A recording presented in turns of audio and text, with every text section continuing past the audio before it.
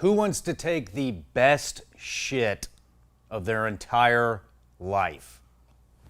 Right here, I do. How do you do that? You go with Bubs Naturals Collagen Protein. You rip the thing open, you put it in your coffee, you stir it up, and you're on your way. Now, if taking the best shit of your entire life doesn't interest you, collagen will also give you beautiful hair, great skin, and nails to die for. So, and you'll recover a lot quicker in between workouts if that's your thing. So now that we got the good shit out of the way, get it? Let me tell you a little bit about Bubs the company. Bubs is a tribute company to Glenn Bubs Doherty, who was a Navy SEAL and a CIA contractor who died defending American freedom in Benghazi, Libya. Bubs donates 10% of all proceeds to veteran organizations like the Glenn Doherty Foundation and 100% of all proceeds on Veterans Day. Let me tell you about Bubs' latest product that helps with energy, healthy digestion, your immune system, and your metabolism. Bubs Naturals Apple Cider Vinegar Gummies, which actually taste so damn good that I ate all 60 of them the first night I got them. They taste amazing, and man, I got a lot of energy now. Anyways, go to bubsnaturals.com, use promo code Shawn to take 20% off your order. Thank you, Bubs Naturals, for being a sponsor of the Shawn Ryan Show. Hey everybody, welcome back to the show. This week we have a very special guest for you guys. Something completely different, way out of the norm of what we usually do. This guy spent over 30 years behind bars and is still married to the same woman. I had the pleasure of meeting his beautiful bride, Maury. Ladies and gentlemen, Roger Reaves, the most prolific international drug smuggler in the world, is on the Shawn Ryan Show. He used to run cocaine out of Colombia for Pablo Escobar, Ochoa, and the Medellín Cartel. He ran hashish out of Pakistan. He's run just about every kind of drug you can think of from every nook and cranny corner of the world. Roger Reaves. It's a hell of a story. If you like this video, please like, subscribe, and leave a comment to the channel. And you guys remember these? Vigilance Leap gummy bears. They're coming back. It's going to be right around Black Friday. The only way to get these gummy bears, to be able to find the link, is one, either join my Patreon because they're going to get first dibs, or two, sign up for our email newsletter. It's in the description. You can find it down there. We put all kinds of good stuff. There's going to be an EDC pocket dump coming out soon, but if you want to be notified on this and you want to get the link on where to get these tasty gummy bears that are made right here in the USA, you got to be subscribed to the email list. All right, love you all. Enjoy the show. I want to see the comments of what you think about this episode, and if you're feeling extra generous, go leave us a review on iTunes. And if you're feeling even more generous, head over to Spotify and leave us a review there too. All right, love you guys. Enjoy the show. Lots of good stuff coming. Cheers.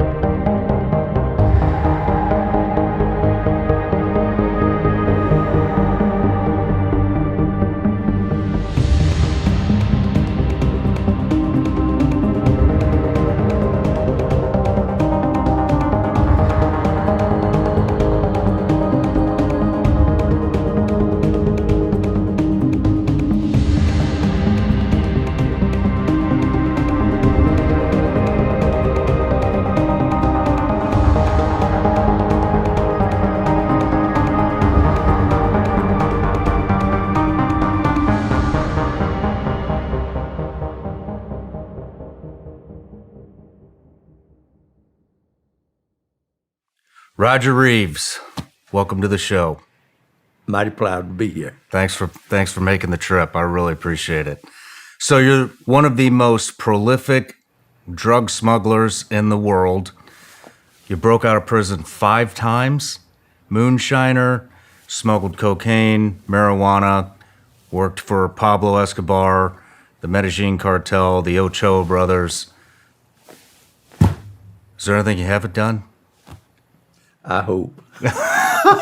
But, man, what a story. I've been listening to a lot of your podcasts lately, doing some research on you, skimmed through your book, didn't have time to read it. It got a little late, but I cannot wait to dive in on this. So once again, I just really appreciate you coming down. You just ask the questions and I'll try to answer them. Perfect. Well, everybody starts off with a gift here. And so here's the first part. Those are Vigilance Elite gummy bears. Oh, my goodness. And just regular gummy bears, nothing funny going on in Oh, why? there. We'll save that for after the show. Okay, good. Perfect. Oh, okay. Thank you very much for the And present. then, because you spent so much time in Colombia, I got you a little bottle. Cumbia. What in the world is that? That is aguardiente. Oh, my God. Yeah. I have had to drink that a few times. I tried Bring to back memories. find the original aguardiente, but After I drank that first, I thought about going down to South America and opening a bourbon place and making whiskey because they need it bad. they definitely need it. But yeah, It will do the job. it's hard to find guaro in the middle of Tennessee. Thank you very much. You're welcome. We can crack into that at the end. But I just want to start. I want to get a little bit of your childhood. That's one thing I didn't hear anything about in the stuff that I read or listened to. And so we'll start with childhood, go through your whole career into prison, when you got out, and that'll be it. But All right, I was born in St. Augustine Hospital in the East Coast Railroad Hospital back January 26, 1943. My father worked in a veneer mill, my mother, and that was during the war effort. They was making boxes for shells to ship overseas. And my great-grandparents had a big farm up in Georgia. In 1945, after the war was over, we moved up there. That's the earliest memories I have is going up there on the train and all that dining car and riding with my grandma. And I slept with my grandma from the time I was just a little fella until I was 14 years old and she died.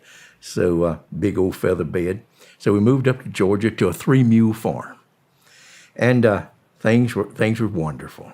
That mules, I mean, I'd ride those mules to the field and cry if I couldn't go, and I'd ride the plow with my daddy plowing, and he'd say, "It's hard right now. Sit hard." He'd make a little board on front of the plow for me to hold, and I'd put my little butt down real hard to help him put the plow in the ground.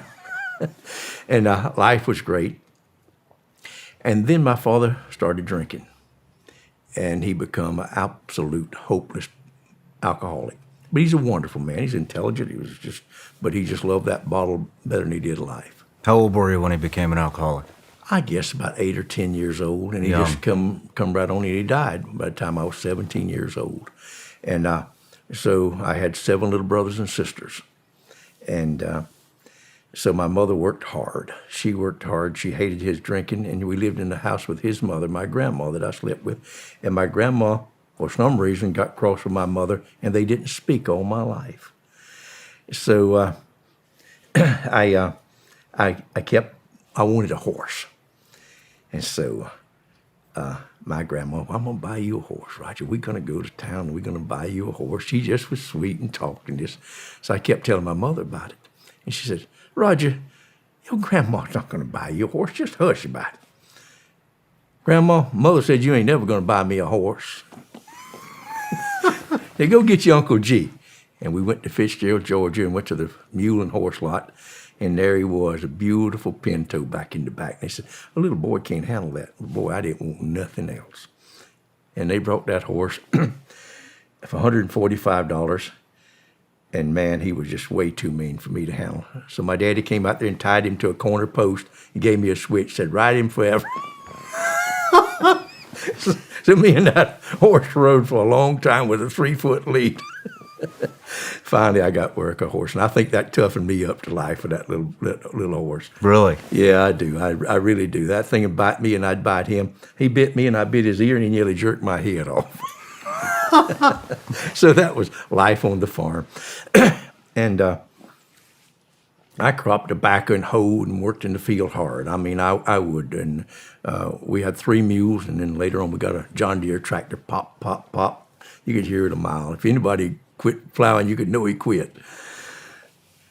So my daddy died when I was 17 years old, and he died from an aneurysm in one day, and it was a terrible, sad thing for a man 54 years old with 7 little brothers, children, and 7 of you they guys. called us in one by one. He just came in the morning. He came in and sat down, and in his stomach it had blown out, and so I don't want to delve into the sadness, but anyway, it was really sad. And they come in. They said he can't live, so he said goodbye to all of us, and he told me, I don't mind, son, dying, that you can help your mom and these little sisters and brothers you have. So I tell that story to say that a most unusual thing happened there shortly thereafter that. I had a sister a year younger than I was. She was 16.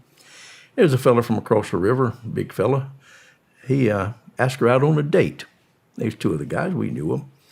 So they took her out, and her cousin Barbara, and they went to the picture show, and it was all nice. And afterwards, she came in all clawed up, bloody on around her neck and her head. And so, wow, she said they took her out and tried to rape her. One of them sat on her head, and the other one tried to tear her clothes. And wow, well, what in the world to do? I didn't have a car or any way to go, but I knew I had to do something.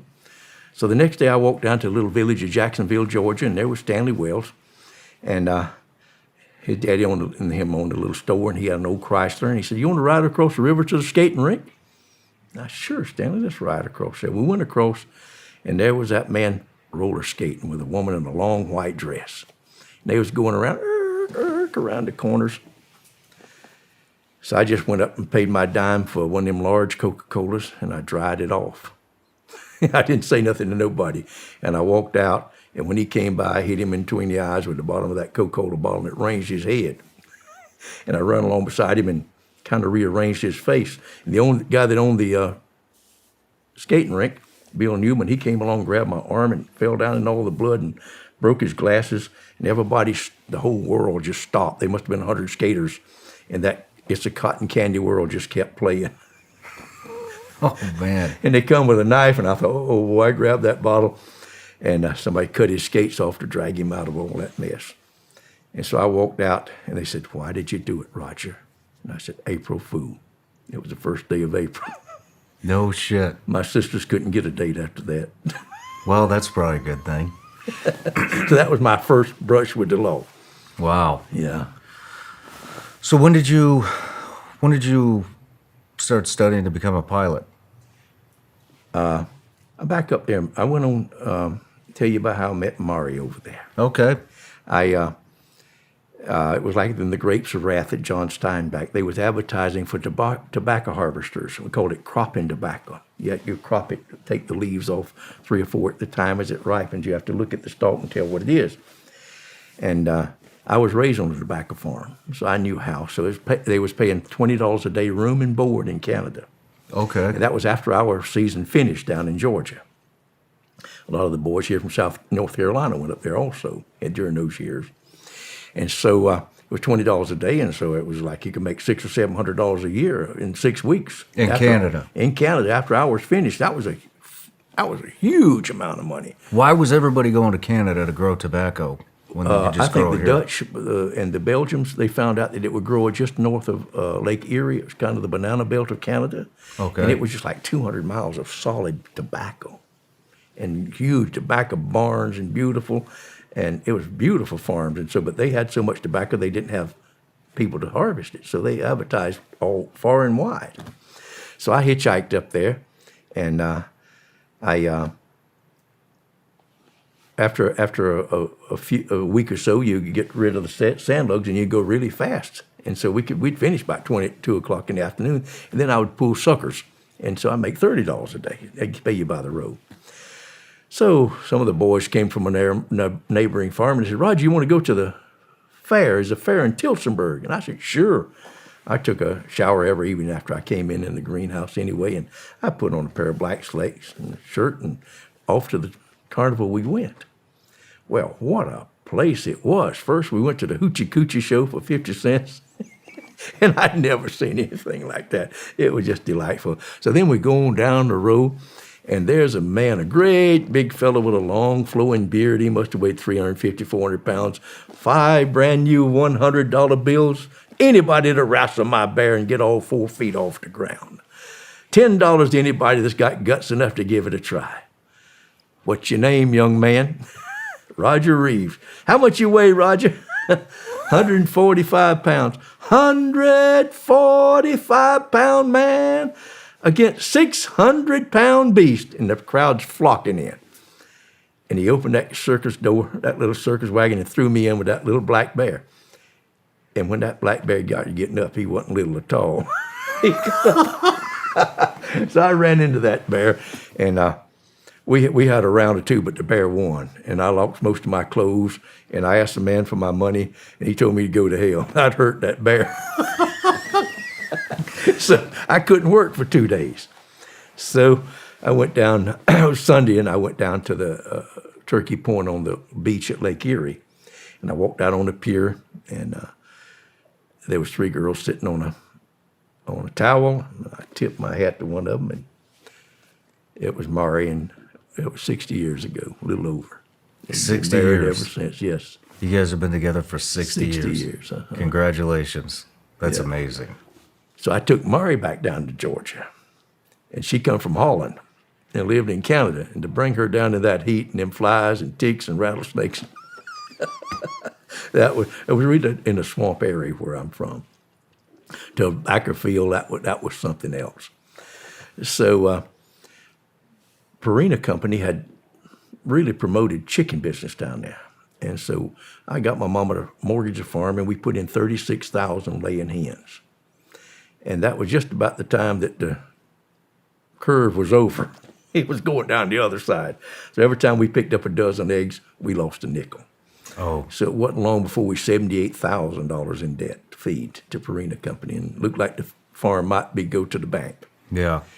So I decided to turn some of that chicken feed into moonshine. So I started making moonshine whiskey, and I got up to 1,000 gallons a week. You were making how old are you at this point? 24, 25 years old. 24, 25 years old, Yeah. making 1,000 gallons of moonshine a week. I'm selling it for $3 a gallon. It's cost me maybe about a gallon to make it, $1 a gallon to make. So I'm making $2,000 every week, 10 days, according to the temperature of the weather. What year is this? 1966, 67. So, but it was legal over in Florida, but they'd shoot and kill you over in Georgia if they caught you. So anyway, the still, one of the bottles got too close to the still, and they call it puking. When it gets a little bit hot, it'll boom, the sides come out, and one of those big butane bottles got knocked over, and there's 200 of them, and it looked like World War II with flamethrowers down. Oh, man. They going off.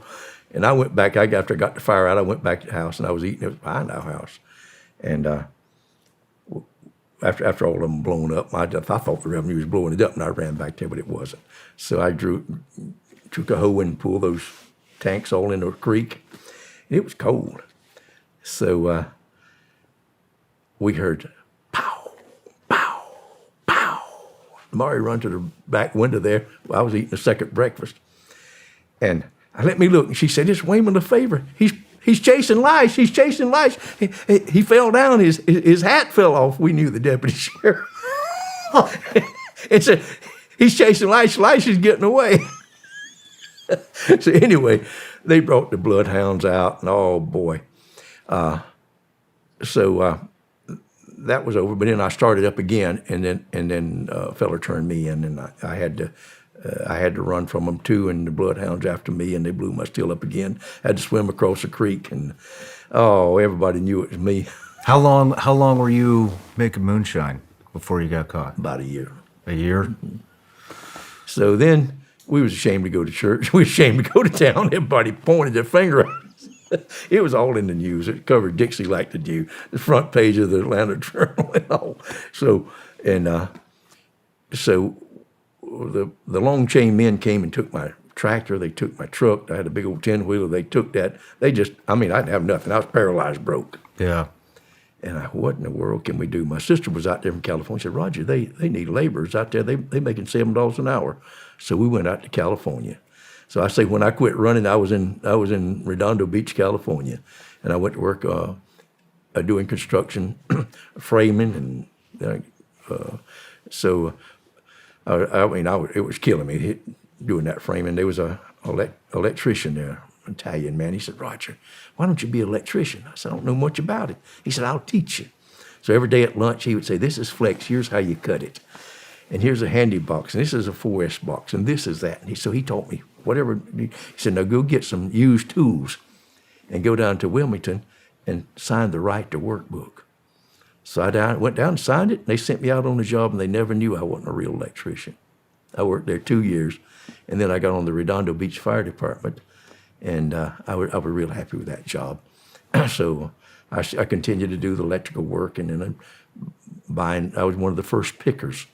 I'd go down into the Los Angeles area where the people were moving out and getting rather slummy, and I'd park my truck and I'd walk a block or two just on the corner, and I mean within an hour or two I'd have it completely loaded with junk and antique, not junk, and I'd take it down to Antique Road and make me $200 and I'd be home. And that was on my days off from the fire department. So I made quite a bit of money. Then I came back here just across the river.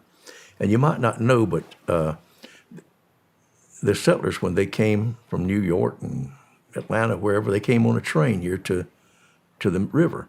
And then they had to take a ferry across. And then they put it into wagons on the other side. And those wagons were Studebakers, the ones that went across the schooners. And later on, they made the cars. But anyhow, that's what the wagons, the good wagons that they took. Well, they couldn't get half of the stuff that they brought on the train into those little wagons. So they left pieces here by the millions. Really? So I started hauling it back. I had other firemen here buying it for me and putting it in a big barn. And I'd fly it once a month and rent a truck and take it back. And I was bouncing along the highway there with a load of those antiques. And I was reading the National Geographic paper and magazine. And it said that mercury was 13 times higher more expensive in the United States than it was Mexico. And I told my friend Mike there driving, I said, I believe I'll go down and get me some of that mercury. And he said, man, that's so heavy it'll knock a hole in the bottom of your airplane. I had a little airplane then. And so you were flying? I'd by that time. I'd backed up. I forgot to tell you, so I'll back up and tell you. I started flying in Georgia. I had read a book called Jungle Pilot. And it was about Nate Saint, and he had a bad knee, and he couldn't fly in World War II, but he was a Christian, so he wanted to. He saw about the missionaries, and how that sometimes they'd take 2 or 3 weeks to walk out to get their mail and to get their medicine, and so he wanted to help those people. So he got a little cub, and he started flying him, and he would I don't know where it's in Borneo or South America, but he'd put a rope out and he'd put a bucket with a lid on it, and like a cowboy can take a rope and do that, he'd put the bucket right at their feet as he circled. And they'd say, I need penicillin, and he'd give them their mail, and they'd put the mail back in, he'd wind it back up. And I thought, oh boy, I would just love to do something like that. I'm not worthy to be a preacher, but I could certainly help those people and do it. So I learned to fly in a little airplane called Death Trap. Wrote down the trap, a $700 airplane. Holy cow. So, but that's how I learned. So now things didn't work out like I was planning. And so now I go out and I'm on the fire department and I do the antiques, and I bought an airplane. I bought 2 or 3 of them and traded them off until now I got a Cessna 182, a pretty nice little twin-engine airplane. Still my favorite for a family plane. It's just the Volkswagen of the sky. It just does it. Yeah. So I says, what does it pay? He said, I don't know. I'll introduce you to someone. So we went and met a fellow. He was so nice. He was paralyzed. I didn't realize, start with that beautiful voice. He spoke Spanish. He said, "You got an airplane?" I said, "You'd fly some pot?" I said, "I don't know. What do you pay? See what the deal is." He said, "Let me introduce you to somebody." So he introduced me to this guy, Wild Bill, a nice-looking young man. He said, "I'll give you $10,000 to fly down there and bring some pot back." I said, "Let's go." Did you ask how much pot? Well, you can't put much in there. It's about as big as just 2 chairs in the back seat, So Okay. it wasn't a very big airplane. Were you nervous at all? Not a bit. Not a bit. Not a bit. I've been going down there flying, getting fishing in Baja and stuff. You fly back. Sometimes it'd be dark. I decided not to even stop for the border. There ain't nobody bother you. There was nothing separating Mexico and California or the United States but a barbed wire fence. There was nothing. Okay. So I went down there and flew a load and come back. And the guy gave me $10,000 and I took it home, and I didn't need that money. I had 2 houses, a nice car, an airplane. What in the world? Beautiful wife, 2 little girls. It was just something to do. It's sort of thing. And so, but that was a lot of money, $10,000 just to fall in your pocket at that time. So I shook it on the bed, and my wife put her hand over her mouth like, "Oh my goodness." The baby grabbed some $100 bills and was crawling around with them, and we just laughed. And I told my wife, "Let's go out to dinner." Well, we could go out to dinner if we wanted to. We just didn't. We just, working people. So we went. I said, "Don't you dare look at the right-hand side. Just look at whatever you got on the list." So we put that money in the lockbox, and I went to see a lawyer. And I put a $100 bill on his desk, and I said, "Mr. Lawyer, I got one question. If I got caught bringing marijuana back from Mexico in my airplane, what would they do? What would the penalty be?" He said, "What's your criminal history?" I said, "I don't have one." He said, "Nothing." I said, "I've never even had a speeding ticket. I didn't even had a parking ticket my whole life." He said, "You work on the fire department?" I said, "Yes, sir." He said, "Well, for sure you'd get probation. But the worst, the worst happened to worst, you'd get 1 year and you'd spend 4 months raking leaves on some military camp." I said, "No, that's pretty good odds." So I went and bought me a Cessna 207, a really big Cessna, biggest they made back then. So I could go down and make $40,000 a day. So I told Mari, I said, "We're going to make $300,000, and we're going back to the farm, and we're going to farm." And it was like a thermometer with a match under it. I made $300,000 so quick. It wasn't. You turn your head, and that was done. A couple of months, I had it. How much was this new Cessna? You remember? I paid $55,000 for a used one. You could get It was 207 with the wing off. I had to put the wing back on to get it to fly. Damn. So I bought me a new Cadillac like an idiot. And it was pretty. So I called my mother and my baby sister. I said, "Come out, I got something to show you." So they flew out, and I flew them out, and I took them to Disneyland. And so my mother looked at me kind of funny, and she was a sport now. And she said, "What you doing, boy?" I said, "I'm hauling pot, Ma." She said, "How much you making?" I said, "I'm making $40,000 any day I want to go down there." She said, "My goodness, what would they do if they catch you?" And I told her what the lawyer said. She said, "My," I said, "What do you think, Ma?" She said, "Do you need a co-pilot, son?" Oh, man. So that's how my marijuana days started. Wow. It was just so, the maximum sentence would have been 5 years. And it was just like they were nothing. DEA wasn't even started. They were just nothing to stop you. If you went across the border with your airplane and cleared customs at the first place and got the permit for your airplane, you could fly in Mexico just like it was a Mexican plane for 6 months. Fly back and forth with that. If you run out of gas and had to go into town, just show that, and you were just welcome as any tourist. Wow. How many $10,000? Did you only do one $10,000 trip? I did 2 $10,000, and I went to $40,000. And then I went to, I bought a twin Beech airplane. And I guess I must have made $60,000 or $70,000 a trip on that. I always just flew it for somebody else. I didn't like to buy it. I didn't like to sell it. I did a little bit, but I just was absolutely a trucking company. And so I did it over 100 times. You did it over 100 times. 100 times. Were you ever, you were never nervous? It was so lax back then. Well, it was lax, but I got shot down twice. And so I'll get to that a little bit later. But I'd like to tell you how I how I come about being able to do it and not get caught. They formed the DEA, and they put up trucks across the southern border between Mexico and the United States, probably on every little hill or a lot of them. And they had a little radar on those trucks. And they called it Operation Star Trek. And they caught lots and lots of planes coming across. Really? So I said, oops, I can't go across there. So I thought, where don't they come across? They don't come across between San Diego and Hawaii. They don't have them out there. So I started flying, and way out through, I'd come up, and there was a place in Central Baja that I have to tell you about, and I call it Juan's Goat Ranch. 22 minutes southwest of Amulaje. And it was over 20 miles to the nearest road, and it was a goat ranch where they made cheese. And 20 miles to the nearest road? To the nearest road, yes. And it was a beautiful runway. Many, many years ago, they used to haul meat out of there when somebody had a huge ranch there. And mesquite trees just thick all over the place. Just beautiful. And I would land there, and the doves would just fly out just like it was in a movie. It was so pretty.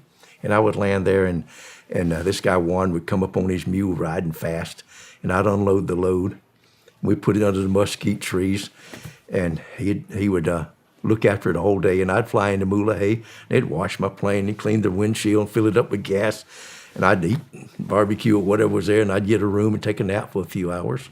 Then I'd fly back out to the goat ranch, and we'd load the plane back up, and I'd take off heavy and go out. And there's some islands 200 miles off the coast of Baja called Guadalupe.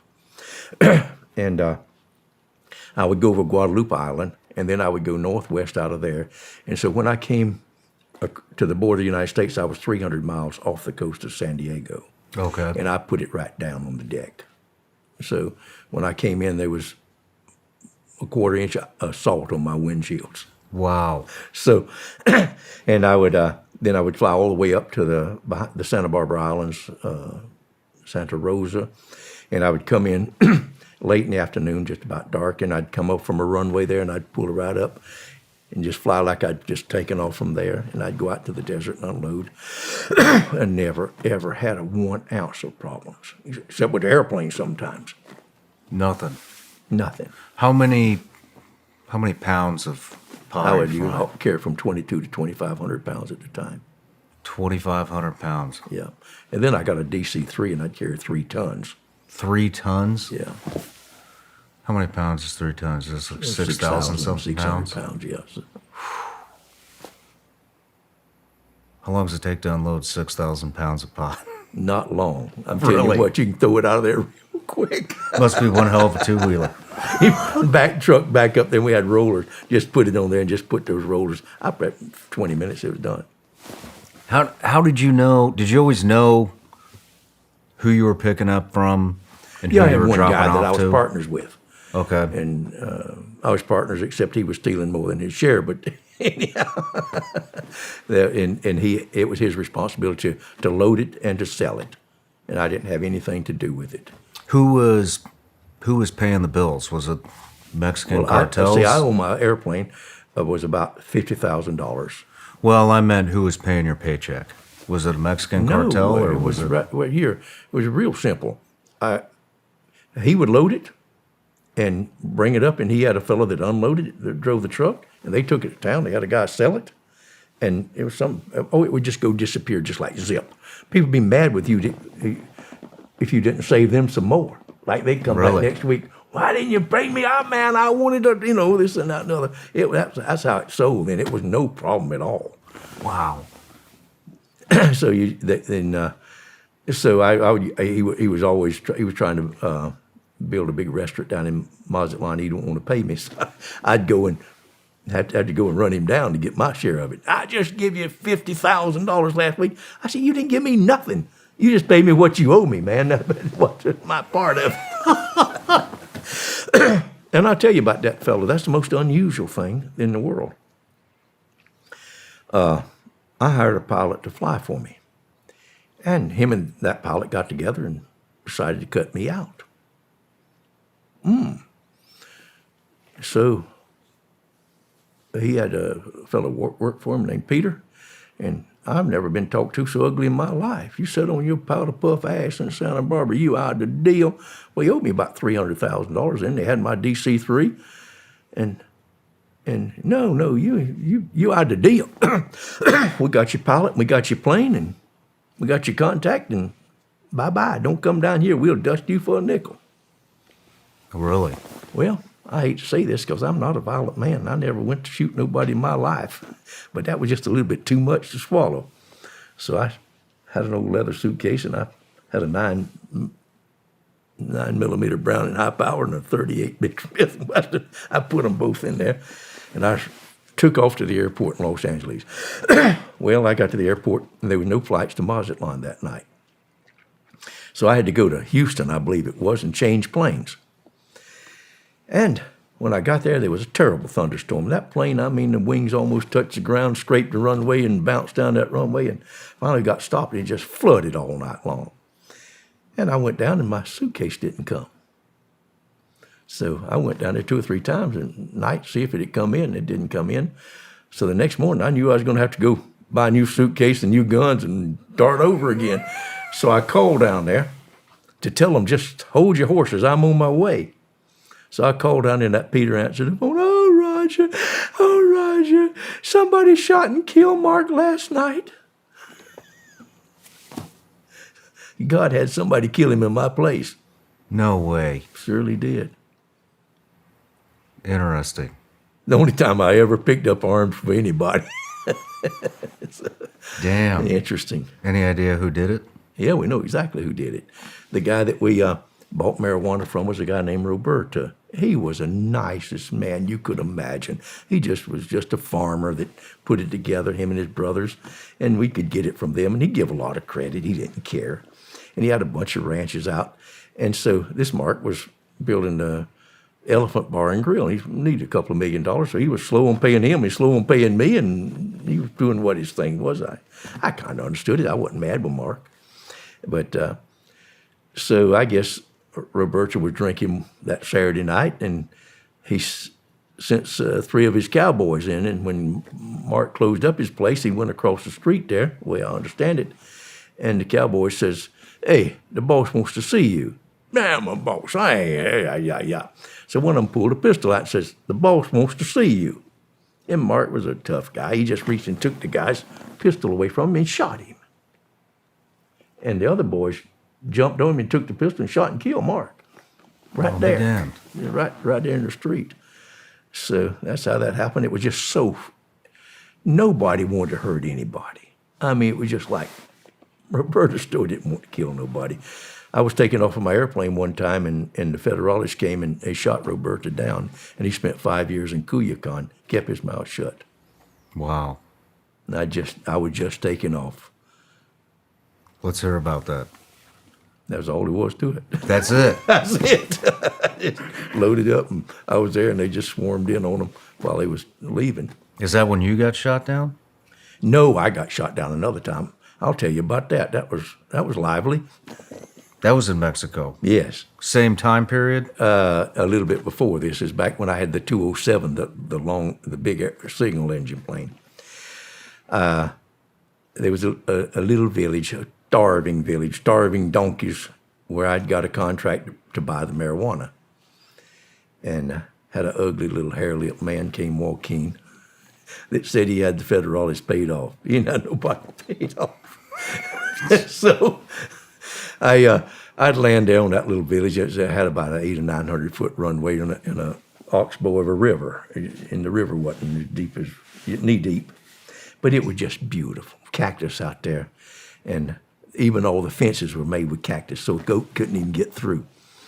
And I'd land there on that little sand bed on the bend of the river, and just up there was a waterfall. It was pretty. It was not high, but high as this ceiling here, just enough to just be picturesque.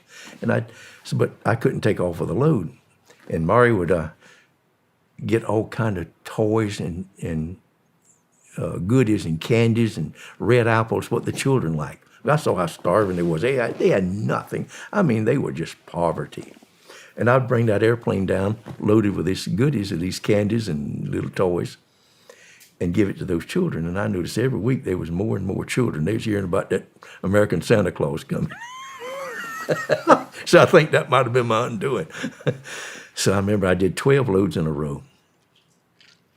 And on that 13, I had that little thing going off in the ding of your stomach. Ding, ding, ding, ding, don't do it, don't do it. And I landed, and so the children were there by the gobs. So I landed about halfway down the strip, and I went by the starving donkeys and up the road to the place. And I asked this Joaquin, do you have the federales paid off? Oh, yes, they're completely paid off. So I spent the night in a hammock in this barn-like structure, and the donkeys braying and the roosters crowing. And the next morning, just at daylight, just before daylight, they'd wake me up and we'd walk down to my airplane, which was a quarter of a mile, I reckon. And I'd brush my teeth in that river, and they had a young fella, Pedro, that he didn't probably weigh 120 pounds, and he'd get in the plane with me. We'd fuel up the night before I'd take fuel with me. And then he would show me where they had a roadblock.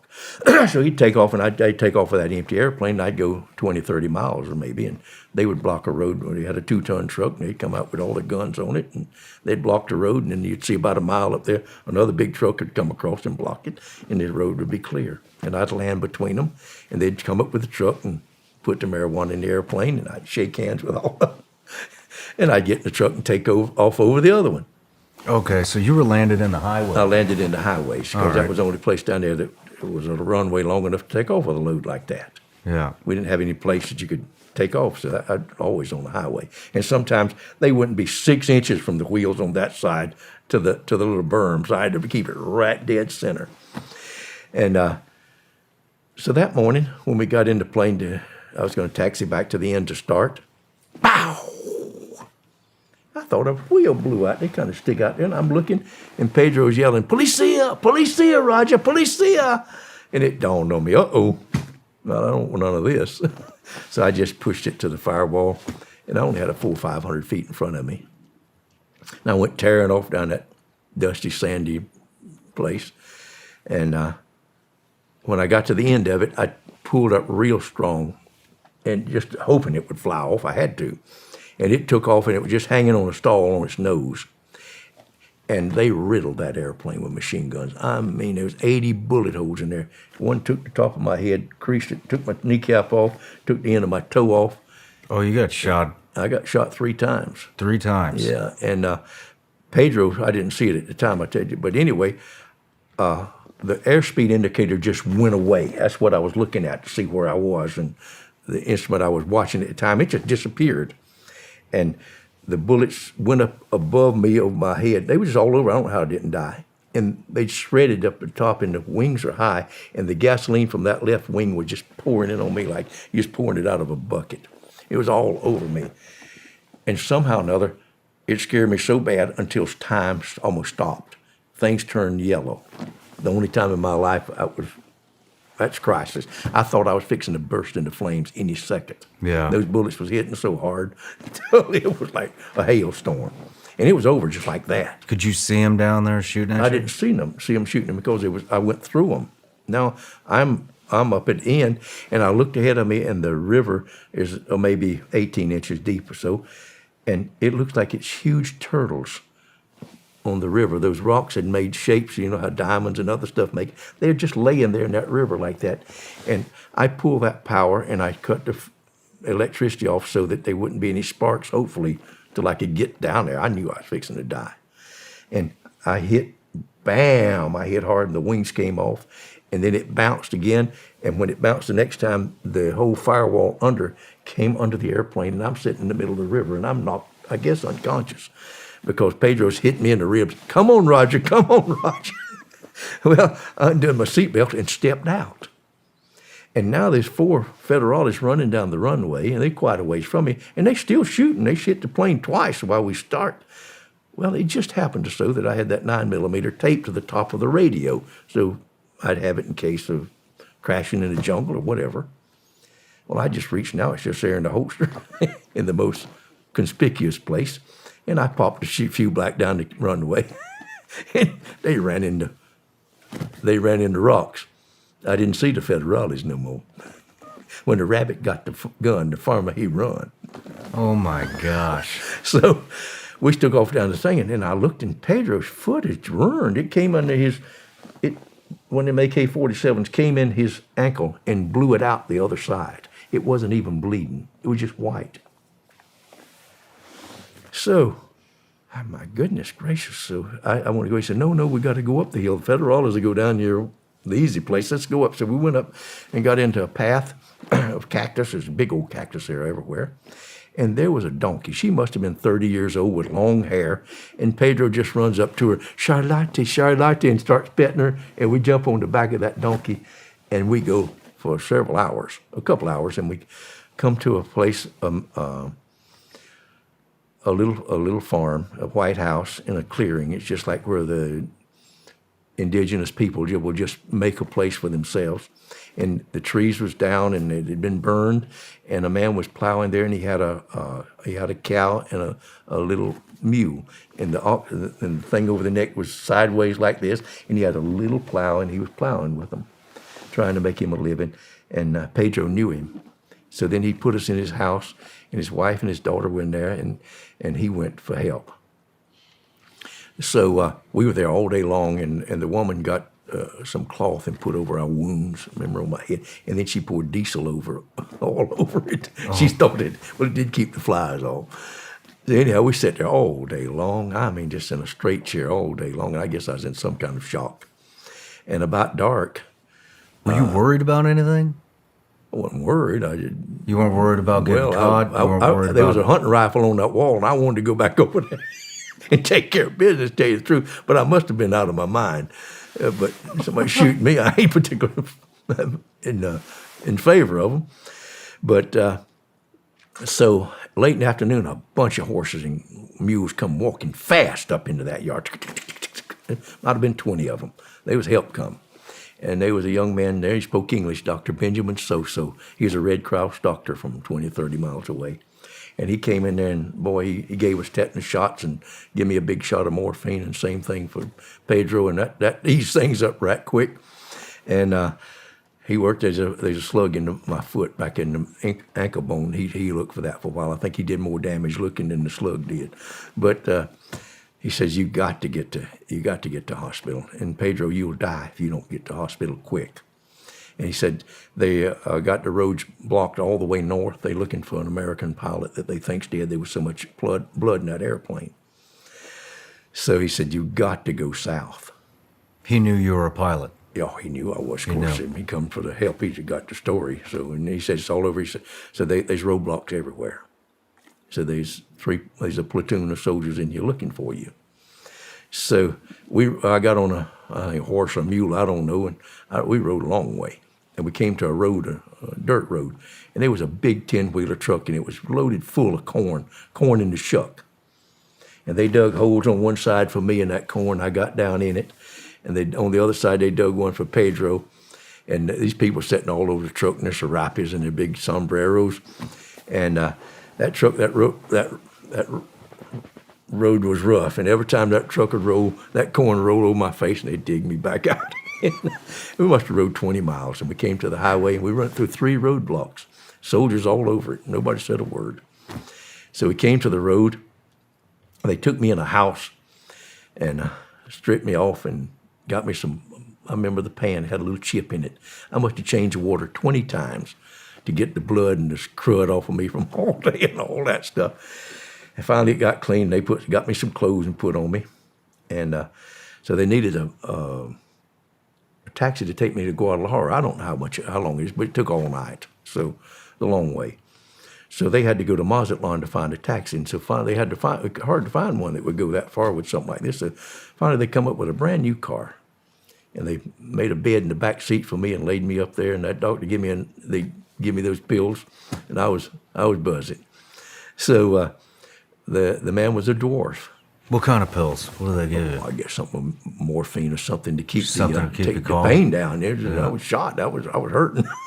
and one was in the middle of my foot, was lodged in there. It was rough, right in the joint of the ankle bone. So I got in the back seat and I lay down in there, and he started off to Guadalajara, and he was a small man, dwarf, and he talked all night. And I'd like to tell you what he said. I said, do you have a family? He said, oh, I have a lovely family. Let me tell you about my beautiful wife, Dora, and how I got her.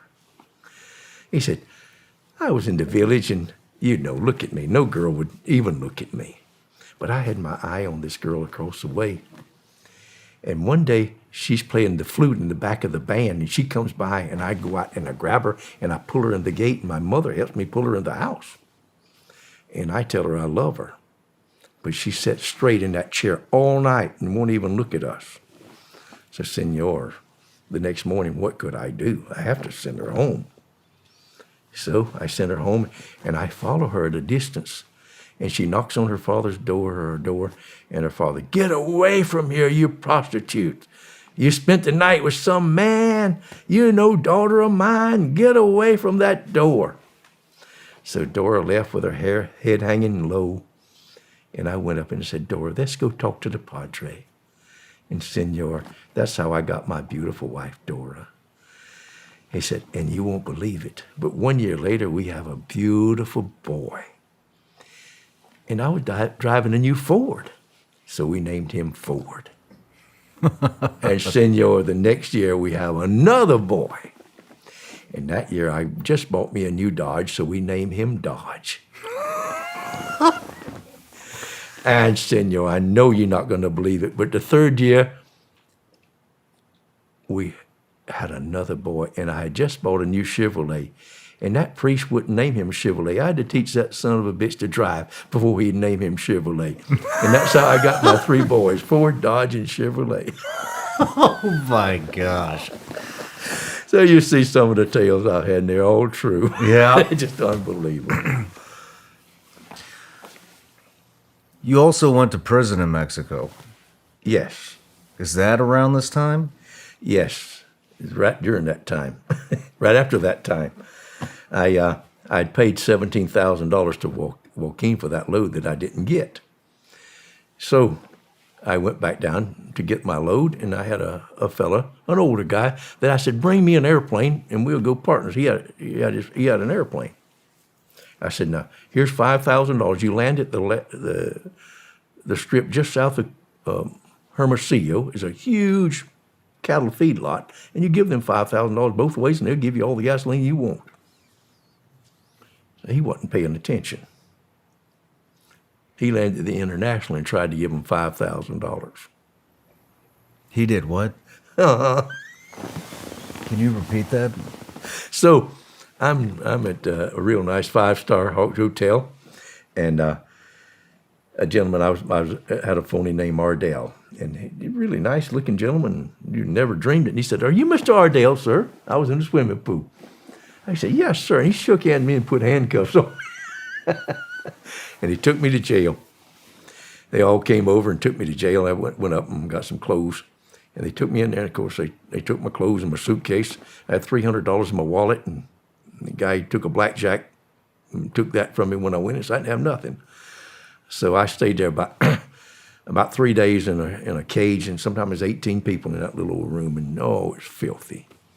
And then they took me back to the back and started the torture deal. What did they start with? If they want you to confess, they don't wait around for the court. They make you confess. So, and then when you confess, you get to go before the judge, and he'll give you 2, 3, 4, 5, 6 years. If you don't, they can keep you up to 4 years. Oh, wow. Major crimes, they call it, you know. So first off, I went back there, and they just put me in a cell about 6 foot square and 14 feet high, and it was really hot. I mean, hot. Over 100 degrees there at that time. So I heard the torture and the carrying on, the begging and the crying and stuff out right in front of me. They do that to soften you up so they don't have to work so hard on you. So then they come got me, and they keep you naked. They put you in there naked, and that's supposed to take away your dignity, grit. Yeah. But So they took me out and wanted me to sign it, and they started off on the bottom of my feet with blackjacks and rubber hose, and they beat me yellow. So I wasn't about to sign that thing with a beating. So they got a tub of water, and they had some kind of, I guess that was the first water board that they ever did, and they had some kind of seltzer in that water. I mean, if you go whiff of it, it took the top of your head off. Your eyes stung, and your nose and ears. I guarantee you, 3 of them couldn't hold you down. So I found out just before that happened, you scream and you carry on just like that and get a good whiff of air. That didn't work. So they came after a while and took me out naked, and they had chains on me with a little click, click, click. Then they pulled me apart, and they put butter or something on my backside, and they just packed me full of hot chili pepper, ground up. And they showed it to you, and just with their thumb just poked my colon full of it. I mean, that was some kind of terrible. Now, it's common. They do it. Yeah.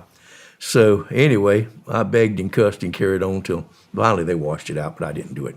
And then they came, and I don't know if it's that day or the next, but they hung a dead man in the cell with me, and he was frozen, and he was wrapped in newspaper strips of it like a mummy from his feet all the way to his head. And they put him on a meat hook onto a bolt on the side of the wall and hung him there. Said, "You next, son of a bitch, you next." And all right, dead man in the cell with me, okay, but then he started to thaw out. It was so hot. The first thing thaw out looked like his eyes, and the paper started to unrun. He was a black man, and it started running down his face. The tears looked like for the formaldehyde running out of him.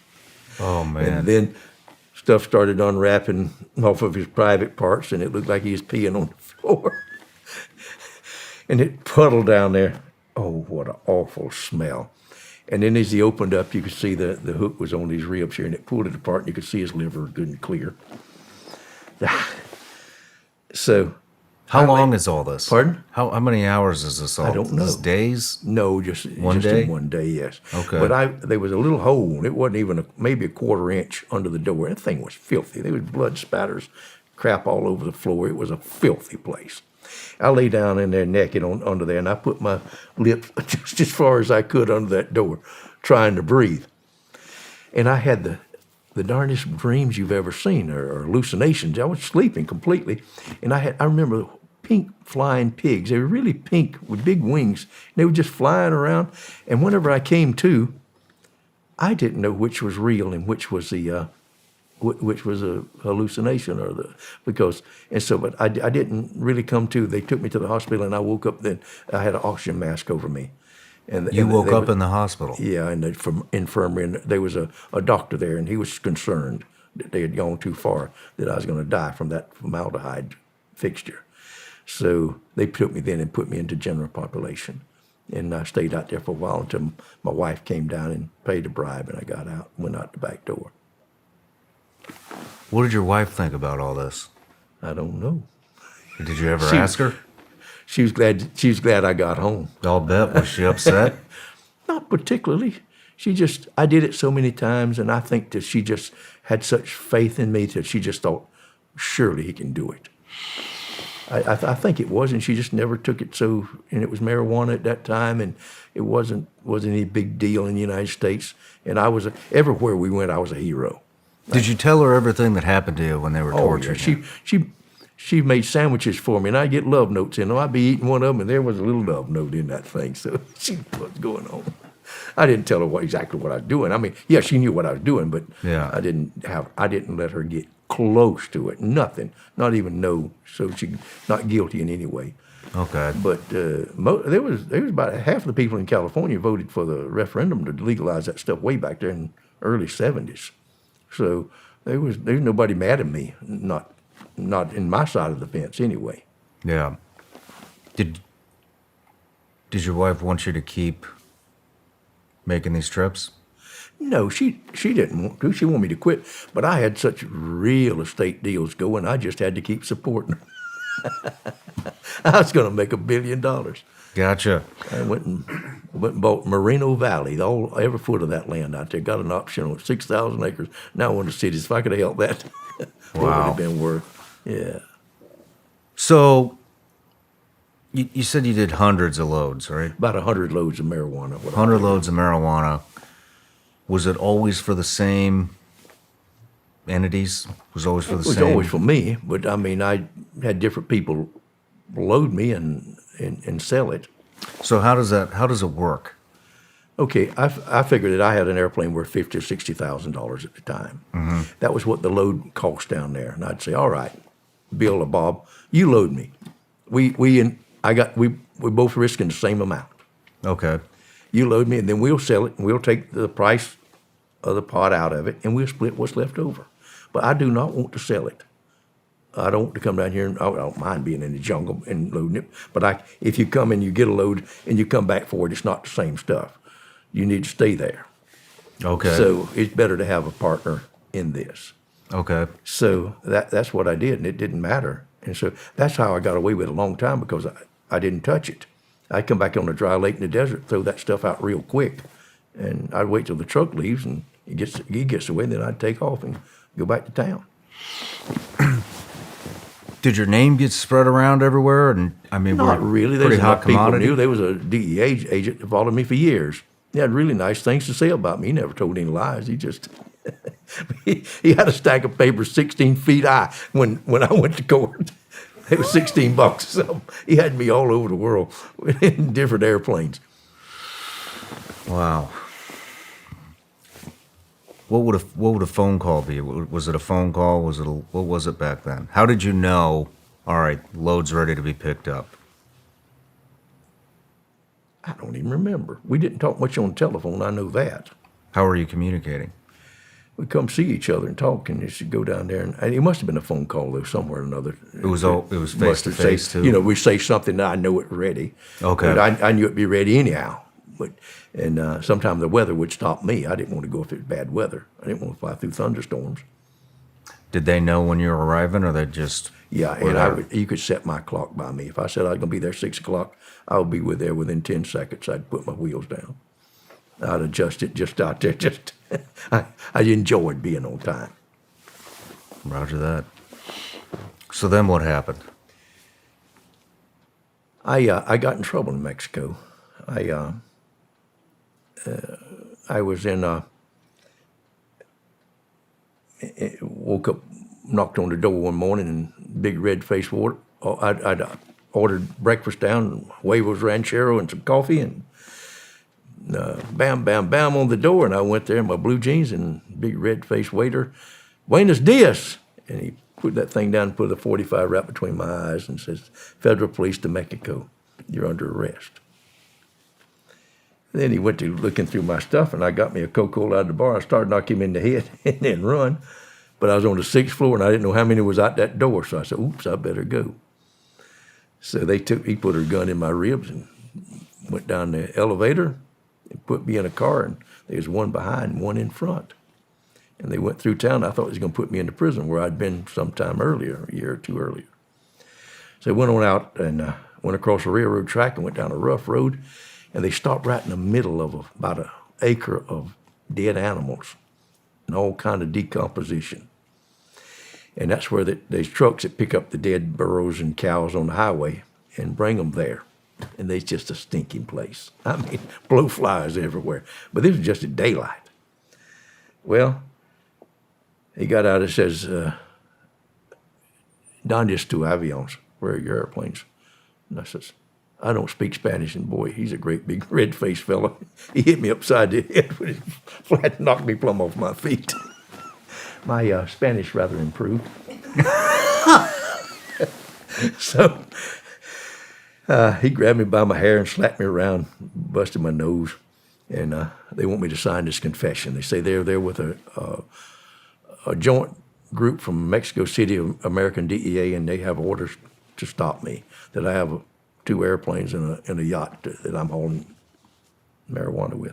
Of course, I tell them I don't know what they're talking about. And they continue. I mean, they put me down right just in that cairn. I don't know how he stood it. And I remember he had a white shirt, and he had a big old gold chain, and he had a sailfish with a big red eye on it that just dangled in front of my eyes as he's doing his work on me.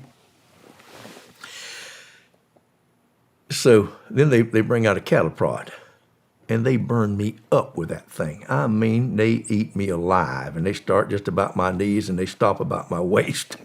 And they come and put a cigar out on my neck. Well, I'm not too happy with those fellas. I can imagine. So the cattle prod runs out of electricity, and it's got about that many batteries in it. It's a bull prod. I mean, it burns. It just, and there's red rocks everywhere. I mean, these big old rocks in the clay around, and I guess once a year the bulldozer just comes and pushes all that yarn off into a big pile, and you can see it's about that high dirt and all bones sticking out of it and cowhides, and gourds were growing thick, and then beyond that was the jungle. And those 3 cars was parked up there a little bit.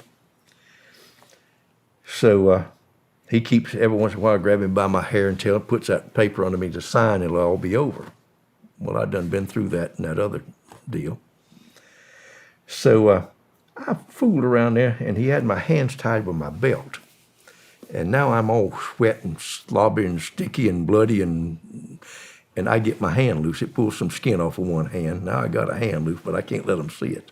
And I fooled around there, and I got a rock loose under I'm down with my feet this way and this way the whole way. They got me, and got my shirt pulled up, and it's all bloody. And I get that rock in my hand. And so the other ones go back to get some batteries. And I said, I'll sign. And he been a what? And I came up with that rock loaded, and I hit him in the head with it. And I ran out of my shoes trying to get away. And they started shooting at me. There was about 8 of them. And they emptied their guns at me. I wasn't 150 feet away. And it was dry ground. They were just gutting, and they opened up and just as I went across that pile of dirt, a little machine gun pistol or a MAC-10 or something opened up, and it was just tearing it up all over me. And a vine caught me across the nose, and it's still a cave. It crushed my nose in right there. And I caught that nut, and when I went, my feet kept going, and I went and hit the ground hard. Whoop! And I went, oh, I went to screaming like a dog that had been shot. And all shooting stopped. And I ran through that jungle and got away. You got away? I got away. So there was something about I killed that man in Mexico, but I know I didn't. I didn't kill him. Of course I did. They extradited me back down there, all sort of stuff. But the DEA said that, and just make things work for me. So I thought it's best not to go back to Mexico. Probably a good idea. So I didn't go back. Well, you had mentioned you also had a yacht. Yes. I didn't know. I thought the yacht didn't come into play until later on. So you were smuggling marijuana in both planes and yachts at this time. Let's talk about the yacht. Oh, it was just too slow and too dangerous. I'd get away with an airplane. I didn't like that yacht stuff. So I probably after that time I went to Pakistan, and I bought a 80-foot shrimper. I didn't know the difference. You went all the way to Pakistan to buy around the world. And it was like a bulldozer going around the world. I should have bought a fishing boat like some tuna boat. It'd have burnt about 1/10 of the fuel. I didn't know. Here's a brand new, beautiful boat that's been seized by the bank, and I can get it just for a little bit of payments. It took more fuel. Oh my goodness. If I'd have just known. How did you find a boat in Pakistan? I mean, there was no internet back then. But I went to New Orleans. Mm-hmm. I decided to quit probably after the Mexican deal. I went down there, started one of the first hydroblasting business in the world. I went to Shell, went down there, bought a Wheatley pump that pumps up pipelines. And I got the right hoses and stuff, and I would go in those ships and spray them down and clean the inside of them. And so I got a contract to clean the Russian grain ships that was coming into America. They had been loading ships with dirty grain that had oil and fertilizer in it, and the United States had to pay the Eastern Bloc $7 billion, and they just stopped. I think there was ships backed up from here to the mouth of the Mississippi. Wow. And I threw my hat in the pot, and I went to clean the ships. So anyway, I didn't like that business. It was all right. It was $1 million per ship to clean them, but you couldn't make much money by the people just wouldn't work. They just wouldn't. It was union, and more of them crawled off of the ship than got on. Just about it. So, there was a fellow there, and he had a boat that had been seized by the Bank of Mobile, a brand new, beautiful shrimper. Needed $60,000 to get it out of Hawk. So I got it out of Hawk and went to Pakistan, and got 3.5 tons of hashish, and went on around through Singapore and through the Straits there with Japan, and anyhow. Hold on. How did you make a connection did you just say 3.5 tons? Yes. How did you make a connection in Pakistan from the U.S. that had 3.5 tons of hashish? I flew over there and we rode camels around. And met a guy named Diesel that was a taxi driver that knew the guy to meet the guy. And so I went over there and did that. What a terrible place. That's the only place in the world I never didn't like. Well, I didn't like Pakistan. I don't blame you. So I'm not a big fan either. No, I didn't like that place. So anyway, we came back there and got the hashish, and then went on around through by Singapore and went on through the Straits of Magellan. We right on through and came back and unloaded in British Columbia. And I bought a float plane out of Hood, Alaska, out of Anchorage, and cut it out of the ice with some blow torches and took off across the ice and went down there, and I flew that into Washington State. It took me load after load in that snotty wolf weather in a Cessna 206 hauling 700 pounds at the time. How many, okay, where else did you smuggle marijuana into other than the U.S. and Well, British I did a Columbia? 20-ton load out of Thailand twice, and then I went back to Pakistan, did a 10-ton load. And then I went after I was, later on, you're going to see that I was in some trouble, and I was on the lam and on the DEA's 10 most wanted list.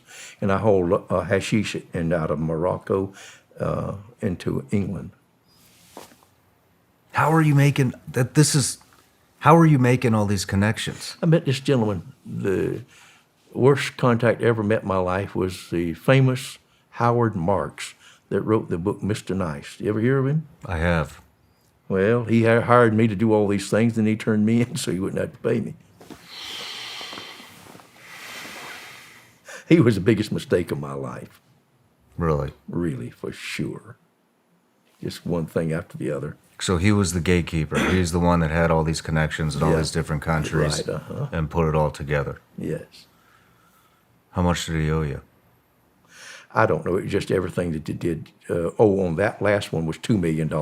But on another load, he put another load with a DEA agent behind us, and the unloaders were supposed to pay us $30 million, and they never paid us because they said, you brought the heat on us. Well, we didn't bring the heat on. He brought the heat on us by putting somebody else behind us with the same unloaders. Damn. So he was just bad news. Just everything you touched. Did you like him before you figured out what was happening? I liked Howard. Because he just knew a lot. He was a educated person, but I don't know. Did I liked him? It was just like, okay, here's somebody. Hey, this is somebody that knows you can work with. And of the $2 million that he owed me, I had carried the load from 3.5 tons from Morocco to England, and it sold, and everything was. And I went to England to pick up the money, and Howard gave me the passport, a British passport, because I wanted one, because had a Brazilian one. I kind of a little strange with a Brazilian one, so he gave me a good English one. So when I got to England, and I got to Holland to pick up my money, a Dutchman, a tall man, young fella, he just, is this your passport, sir? Yes. And he just get closing and came around and grabbed me by my arm really hard. Come with me. Well, I knew the game was up because I'm wanted in the United States too, and where else? I didn't know what he's after. But bam, bam, bam, bam. So he put me in a little room, and there's 3 or 4 more agents, and he stuck my passport under a valise, and there's certain guys in there with the turbans. And I opened that door, and I ran through that crowd like crazy. I knocked people sideways and so forth. And I went into a room and I looked and I'd bought some books and I still had the books and I threw them on the floor and there was a little window and I crawled through that and there was a wide corridor, a long way. And I ran like crazy down the corridor, nobody in. At the end, there was a big elevator door and it said, forbidden to enter. And I pushed it and it opened up. And I pushed it down and I went down. And there was hanging there a KLM cap and jacket from a captain. Boy, I put that on right quick. And I walked out on the tarmac, and there was a crew coming by, about 20 people from a 747, all of them, they walking along. And I got right in behind them. And we got way down there to the gate, and all of them are holding up their badges, and there's 2 police or 2 guards, and oops, that won't work. And I turned around and went back. And I got back, I said, they are going to be looking. They got my passport picture right there. They know who I am. I got to do something quick. So right before I got back to that terminal part, there was a 4-lane highway that goes under the runway, under the airport there, Schiphol in Holland. So there was a high chain link fence there with a big barbed wires on the top of it. So I just crawled up that thing and grabbed that barbed wire and pull up and get over on it. And I jumped down into the roses on the other side. I screamed bloody murder. I mean, they were there for something. They weren't roses. They was a hedge that high with spines that long. They just eat my legs alive. Just tore my clothes up. You couldn't move. So I took that KLM jacket off and I started stomping. And here comes a blue van with the Dutch police, and they was right there, and the young fellas with their pistols in the air. Halt! Halt! Halt! And I'm stomping, and I had to get 10 or 12 feet through that scrub, and the big stout things. It was hard. I mean, I don't care who you are, you couldn't go through it. And so when I came to the highway, cars was just zipping in like a freeway, in and out. So I ran between those cars, and I had to slow down on the other side because there's 4 policemen there. And I remember the one woman had a lot of cleavage and a cross between her. She had to twist. You just see things like that and I just walked calmly by them and went back into the terminal where looked like 500 people waiting for their loved ones to get. And I mingled with that crowd, and then I got on the little escalator that went down. It says Nardi trains, to the trains. And I said, there's one to Amsterdam, and there's one to Rotterdam. They looking for me. I'm going to get on one to Rotterdam. So I went back several cars. There was nobody there. Was waiting. And I went into a bathroom and took that coat off. Oh, I took that coat off where I probably had it. I shoved it in the thing. And I went to pulling thorns out of me, and I sat down on the toilet, and I closed that door and went, shh. And I said, my feelings exactly. Oh, man. So I went to where I was supposed to go, to the train station, and of course nobody showed up. So Howard comes tomorrow, he says, oh my mom, what happened? That passport, it was nothing to do with that. I got the $2 million for Roger, tell him to come see me. So I went back I disguised myself and went on the ferry back to Mallorca, Spain, and to meet him. And I go to one place, and we go to breakfast, and he said, do you have still have the Andorra plates on your car? And I said, yes. He said, well, they're looking for them really hard in Holland here, in Spain here. So he said, but I'll get you the money later today. So I went back to my car, and there's 4 policemen there with a gun. Boom. Take your keys out of the car when I went to open it, and put your hands on the car. And I turned around and looked, and they was all old men. One of them was big and fat, and the other 2 just looked like they wouldn't be. Well, the one that looked like might be something, I got him right on the nose and went over him. And through the crowd I went, and there was tourists everywhere, and they didn't last long. So I went into a hotel, jumped out the window on the other side, and went across a little creek, and went back into another hotel, and I stayed hidden there for an hour or so, behind the stage and the curtain. So I went out, and there was a fellow there with kind of glassy eyes, and he said, hello, hello. And I looked, there's that fat policeman that was from the first, and I had to go back through the hotel, back across the place, and I went into a place that had a little workshop for wood, and they had a little 3-wheel pickup truck with the little front one on the front that they have in Spain and France. And I said, I'll give you $100 to take me Magaluf. And so we jumped in, just right in, and back out and go, and police cars were sliding in from everywhere. He said, wonder what's going on. I don't know. So I got away from Howard that time. So he cried and begged Maury, oh, Maury, I don't know what's happening. It's those Andorra plates. There's nothing to do with it. And they got a lawyer to tell Maury, tell Roger I pay him and do this. And so we had lunch with him. And Maury told him my son was having a little play. And I'm kind of believing, I know better, but still, I couldn't believe it was him. We've done 10-ton load, 20-ton loads with him. Yeah. So we go to the school, and of course I'm the only father there, and here they come with their machine guns and all those children there. I just put my hands up, took my watch off, and took everything at it to Maury, and they still knocked me down in front of all the people, and my children couldn't go to the school anymore, and they put me in prison. How long did you go to prison? Well, I didn't stay there very long because they took me to court in Mallorca. And for the extradition, I found I was to be extradited both to Germany and to the United States. Double extradition. So they handcuffing me now this way, everywhere I go with my hands over my back like that so I can't get handcuffs. So that's rather painful when they leave you that way overnight somewhere. Anyway, they took me to court and they had to put the handcuffs in front of me. They can't have me that way. So they had 4 policemen now on me after I've escaped from them that many times. So we're waiting on the judge, and it's high. It's a 3rd floor. I heard later on it was 31 feet from the bottom of that window to the ground. So I asked that lawyer, how high is it? And he said, you'll kill yourself. I said, I'm dead anyway. So I said, when 2 of those policemen go to smoke, I'm going out of here. He said, you're going to kill yourself. And I said, is it higher than the palm trees? And I could see the top of a palm tree below the window. So when 2 of them went to smoke, I bound across that courtroom and jumped up on the stenographer's desk. It was like a grand piano. And she was 9 months pregnant, said she almost had that baby. And I kicked that window out. It was a big window.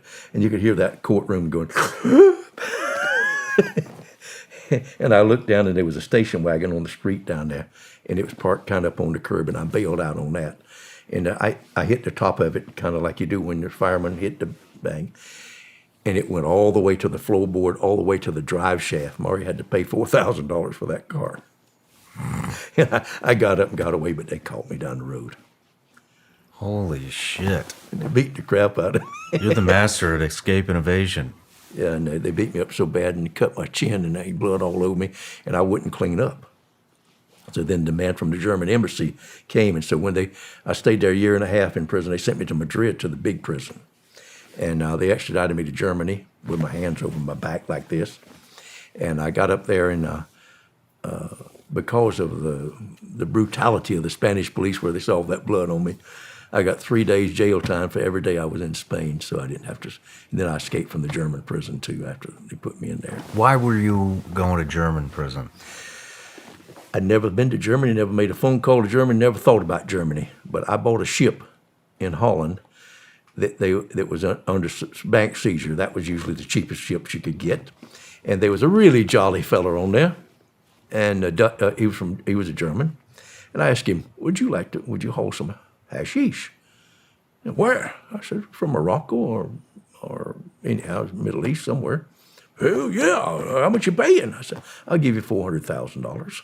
Yeah, I'll do it. So he hauled a load, and I paid him the $400,000, and he bought him a long BMW and a cigar and was bragging, and they found him and arrested him for having the money. And they said, if you'll tell us who gave you the money, you'll be home by Christmas. But they forgot to tell him which Christmas. He got 7 years and no evidence whatsoever. So they extradited me out of Germany, and I got 9 years in Germany for using a German citizen in an international crime. No evidence whatsoever. We didn't never do anything. The hashish went to Germany and went to England. So after 1 year at the maximum security prison in Lübeck, Germany, I escaped. Went between the bars and almost got killed, and skin off my chest, and climbing on the roof where they was doing some windows changing up a scaffolding, and got above the guard tower. There was towers everywhere, every 100 feet there with machine guns in it. And I got right up on the 4th floor, and there was a machine gun nest on the 2nd floor sticking out. And I waited until a guard was coming with his wife and a little boy, and it's pouring down rain. There I am, all bloody with my chest skinned up, and I jumped right on top of that tower with the machine gun, and the guy, hey! And I bailed over the wall, and they was doing some digging on the other side. There was a pile of sand. I'd seen it. And I jumped on the side of that sand like he would have skiing and broke my fall. It was fourth floor up. And so fourth floor and then down to the tower and then across. And I got away and got to Holland. And Mari had buried $100,000 for me there and give me $200, and it was in my shoe. And after I got away and went to the man and his wife, he went in. Hold on. So your wife buried $100,000 somewhere. Where at in Holland? She's from Holland. She buried it on her cousin's farm. When? Oh, before I escaped, because I told her I was getting out of there. No shit. And she gave me $200 in the prison, and I had that in my sock. So when that woman got after me, the one that took her up, I heard blam blam blam behind me. I was going down a real steep hill. And I'm just laughing wide open. It's a maximum security prison. You don't escape from there. So I hear blam blam blam, and that fool woman's up on the sidewalk knocking parking meters over, trying to kill me. And I jump behind the car, and she tears the fender off of her car and the fender off of another car, and she has like a devil face screaming at me with a little boy standing in the seats. So I jump over a fence, a wall, and it's got glass sticking up. I cut myself all up on my hands, and I jump over, and it's plowed dirt on the other side, and I bog up halfway to my knees, and it's raining, and I lose my shoes and my $200 in that. Anyway, I get away, and I get to Holland. And then Mari had told me, says, you go to the haystack, and then you turn right, and you go to the linden tree, and it's 10 feet from that linden tree. She didn't tell me that there's 20 linden trees in that pasture. Oh, shit. So we had to get rods and poke in the dirt till we found it pretty quick. But it was kind of funny. So you got the money. Got the money. And then what? Got me some clothes. And then I stayed there till I could get a passport. And then I went back to South America to see the Colombians. They owed me $3.5 million, and I thought they might pay me. Hold on. How did you get a passport? Are these... My daughter lived in England, and she went to a graveyard, and she found a baby that would died about 1943 that wasn't registered, or it was registered but no deaths. So she went in and got the birth certificate. And with the birth certificate, you go and you apply for a passport, and you get the doctor, and you get the dentist, and you get the baker, and they sign that they've known you and you're a good character for those many years, and the passport comes. That's the way it used to be. It's not that way anymore. I got a beautiful British passport. Incredible. So then you flew back to... I took my train. I disguised myself and went to Portugal, and I flew out of Portugal to Venezuela, and from Venezuela I went across the border and went on to Medellín, Colombia, to see the Colombians. How did you disguise yourself? Do you remember? I don't remember really. I did the clothes and the hat and the clothes and the hat. Maybe a phony beard or something that I got. You can buy all kind of little stuff that you get, and sun visors and shorts, and you look like a tourist. So you go to Colombia and you're starting to get into cocaine. I backed up some of those years. I skipped some years way in the middle of it. Okay. After the policeman, I hit him in the head with a rock. I started flying a few loads out of Colombia. Okay.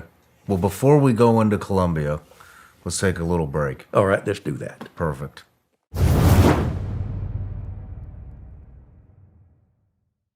A lot of you have heard me talk about my psychedelic journey this year and all the benefits that came from doing it. One being I haven't drank in 7 months. I haven't had any caffeine in 7 months. My anxiety's gone, my anger's gone. A whole list of benefits came from that. And that led me down this journey of researching benefits of mushrooms and fungi in general. And in my research, I found this company called Mudwater. Mudwater is a coffee alternative with 4 adaptogenic mushrooms and herbs. With a fraction of the caffeine as a cup of coffee, you get energy without anxiety, jitters, or the crash of coffee. What I really like about Mudwater is that they took the time to find the perfect ingredients to make a product that's going to make you feel better every day. I genuinely believe that this is a good product. Mudwater is Whole30 approved, 100% USDA organic, non-GMO, gluten-free, vegan, and kosher certified. Mudwater also donates monthly to the Berkeley Center for the Science of Psychedelics, as Mudwater believes the country is in a mental health epidemic, and so do I. Go to mudwater.com/Shawn to support the show and use code Shawn for 15% off. That's mudwater.com/Shawn. Use code Shawn for 15% off.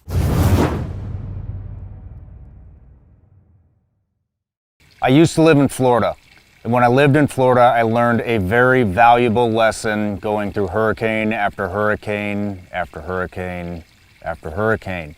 And that lesson is, do not wait for the last minute to get the emergency type items that you need, because they are not going to be there, because guess who else is looking for that? Everyone else around you, everybody on the planet. So I invested in some long-term emergency food with My Patriot Supply. This is a 1-month supply. This food lasts for 25 years. Doesn't go bad for 25 years. You just keep it somewhere safe, hold on to it, and then when things like 2020 happened, the food shortages, the next hurricane, maybe a tornado, any type of emergency, guess what? While everybody else is scurrying around trying to figure out how they're going to survive this thing, you've already got everything prepped and ready to go. I'm telling you, it is the best feeling in the world to be at home, see something happen on the news, and know we're already ready for this. It's no big deal. And everybody else is going to be out there scurrying around the grocery stores fighting for a little case of water or some food. My Patriot Supply is the nation's largest preparedness company. It is currently offering a 20% discount on their popular 3-month emergency food kit. Go to prepwithshawn.com right now and grab your 20% savings off each 3-month kit you need. That's prepwithshawn.com.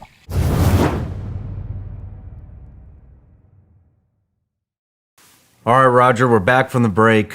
We're getting ready to hit Colombia, but in the break you told me you had a couple more stories of marijuana smuggling. Yes, rather lively ones. Well, we like hearing the lively ones. Oh my goodness, I got to tell about my sister going down with me. A DC-3, you must have 2 pilots. I didn't have a pilot that wanted to go with me, and I didn't have one I wanted to go with me. So, but I got a wild sister. And so she'd put her hair up, and she'd fly down with me, and then I'd put her out on the loads, and she'd fly back. So, but she's an alcoholic. She was then. So we landed in Houston, I believe it was, in big old DC-3. And I had 2 tanks inside that, I don't know, 1,000 gallons, I guess, that they held. And so the guy's pumping it with a little hose like you have at the gas station there from a truck. And I'm pumping it from the main tank back into those to the tanks inside. And he's just like, wow, how much does this thing hold? Anyhow, Kay says, I'm going to go get some sandwiches. Well, you stay sober, Kay. So after a few hours, we're all filled up, and it's raining. And I go over, and there's Kay at the bar. She's got the sandwiches, but she's got her foot up there entertaining the cowboys. Kay, it's time to go. So anyhow, we go get in the plane, and she's sitting there just fine. They get up about 11,000 feet. And she said, I'm cold. I said, well, go back and open my suitcase and put some clothes on. So anyhow, there's 2 big tanks. I think there's 500 gallons strapped on this side and 500. And there's big hoses that goes in the middle, and there's a lever that I can turn it to either side of them. Well, we're out there about 400 miles south of New Orleans over the Gulf of Mexico at 11,000 feet and pretty good rain and bouncing along. And both engines stopped. Bam. Whoop. Got my attention. I looked, and everything looks right. And I think, what in the world? Now, we plummeting towards our death. There ain't no way we can live through a crash in the middle of the Gulf of Mexico at night in a storm. And I think, that fool has turned that gas off. So I shine my light back there, and there she is wrapped up all in my clothes, all wrapped all around her, and she got her foot on that lever. Are you kidding me? Both engines. Well, I jump out of my seat and run back there, and I forgot to pull the throttles back as I run back. So they still wide open at that altitude. And I push her out of the way and turn that thing on, and it goes BAM! And both of those engines take off and throw me all the way to the back. My And here God. that thing's turning up. They just turn it up, going up on its side, and I run up the side trying to scramble back in there to get that thing level. Anyway, that was just a funny that I tell about Kay and my trip going down there. Are you and your sister, is she still alive? Oh, she's just wonderful. Yes, we You guys are still yeah, close? we love one another. Did she go down there with you a lot? No, a few times, yeah. Yeah? I remember on that trip, I was so upset that I forgot to give the people the money for the load. It's a minor detail. That's right. They let her go in there. They put her on a plane, flew her back. So I was flying out of Colombia, and I went down and had a fellow that wasn't telling me the truth. He told me he had 3 tons waiting at certain place. So we left San Jose, and he was just adamant that we go further. Now, we got to go now. I said, listen, fool, this thing flies 150 miles an hour, and it's 900 miles. It's going to take us 6 hours to get there. What can't you figure out? Oh, we need to get that. I'm not going to sit there with my plane all day long, all afternoon in the plane. But what it was, this was a staging place, and he had planned to go 400 miles further, and he had all kind of pipes. So anyhow, we landed there just about dark in the rain, filled it up. And he said, well, this is not where you're going to get the marijuana. It's got to be 400 miles further. So you were flying cocaine out of Colombia, No, marijuana out of Colombia as well. Yes, I flew quite a lot of out of Colombia. So I said, all right. He said, we'll just lighten the load and bring out 2 tons. You know, that's a lot of money because that stuff was, let's see, it's $300 a pound, so 6 $1 million. What is it? 4 times 1.2 million would have brought. So it was worthwhile doing, but he was deception that made me go that far, so I wasn't on time. So the next morning, about daylight, we were 3 or 4 o'clock in the morning. We took off to go, and we had to find some forks in the river, and finally found the place.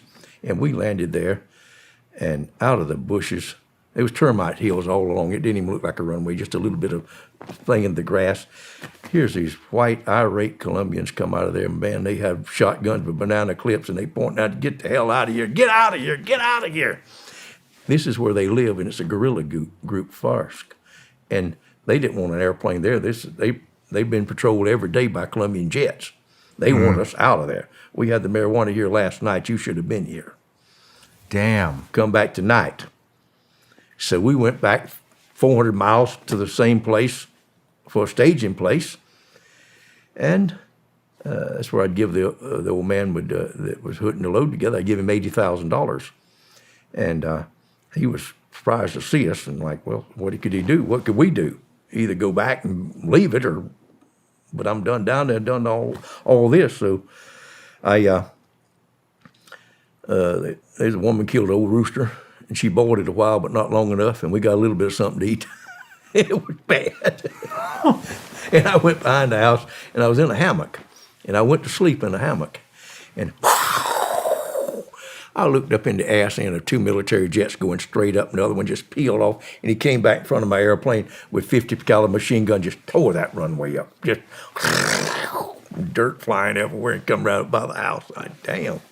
So it looked like every Colombian in town got on a flatbed truck and took off my $80,000. And I thought, well, they won't really shoot me. So I took off and ran to the airplane. And I got in that DC-3 and I fired her up and took off without even warming up a bit. And the 2 jets swarmed right on me, one on each side. They just come right down. I think their wings was on top of my wings nearly. And they were just telling me I knew where the air base was, Villa Vicencia, go there. And I said, give them the old peace signs. And I kept slowing slower and slower, and they just slowed down till they couldn't go no further. Now my gear's hanging down, and those tires are bigger than a truck tire, so I wasn't going nowhere. So I said, I got to stop. There's a pin that you put in them with a big red flag, so you won't forget. So when you take off, because if your hydraulic fluid goes, it won't let it go down to the ground.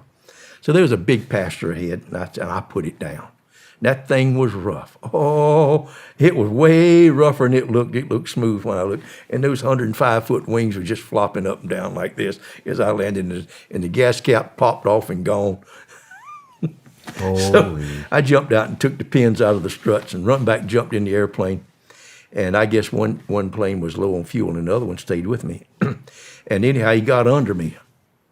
And he was shooting those tracers, and he must have been just under the airplane because they looked like they were coming up like in an arc right under the windshield, just red streaks up. And of course, some of them was live, you know. So and then the 50 caliber cannon, boom, boom, boom, boom, boom. I thought, hey, he ain't gonna shoot me down. And then he come around and he just tore the tail of it up with a 50 caliber. And really? I got like 10 or 15 barrels of high-test gasoline in there. It got me on my attention. Then he started off on the wing and just eat it up with a machine gun. Uh-oh. So there was a thunderstorm straight ahead. And they hang close to the mountains down there in the tropics. And I thought, well, I get in there, I'll lose him. He ain't going in there, but I'll go in a little ways. Well, I climbed up. I must have been 12,000, 15,000 feet when I went in. And I got in an updraft, and it just popped my ears like crazy. You know something about a thunderstorm pilot. It took me up, and I don't know how high I was, but I had ice on the windshield and I think on some of the leading edge. And I went back out. It was thundering and lightning there, boom, boom, boom. And I went back out, and there he was, boom, boom, boom again. I said, all right. So I went back in, and I got, just as soon as I got in it, I put it in a spin. I put that thing up on its wing and put it on a spin, and went all the way down. And I got down about 2,000 feet and broke out. It was so pretty down there.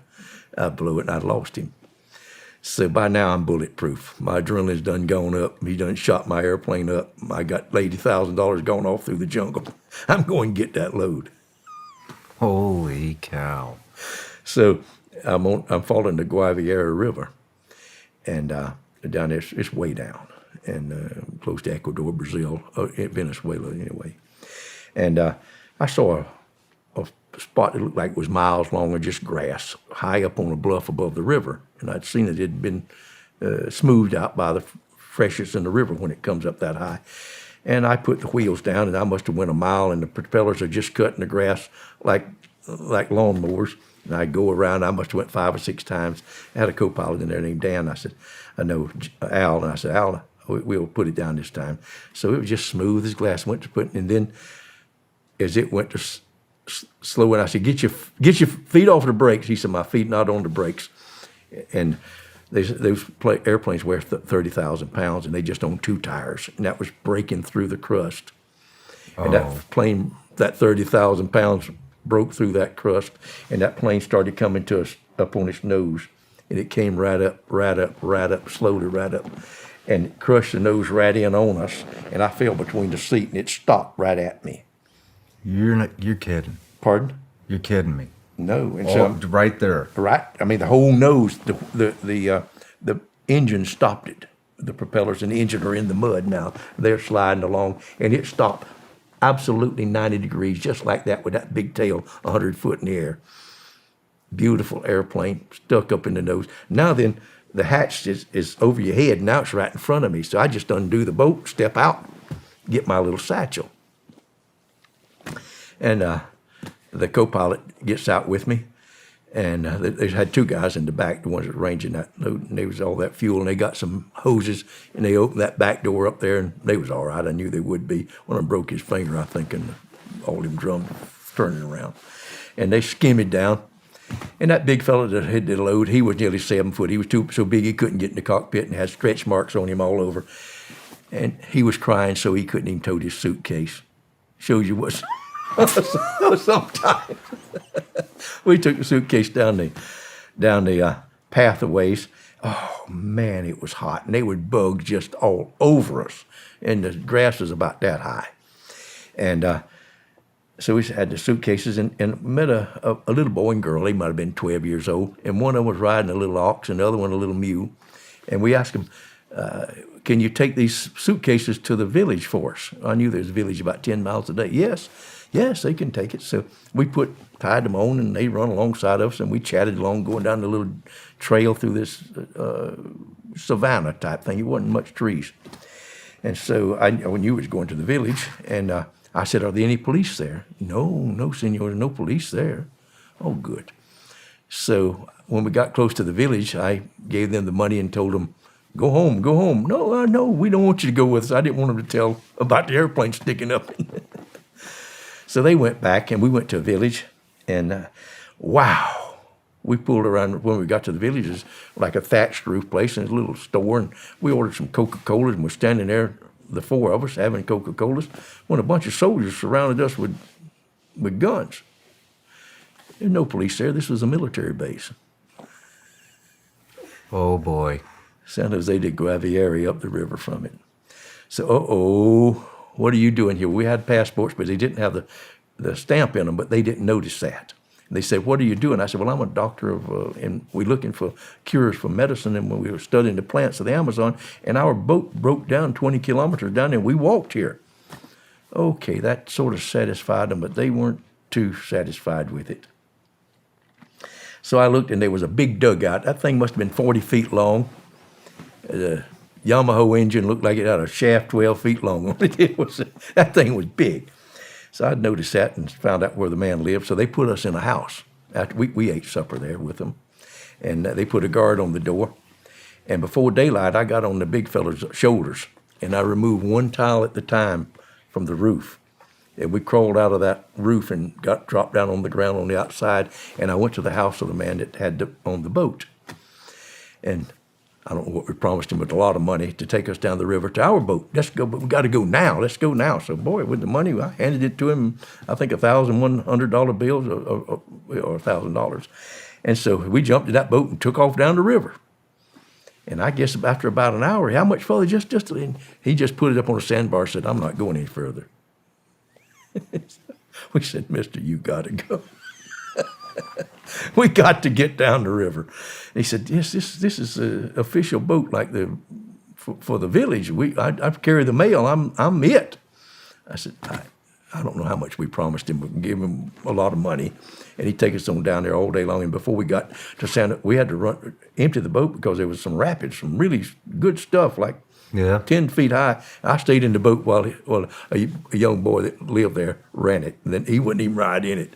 I don't know how he got back up over those rapids. But we went on down and we got out, and we went to a poor place. And that was where a little trail went in. And we spent the night, and I got eat up so bad with bugs. It was just terrible. I noticed that the man and woman had two little children. They got in a wooden box and spent the night. The next morning they got out, they were just wet with sweat, stuck to them. They staying out of the bugs. And I remember the man, the chickens and the pigs rooting on the floor, and he knew 3 words in English. I want more. I thought, he knew that. I want more.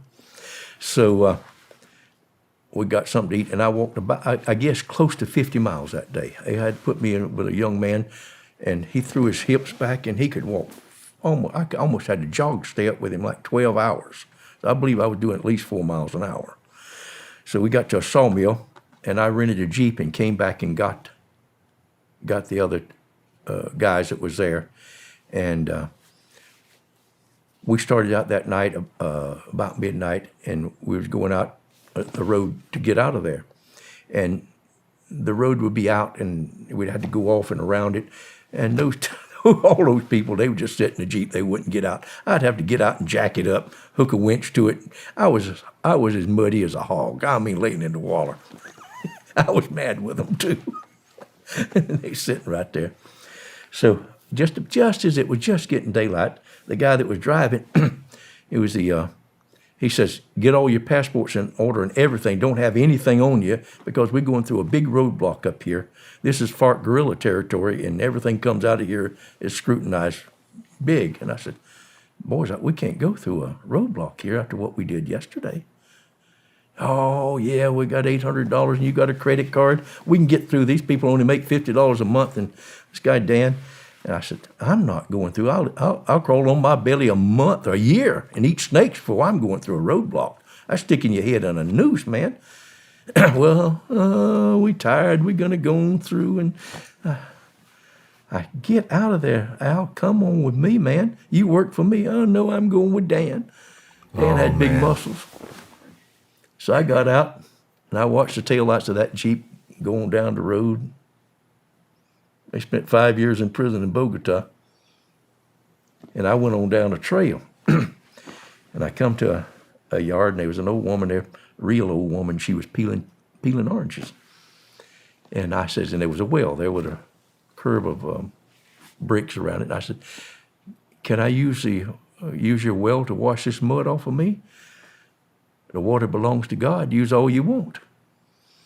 So I drew bucketfuls of bucketfuls, and I put my clothes over a bush, and I scrubbed, and I shaved, and I cleaned up, and put on clean clothes out of my satchel, and I had Brute aftershave lotion. I put that all over them bug bites. I must have had 1,000 of them on me.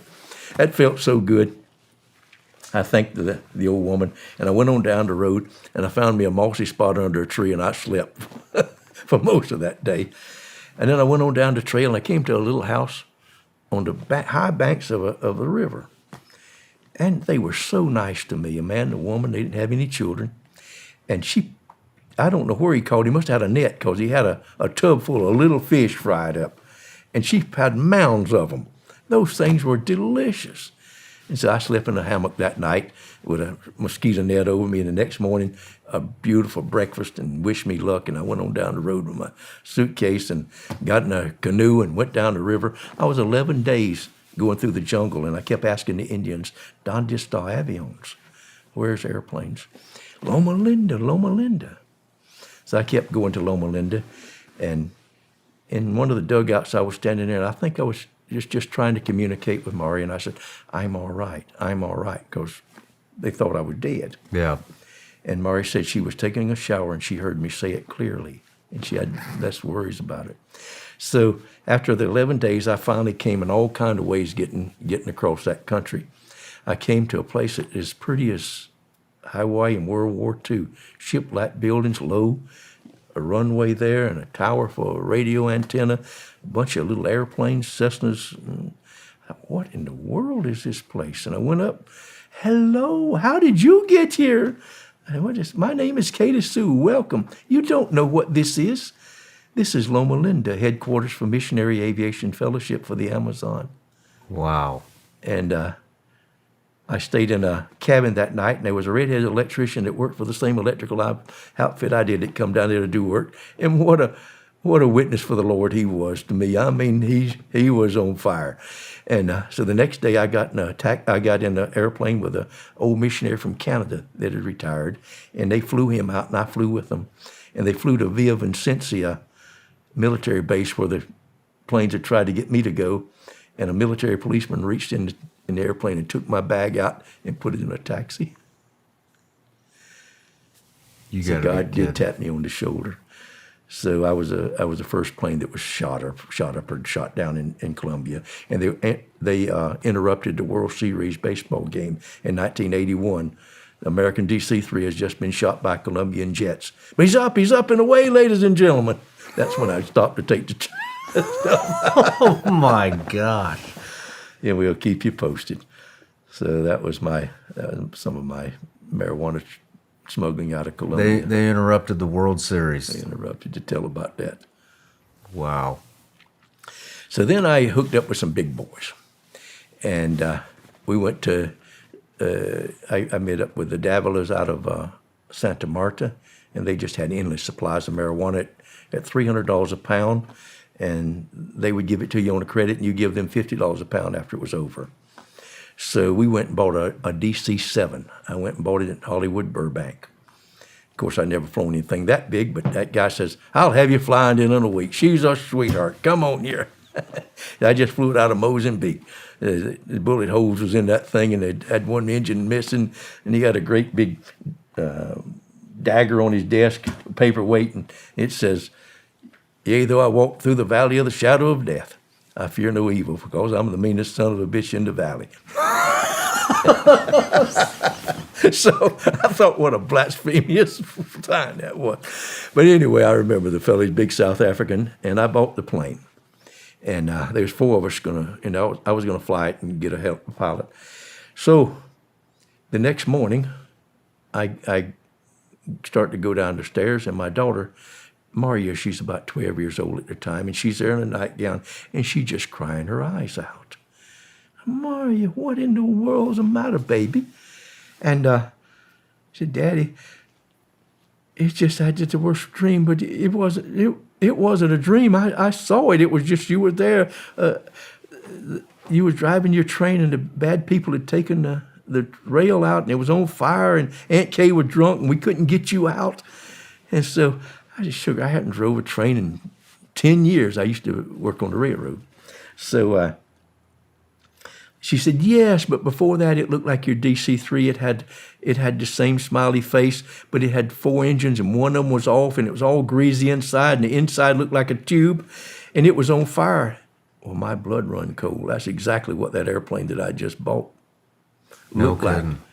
So I said, oh, I'm not about to fly that thing. So I went and told the other guys, and they said, that's all right, we get somebody else. And so I got my money back.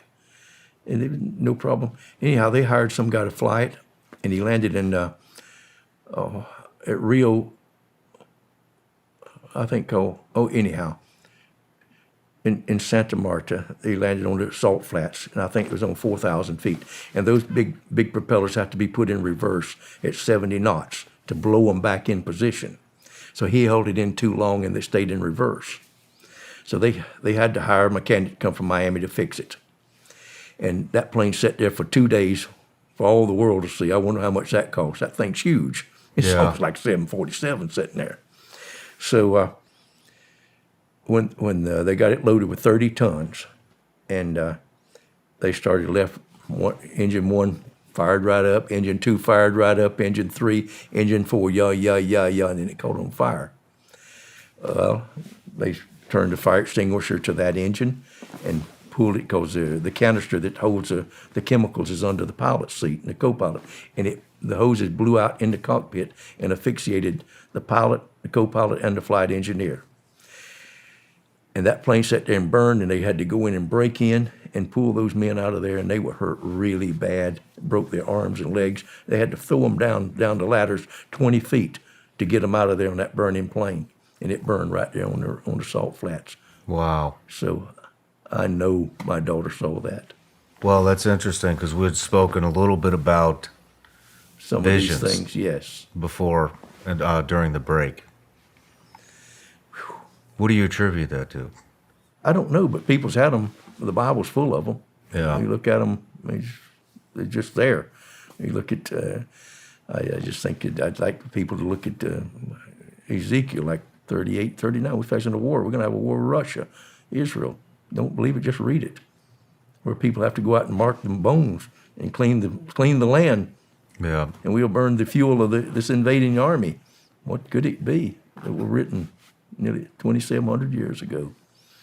The people have them, and I certainly have them. And, Do you have any other ones? yes, I was arrested in Australia, and I had the vision 2 weeks before it happened. It happened exactly like I saw it. And then I was up in Long Park Penitentiary, and Mari was visiting. She visited me every Monday. She brought color to that place, and it was a maximum security prison. Somebody killed there every month, or 12 a year. So it was a bad place, just a bad place. I saw guards get killed. I slipped around in the blood. People got killed in front of me. Man cut another man's heart out and ate his heart, and then they moved me in that cell. It was vicious. Wow. But I saw my friends laying in glass and blood and all the windows blown out. And I told all of them, it's coming. I told, they had a chaplain, I told him, I said, it's coming, I have seen it. And so I saw them, the guards on the back putting handcuffs on people. And we was in the visiting room, and the blacks had a a rapper to come in, and she had a slit all the way up the side of her skirt, and she was rapping black bondage. And those boys tried to get on the stage to touch her, and her bodyguards was getting them, and they come in a melee, and a white guard came up to stop it. There was only one in there, and they put a microphone in his head.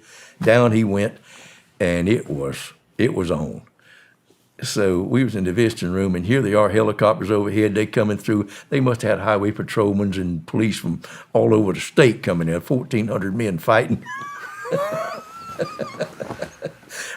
There was some of the guys that had blown up, tried to blow up the trade center there back in '91. They were 5 or 6 of them in there. And they grabbed a little guard and drug her in her cell, and they said she broke those windows. Scream. They dropped cans of boiling water on the guards, and there was a pool table, and they'd take those in pool panels and throw them, and they'd bounce off the wall, and they'd get them again. It was going on. So anyway, they came in with concussion grenades and all kinds of stuff. They blew 10,000 windows out of that place. Wow. So I guess 9 or 10 o'clock, they let me go to escorted Maury out as long as we had a visit, I guess, 14 hours. I don't know how long. We couldn't leave the visiting room. Those guards would come in there to re-suit up, and they was all bloody. Go back. Oh, my God. So and so they put 2 guards on me and handcuffed me and took me back to M unit, maximum unit, or in the maximum unit. And there laying in the glass and the blood was exactly the same people, my friend Bill, Big Jim. No kidding. Just exactly like I'd seen it in the vision. When would you have these visions? Usually about 2 weeks before it happens. What would you be doing? Middle of the day, nighttime, dreams? I'd be sleeping. Dreams? Dreams. It wasn't dreams, though, for sure. I have dreams, but it wasn't dreams. But what would it be like when you would come out of the vision? You just wake up and you know you've just been somewhere. You've seen it. You've been through. The scientists call it a wormhole, but it's not. It's prophetic visions. Well, sure, we can. I'm sure that there's people that meditate, do that. Yeah. And the strangest thing that ever happened to me in my life, and that sort of thing, I landed at Orange County Airport, and I had a business there of land development. But I wanted to see somebody at the airport arena. It's a 5-star hotel across the street from the airport. And I walked across. It was a rather cold Wednesday morning, let's say. And I went up to the desk, and there was a nice-looking woman, about 30 years old, blonde hair and page boy cut, and she had kind of powdery skin. And I think that book was out, Women Are From Venus and Men Are From Mars. And I thought, boy, she looked like she's from Venus.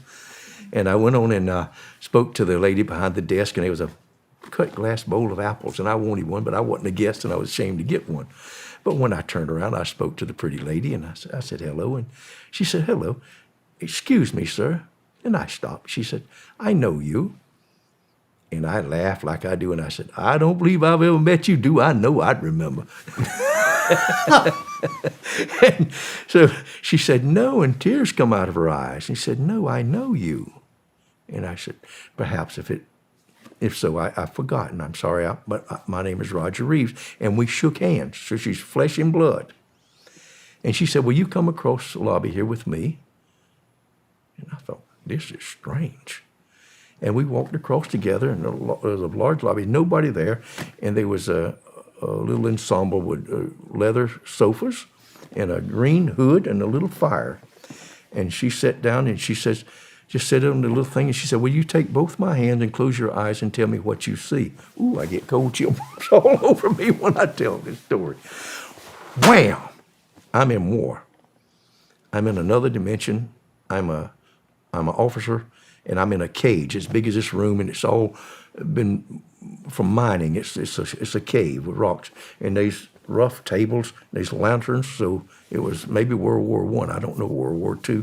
And there I am with a hat on, like the cap, and I can't see my eyes, but I have a grease coat on, and I can see where the epaulets were. Any insignia I had, I was certainly an officer, had been taken off because those were snipers' targets. And I remember I had boots, and the thing came down, And yeah, I had a good look at it, and there was sandbags out in front of it, and there was a long row of them and some kind of metal across the top, and it was like 8 feet tall. And just outside the door of it there, a shell hit. And it was hit so hard to the sand almost looked like it got in my eyes, and the cordite flew. I could smell it. It was all in my nose. And I walk there as it clears up, and there's a young soldier in that rubble. And I pick him up, and I'm walking on air. And I'm just taking one step at a time, and I'm saying, "Medic, medic, medic." And I look at the young soldier's face. He's dead. And it's the face of the woman that I'm holding hands with. And I have no memory of that day. From that, it was erased. Otherwise, I'd ask her, "What is your name? Who are you?" Wow. How did that happen? That I'm 80 years old, and never before or after anything so unbelievable happened to me. that's incredible. And it wasn't long ago I had another thing that happened to me, and I would like to, if anybody knows, to tell me how to do it, if it's possible. I had a daytime vision, and it was a vision of a physics formula. And it was on a grid, and it kept sliding down to the left bottom quadrant, and I kept pushing it up. And whatever it was told me to memorize this, because this is extremely important. It's what physicists are looking for all over the world. And I turned to get a pen to write it after I memorized it, and it vanished like a dream. So I've been to two supposedly, certainly good hypnotists, and neither one of them, I want to know, is it possible to take me back to look at that again? And neither one of them could hypnotize me. So that's the strangeness, other than my endeavors of life, that's happened to me. Wow. I've had visions. Well, I wouldn't say visions. I would say intuitions before. You got to kind of, if you're there and you see it and it's bright and you're there, Yeah. it's a vision. Intuition is, I think I've been there, I see something, oh, I've seen that before. That's that. But when you're there, Yeah. it's bright and you're there. You can smell it and see it and taste it and feel it. Yeah, I haven't had anything that vivid. Yeah. But I've had, I can't make sense out of any of it. I've had it where I'll mention somebody's name and then they call, like right Yes. away, several times. And when I say mention somebody's name, it's not like I mention my wife's name and then she calls me, because she calls me 50 times a day. You know, it's, I'll mention somebody's name that I haven't thought about, haven't talked to, don't even have their number, maybe I haven't seen them in 10 years.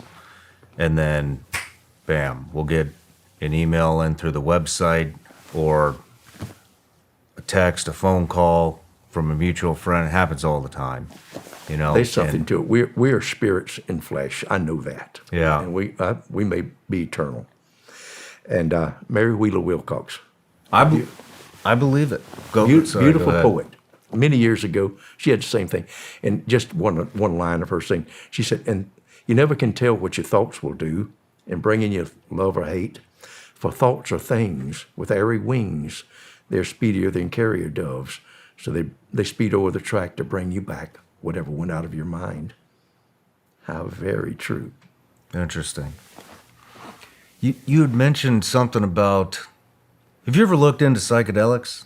No, I never have. I never taken any drugs. I don't do drugs at all. You've never done any drugs? No, I've tried a little bit, but I'm like Clinton. I didn't inhale. No, I don't like them. I like myself like I am. I smoked a little pot one time. I did cocaine just to see what it's like. It's a nice feeling, but I don't want to be that way. Well, they say psychedelics, you know, you really tap into your inner self. They tell me that. And I And, read those books, a really good one, A Chemical Love Affair. I believe it's like those boys up there. And yeah, it's good. And the peyote, I know people see things. Yeah, certainly they do. Maybe you could get that vision again if you... I'll try. I would try it with that. Somebody chain me to a cactus and So I can't do no harm to myself or whatever. I'm scared of that stuff. Yeah, I am too. I did it, but I did it for some healing stuff. But about 6 months ago, changed a lot of aspects of my life for the better. Did it really? Okay, It I've really heard did. that too, really. And Washington State, I believe, is opening up, and people said, Roger, go up there and grow that stuff. And Yeah. Well, yeah, I cleaned me out. I haven't had a drink in 6 months since that. Oh, and, good. And a lot of self-healing stuff. Learned a lot about myself, and you will have visions on that. But anyways, moving on. You kind of had mentioned some reincarnation type stuff too. That was the one where I met the is that- woman. That's the only thing I ever had that was just, God, that was so profound until how can you can't dismiss it. No. It just something happened to a person that never even thought about such a thing. Yeah. Yeah, it's just, I've had 2 out-of-the-body experiences, completely out of the body. Well, Zip. let's- Like I'm just come up and walk over here and go over there and come up and look in your ear if I wanted to. Do you see yourself? Yes, I watched myself breathing. All right, I got to hear this too. Let's Okay, dive into that. I've done it twice, and Bill Monroe writes a book about it called Out of the Body, I believe. I don't know what it is, but anyhow, it's a real good book. And if you're asleep with your head turned due north, he says you're 5 times more likely to have one. So I had Hold on. If you sleep with your face, with head due north, you're 5 times more likely to have an out of the body experience. And they do it now with a sound in water, and they got sound for you to help you do this. Mine happened naturally. okay. I'll tell you how the more vivid one that lasted a long time, I guess lasted as long as I wanted it to. I was working on the railroad. I was a fireman on a diesel electric. And it's just me and the engineer up in there. And I think we had 217 loads of stumps of them gondolas going from Waycross, Georgia to Brunswick to the big Hercules Powder Company. They made gunpowder out of those things. The lighter stumps were the pine stumps left. Pine stumps are left there from 1,000 years ago. So I had taken a car out to a cousin of mine in Oklahoma, and I drove it out there, and then I had to get back and I get to work. So I'd been asleep, been awake, except for a nap here and there, but I had to go to work. So I mean, I had that job. It was a good job on the railroad. And when the trains run, you got to be there. So I showed up, and I remember my engineer was Mr. Wendell Davis. He was a sport, the nicest fella. Anyhow, we hooked 7 of those great big diesel engines together and started off with that load of stumps across the Okefenokee Swamp, and it was raining. And I believe there's a million candle power on the front of those engines, and they go in a figure 8 to warn possums or deer or people or cars, and they go like that, just in almost enchanting, just. And the rain was coming down at an angle, and it was just hitting the windshield like diamonds. And the windshield wipers is going, and then and that thing was going like that. And I just came out of my body. I mean, completely out of it. And I thought, wow. And I went up to look at myself, and I looked at myself. I had my eyes open, and I was still looking. And I looked at myself. I was breathing, and I floated across the engines. 10, 12 feet wide, went up there, Mr. Davis, I looked right at it. I could see the pimples where he had dug them out of his face when he was a kid. Could see all that. I went up there and I looked outside. I looked at all the gauges, kind of red, and I knew that I could just go wherever I wanted to. And I went up, sat on the radio, and I thought, I'll watch this scene for a while. I'm out of my body. And then after a while, I thought, I wonder if I'm dead. And when I did, I was right back in my body. So that's happened twice to me. And that you can have out of the body. You can work at it and have that for sure. And you can learn to travel, I understand. What was the other one? Another time that I was, me and another boy was at a log truck, and the fuel pump broke on it. And so I laid across the chassis, and I'm blowing into that 55-gallon drum, and I'm breathing that gasoline fumes. And I had to keep a pressure on it to keep the make that thing. It's an 18-wheeler with all them wheels behind me, and I'm laying across it. Thing's going 80 miles an hour down the highway. And the back window was out of it. That thing must have been 1938 or something. It was old. And it slowed down. Blow, Roger, blow, blow, and the wind blowing. And I came out of my body. I just come right up there in the cockpit. I read the signs as we came by. And then he stopped. I was unconscious, and he pulled me off of that. I could see him doing it. Wow. You got to look into psychedelics. All right. You got to look Right into for it. I'm going to send you some information. A lot of people have those type of experiences on psychedelics. And I swear, it's like a veil. It's just lifted up, and you just see so much more than what you normally do, and everything makes sense. It's really, it's my psychedelic experience is one of the most profound experiences of my life. All right, that's strong. Yeah, and I don't say that lightly. No, and in mine, these visions I have, I certainly just like honor them. It's just like, all right, I'm blessed. Sacred. Yes. Wow. Wasn't expecting to have that conversation.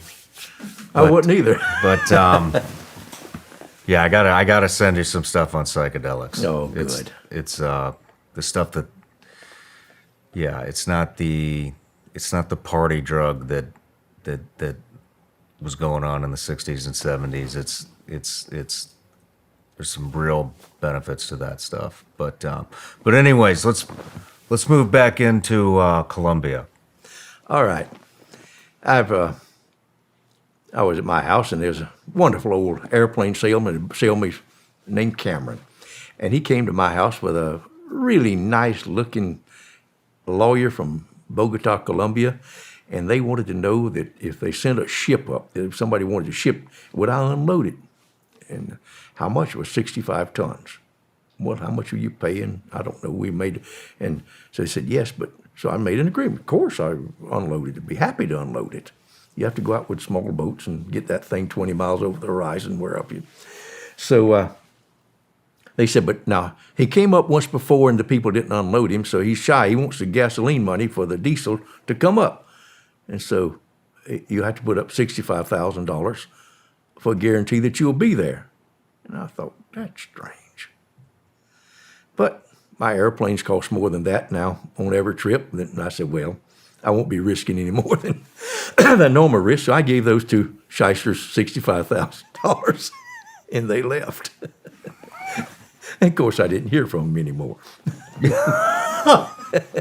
So I had the card for the lawyer's address in Bogota. So I got on a flight. I'm $65,000, enough to go look about at that time. It still is today. But so I went, and he was the nicest. Oh, I give it to the Mayan and some big tale.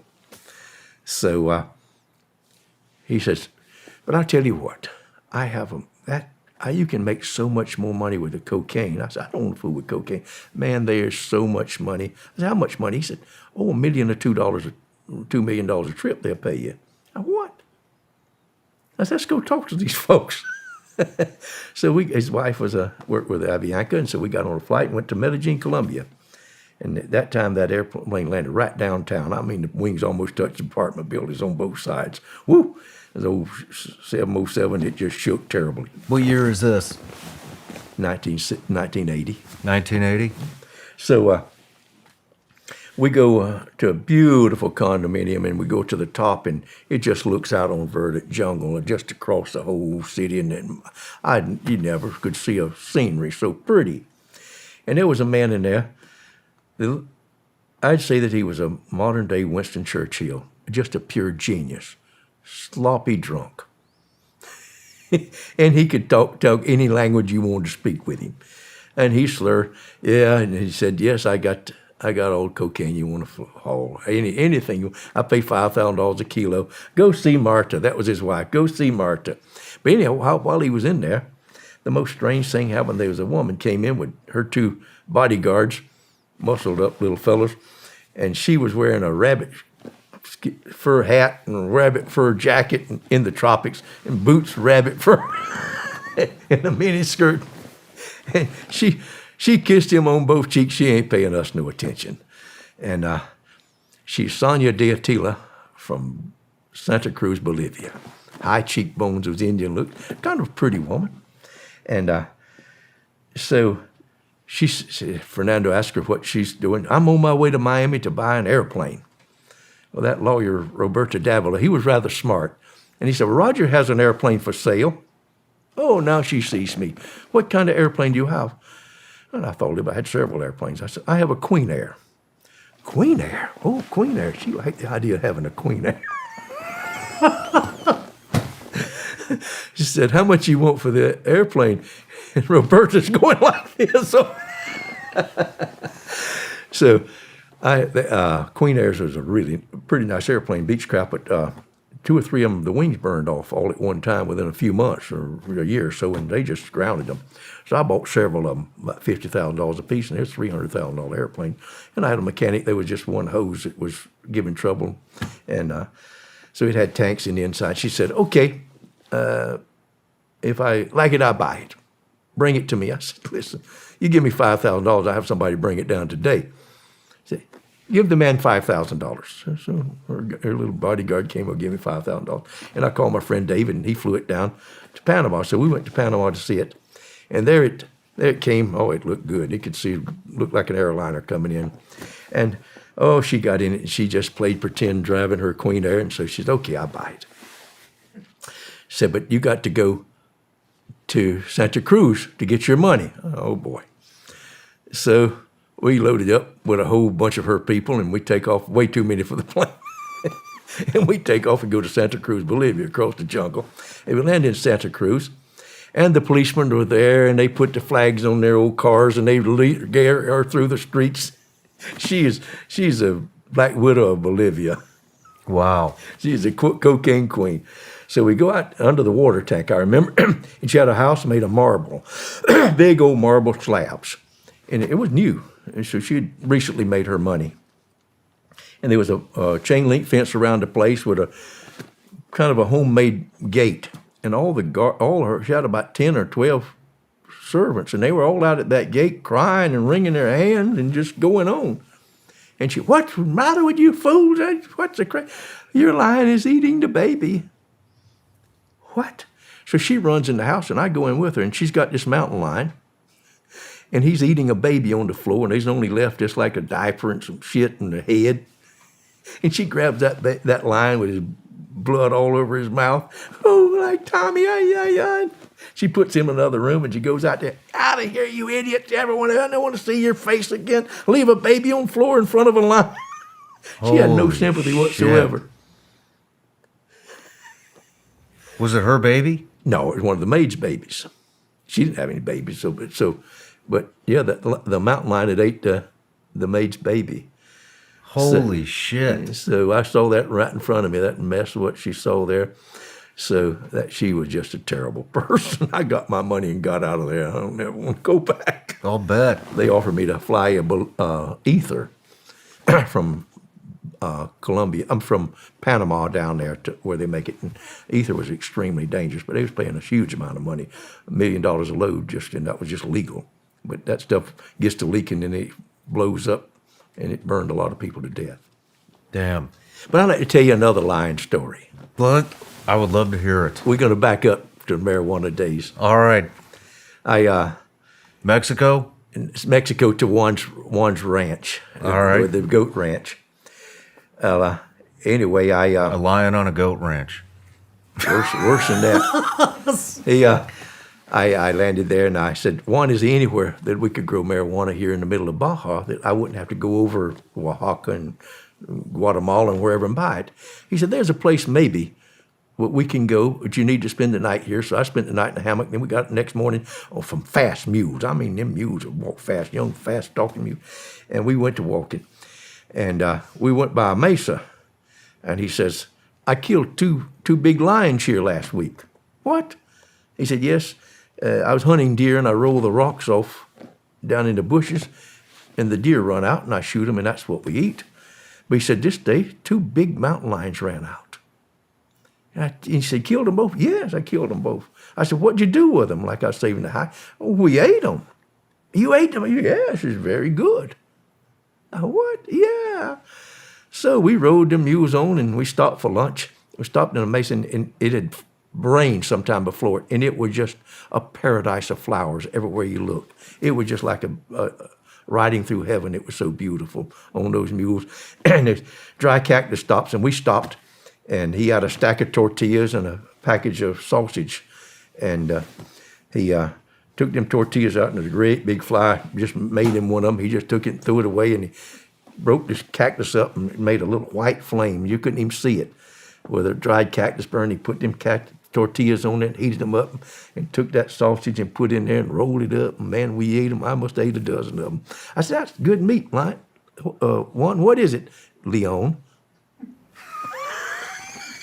So I had lion for lunch. Nice. So I had 2 lion stories.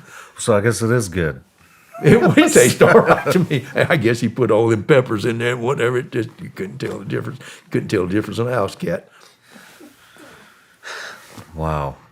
You've got all kinds of stories. So I'll get back to how I got in the cocaine business. So this Fernando, yeah, I can't remember his name. And I went to see his wife, Martha, and she said, he'll sober up one day, and he's got all you can do. He's got tons of marijuana. So I was in Belize, and I called down there, and I said, Fernando's having a birthday party over on the Pacific. So come, Avianca is flying the people over to it. So I flew down, and I think I flew commercially. I know I did. And so I got there, and they flew me over in one of those island shorts, carry about 40 people. They used to be around. You don't see them anymore. And they flew over a verdant landscape out of Medellín and down, and somewhere between Panama and Colombia, it was just that there's no roads over there, wasn't any. And they landed uphill, and it must have been a mile-long runway. They must have been loading stuff like crazy. And I met a couple on the plane, and the beautiful couple, and she spoke English. And so we became friends on the plane going over, and we got out. And there was a river running in, and there was a log house there, and they were barbecuing hogs and goats and cows and all kind of stuff. And they had little houses on stilts, 10 feet up to get out of the waves. But I didn't get one of them. I got the where the workers stay, bunk in that. But anyway, I'm walking on the beach with a woman just come up to me, and she was in poor clothes, like she was from the slums, but she was very nice and very quiet. And she said, I have no idea. I'd never been in a helicopter before. The man invited me to come, and I don't know. How I know? So then the couple are coming in, this Matilda, she said, Roger, Mario says that you're walking with the girlfriend of the most vicious killer in Colombia. Oh, he suggests that you get away from her. Oh, shit. So we kind of come to the end of the beach, and I excused myself, and she went on her way. Anyhow, that night, people came there from all over. That was where the Medellín Cartel started. They decided that so many people were killed, so they all got together to have a huge party. And so they stopped killing each other. 10,000 people were killed there a month. If you had 10 kilos and you gave it to one, and he's got some pilot going to take it to New York, and, 10 kilos or 40 kilos got busted in New Jersey, so sorry, bang, bang. Yeah. That was what was happening by wholesale. So they said, all right, particularly the Ochoas and Escobar and Gacho, Carlos later, they said, we're going to make a insurance policy and transportation. The price of cocaine at that time was $50,000 in New York. It was $10,000 in Colombia. For what? A kilo? For cocaine, per kilo, okay. For 2.2 pounds. So you give it to us here, we would deliver it to your man in Miami for $10,000. if it gets busted anywhere, for any reason it's lost, we will replace it here in Colombia. You can't lose. So they got 100 tons put on them real quick. So that was the beginning of it. So I was there. Anyhow, the pretty girl got shoved in on me. Bam! That night, about midnight. Oh, here come this guy, and he's angry. I guess she won't sleep with him, and he's telling her to sleep with me.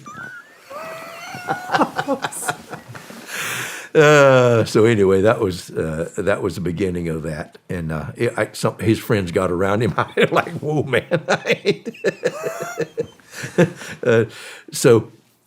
But anyway, that's when I met the people with the Mario that knew all the people.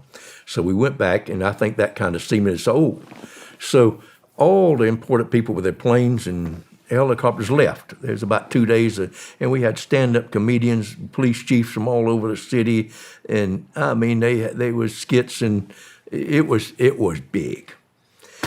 So they left, and I think there was only 4 men there, and I was laying behind the house again, just like the other, and I was reading a book, the MMKs, and I was in a hammock having some barbecued goat. Pow! And blood spattered on me and all on that book page. I rolled out of that hammock, must have rolled 20 feet because it was real close, and it was a big pistol. And I looked up, and there's a young black man, looked like about 25 years old, handsome fella. And there's a white Colombian there about 55 or 60 years old, and he's got a big 38, and that black young man tears that pistol out of the man's hand and just tears it out of his hand and puts that gun between his eyes and goes click, click, click, click, click. There was no more bullets in it, too. And I looked, and there was a dog that had been shot in the head. And I guess he was turning, and the blood was flying, and that's what got on the book. But then I looked at the young black man, and he's done ashen. He'd been shot right there, and his femoral artery's been cut. And the blood was just gushing down. He's holding it. Yeah. And I have some training in first aid on the fire department. And I said, I'm a doctor, I can help you. And he put that gun at me. And I thought, so anyhow, he went hobbling on back. And I had my friend Mario. We went and tried to talk to him, and he went on back down there and died. And so then, you could hear those people back there under those trees, la, la, la, la, la, la, la, and screaming and crying. And so the night got there, and there was only 4 of us men. And one of them was a tall airline pilot, and he just went to crying. I've seen some cowards in my life, so he was one of them. And Matilda had a pistol, so I stayed kind of close to her. And so we was at that old log house, and just 4 men and those women, and the lights went out. And I went back in there with a flashlight, and the generator, the gas tank had been filled up with water and sand. Those black people had come in, and they said there's going to be some killing before daylight. Well, we got little cans and put kerosene in them, and put twisted little wicks, put around there in the bugs. What a buggy night we spent. Anyway, they soldiers came and rounded us all up and got the guy that did the shooting, and he went to take a shower, and he escaped out the back. The runway's covered with logs and drums and the airplanes flying. Anyhow, they finally get it worked out, and we get out of there. But I get back to Medellín, and I meet up with Mario and Matilda, and he said, listen, I want to introduce you to some people. So he took me up to a little town called Envigada. That's where he lived, too. And we went up a winding mountain road, real pretty, with the old bromeliads in the trees, and a gate open, and he was allowed in, and we went up a stony road to a little, they call them fincas, a little farm. And there was people out there in the old fedora hats. There was like a hitching rail in an old house. I bet it's 200 or 300 years old, hacienda.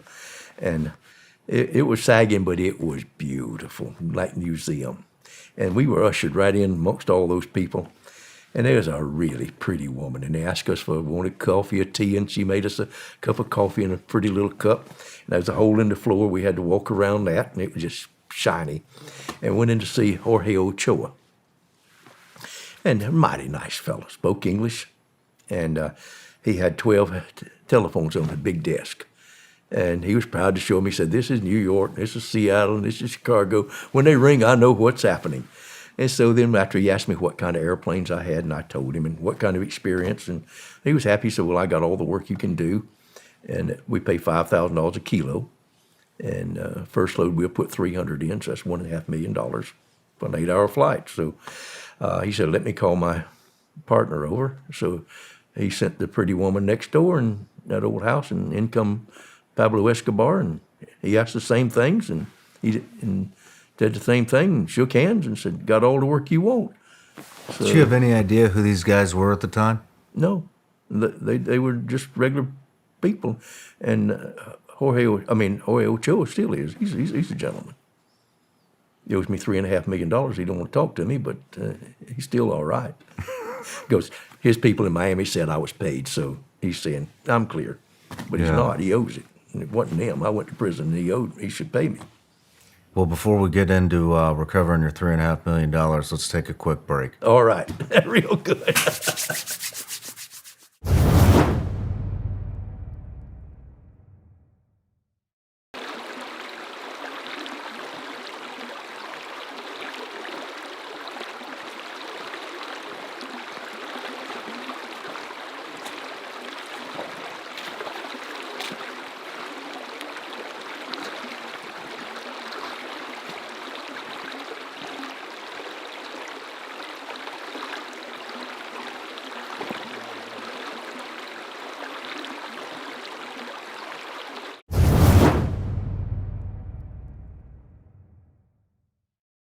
I want to give a big thank you out right now to all the Vigilance Elite patrons out there that are watching the show right now.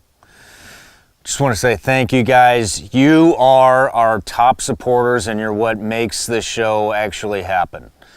If you're not on Vigilance Elite Patreon, I want to tell you a little bit about what's going on in there. So, we do a little bit of everything. There's plenty of behind-the-scenes content from the actual Shawn Ryan show. On top of that, basically what I do is I take a lot of the questions that I get from you guys or the patrons, and then I turn them into videos. So we get, right now, there's a lot of concern about self-defense, home defense, crimes on the rise all throughout the country, actually all throughout the world. And so we talk about everything from how to prep your home, how to clear your home, how to get familiar with a firearm, both rifle and pistol, for beginners and advanced. We talk about mindset. We talk about defensive driving. We have an end of the month live chat that I'm on at the end of every month where we can talk about whatever topics you guys have. It's actually done on Zoom. You might enjoy it. Check it out. And if Zoom's not your thing, or you don't like live chats, like I said, there's a library of well over 100 videos on where to start with prepping, all the firearm stuff, pretty much anything you can think of, it's on there. So anyways, go to www.patreon.com/vigilanceelite, or just go in the link in the description. It'll take you right there. And if you don't want to, and you just want to continue to watch the show, that's fine too. I appreciate it either way. Love you all. Let's get back to the show. Thank you.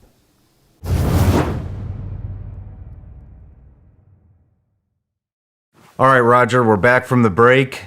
You had just met Ochoa, and he's bringing in his business partner, El Jefe. Yeah, Jorge was spoke English, and he called the pretty woman. I mean, she was pretty, and called her in and spoke in Spanish, and so she went next door and come back with a gentleman, plaid shirt and khaki pants, all ironed, very nice. And Jorge introduced me to Pablo Escobar. And Pablo Escobar is a guy 5'8" and 180 pounds. And so he asked me about what kind of airplanes I had and my experience flying across the border. And I told him that I had a DC-3, a Beech 18, a turboprop Aero Commander, and that I'd done over 100 loads of marijuana. And so he seemed pleased with it and said that they paid $5,000 a kilo and that I haul all I wanted to. So we just had a nice little chat there, and he didn't seem anything unusual except a businessman that was next door. Who was Pablo at the time? It was just And Jorge, were they? Nobody ever heard of him. So this is very, very beginning days. Yes. He hadn't made a name. He wasn't No the richest name man in the world whatsoever. yet. I'd never heard of it. Were you nervous? Not a bit. Why would I be? I mean, I just, people ask that, but it was just like if I was owned a truck and I went into a trucking company and asked for, let's get a contract for me to haul some stuff across country. It wasn't anything. And I was looking for cargo. Before I'd been looking for marijuana, and it got hard to find in Mexico with all the heat that was there. So I had to move further afield. Did it bother you that you were getting into stronger narcotics than marijuana? Not so much. At that time, back in 1980, the cocaine was pure. It was made with ether and rather fluffy, big, looked like big footballs, twisted on the end. And only the rich people were doing it. And I don't know if you know that up until not long ago, it was considered a non-narcotic controlled substance. So they didn't consider cocaine a narcotic. A narcotic, it has to be something like cigarettes or heroin that you want, your body craves. Okay. If it's mentally addictive, like a lot of things, gambling, sex, all these things, but they're not narcotics. So I understand that the CIA invented crack. I don't know that they did, but in the book, The Big White Lie by Clavell, James Clavell, he was a top DEA agent. He accuses them of it and said they put it in every city in the United States in the black communities to sell their cocaine because they're bringing in 10-ton loads. And so at that time, it became the most narcotic substance in the world. They said that you take a few hits of that and you're addicted. It puts all the endorphins in your brain until you want it again. Why does he say the CIA got involved with that? What's his reasoning? There was a group of people in the CIA. I don't believe it was a whole group of them, but they wanted to sell cocaine, and that, boy, I mean, it just went rampant. And now it is a narcotic, and I don't know until that time if anybody had ever died of cocaine. And even today, with all the people that are in prison, I'd like to just say that for cocaine, compared to cigarettes or alcohol, it doesn't even register. If you looked at a chart, it might, there's some people, and anybody, one person dies. I don't want any person to hurt anybody. But if you talking about doing the greatest evil, things on the earth, it's just like, look what's doing the evil. Yeah. Look at the sugar and all the people and the trouble we have in the billions and trillions of dollars in health care that we have just from the sugar industry and the things that's mislabeled.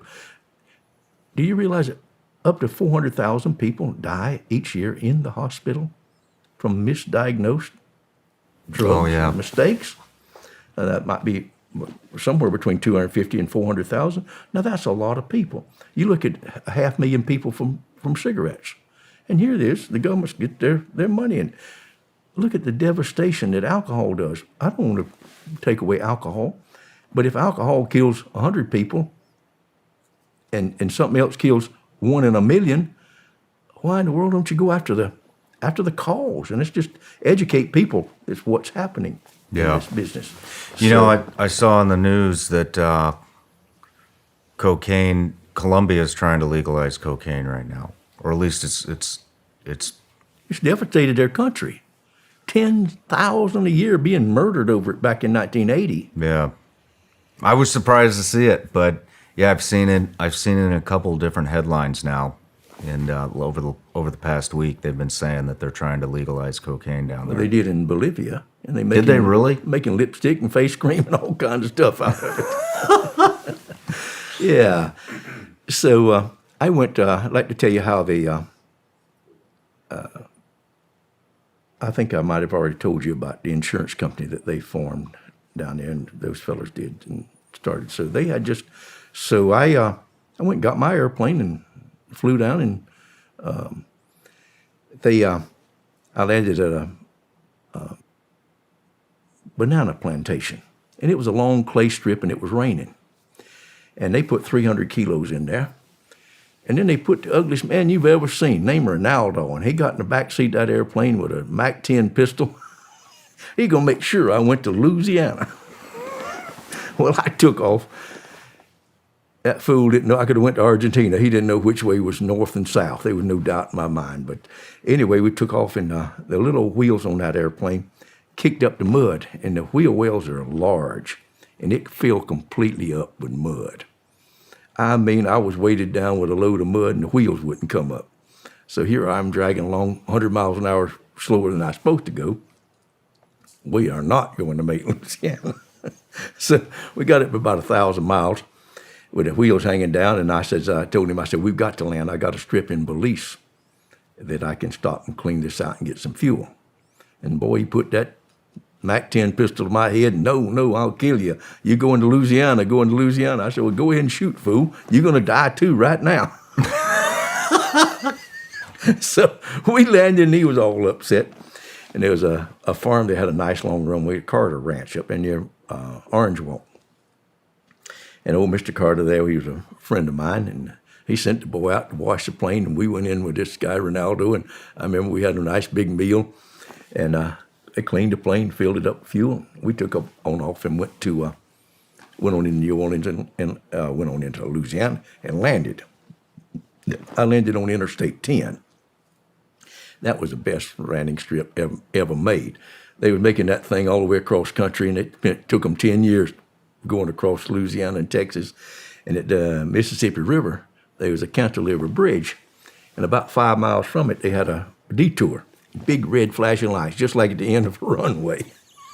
I'd come over those and land on that runway. It was 5 miles long. Holy cow. And had the guy there with a truck to unload me. How fast would it take to unload? 5 minutes, something. That's like it? Oh, yeah. So from wheels down to wheels back up, how much time? I would come in like a hawk. I mean, just silent and touch down. And then the truck would come out of the bushes, and we'd throw it in. And the truck would leave, and I'd give him plenty of time before I took off, because I'm going to make a lot of racket when I leave. And then I would go over and across the Lake Pontchartrain land, and then I'd get in a car and go back over there and scrub the tire marks out where that I had landed. Because I wanted to do it over and over again. I didn't want the police sitting there waiting on me. So you would be wheels down for a little bit? Yes, maybe 15 minutes till he got out of there. 15 minutes till he got out, then? Then I'd take off. And as soon as he got back on the freeway, I knew he'd be back on the freeway in 5-10 minutes. Okay. So as soon as he got back into traffic, I'd be all right, and I'd take off and make a lot of racket. And I did that all the way across Texas. I just landed at Interstate 10 as they built it. I had a big old truck when I was doing marijuana, and it was because Antiques Unlimited down the side, and halfway down the truck was packed with nice antiques. So you opened that back door, slid it up. The chairs and stuff would just try to fall out on you. We had bungee cords on them to hold them in. And then we had a wall built across there. I did it, and it was smell-proof. It was sealed right up to the top. And then underneath by the driveway, I had cut 4 boards out and made a plate on the floor. And then I had a rack over the top of it so the marijuana couldn't fall on it. And we'd get under there by that driveway and shove that stuff up in the truck. I could put 3 tons in the front part of that truck. Holy and haul it cow. all over the country. It didn't matter. We never even got stopped. But if you did get stopped, they're not going to unload all that furniture, not unless they already know. They're not just going to do it just as a normal stop. When would the payment happen? When They you wait land... on the cocaine, Yes. it would be about, marijuana and all was a week or 2. The cocaine was usually about 2 weeks. So after I did the first 300 load, I went back, and I said, it'll hold 500. No, senor, your good luck is 300. So they'd only put 300 on me. And so I was making, it was an 8-hour trip in a turboprop Aero Commander. I was making $1.5 million for an 8-hour trip. Oh, man. And I said, when do you want me to come back? We waiting on you, senor. Just anytime I wanted to land, there it was. Just, I could have gone every day. But they'd get up about $7 million they owed me, and I'd stop. I ain't going to go no more until you pay me. $7 million? That's all the credit I'd give them. Okay, so how many loads would you do in a month? later on, I did about one a week. So about One a 4. week. So making about $6 million. $6 million a month. Yeah. What are you doing with that money? Piling it up. Where do you put it? I buried it, and I bought farms with it, and I bought corn. I like buying rare corns. I bought the Brasher de Bloom, and right now that thing's worth over $10 million, about the size of a quarter. Wow. It was made for George Washington by a guy named Brasher. He was the architect for Washington, D.C. So those are valuable little coins. That was the best I did. And I bought land. I got into real estate investment. I had 21 oil wells. I bought airplanes and houses and mansions and anything else. But I always had to put them in other people's names. And guess what? That money just doesn't come back to you. You give suitcases or to some good investor, and it's just like it's got wings on it flying away. I never saw one come back. How much money, if you don't mind me asking, at the height of your career, how much money, what were you worth? What was your net worth? I remember $60 million. $60 million, what year? 1982. I wonder what the equivalent of $60 million today would be. Probably, I don't know, probably at least 2 times, double that. So probably 150 million, something like that, 200 million, I don't know. Well, I mean, a lot of things tripled with this new guy in office, so. But it don't buy anything. Yeah, right. But yeah, that would be interesting to know. $60 million. Did you trust anybody to manage it? I trusted everybody. You did? That was the mistake, huh? You can't. When Maury and I first went out to California, we got a job. We were still living with my sister for a few months, and so we got a job managing a 40-unit apartment building. This guy, Jack Tripp, was the nicest man, and he said, "Now, Roger and Maury, I got something to tell you now when you got this job. Just remember that people are no damn good, and give them a chance and they'll prove it." We thought, how awful. But after a lifetime in this business, I kind of think, Jack, I believe you knew something. He may have been onto something, huh? You give somebody $1 million and he's going to figure out every which way in the world not to ever give it back to you. Yeah. Particularly if you go to jail. Bye-bye. What was your most prized, other than the coin, what was your most prized investment? Wow. We had a couple of different homes in Santa Barbara. I bought a place up on Mission Ridge that was 16,000 square feet, counting the basement and all. And it was something. I mean, it was so pretty until it was just like, it was almost sickening. It was so pretty. And it had been owned by the Catholic Church after a while. It made back in early 1900s, 1900 to 1907. And that thing was something else, but it had been run down. It was really run down. And I went in, and the Catholic Church had it, and they had little cubicles in there for the nuns to live in, little cells. But they weren't even to the floor. They didn't even nail them down. And so I took those out and cleaned that floor and painted that place up and made it. And Franklin Delano Roosevelt had looked at it for the Western White House at one time. What? Yes, and so we lived there. And I just went up to the place the other day to knock on the door to see if they'd let me in. And I took some pictures of it. I'll show them to you. But that was a prized possession. I had to run off and leave that.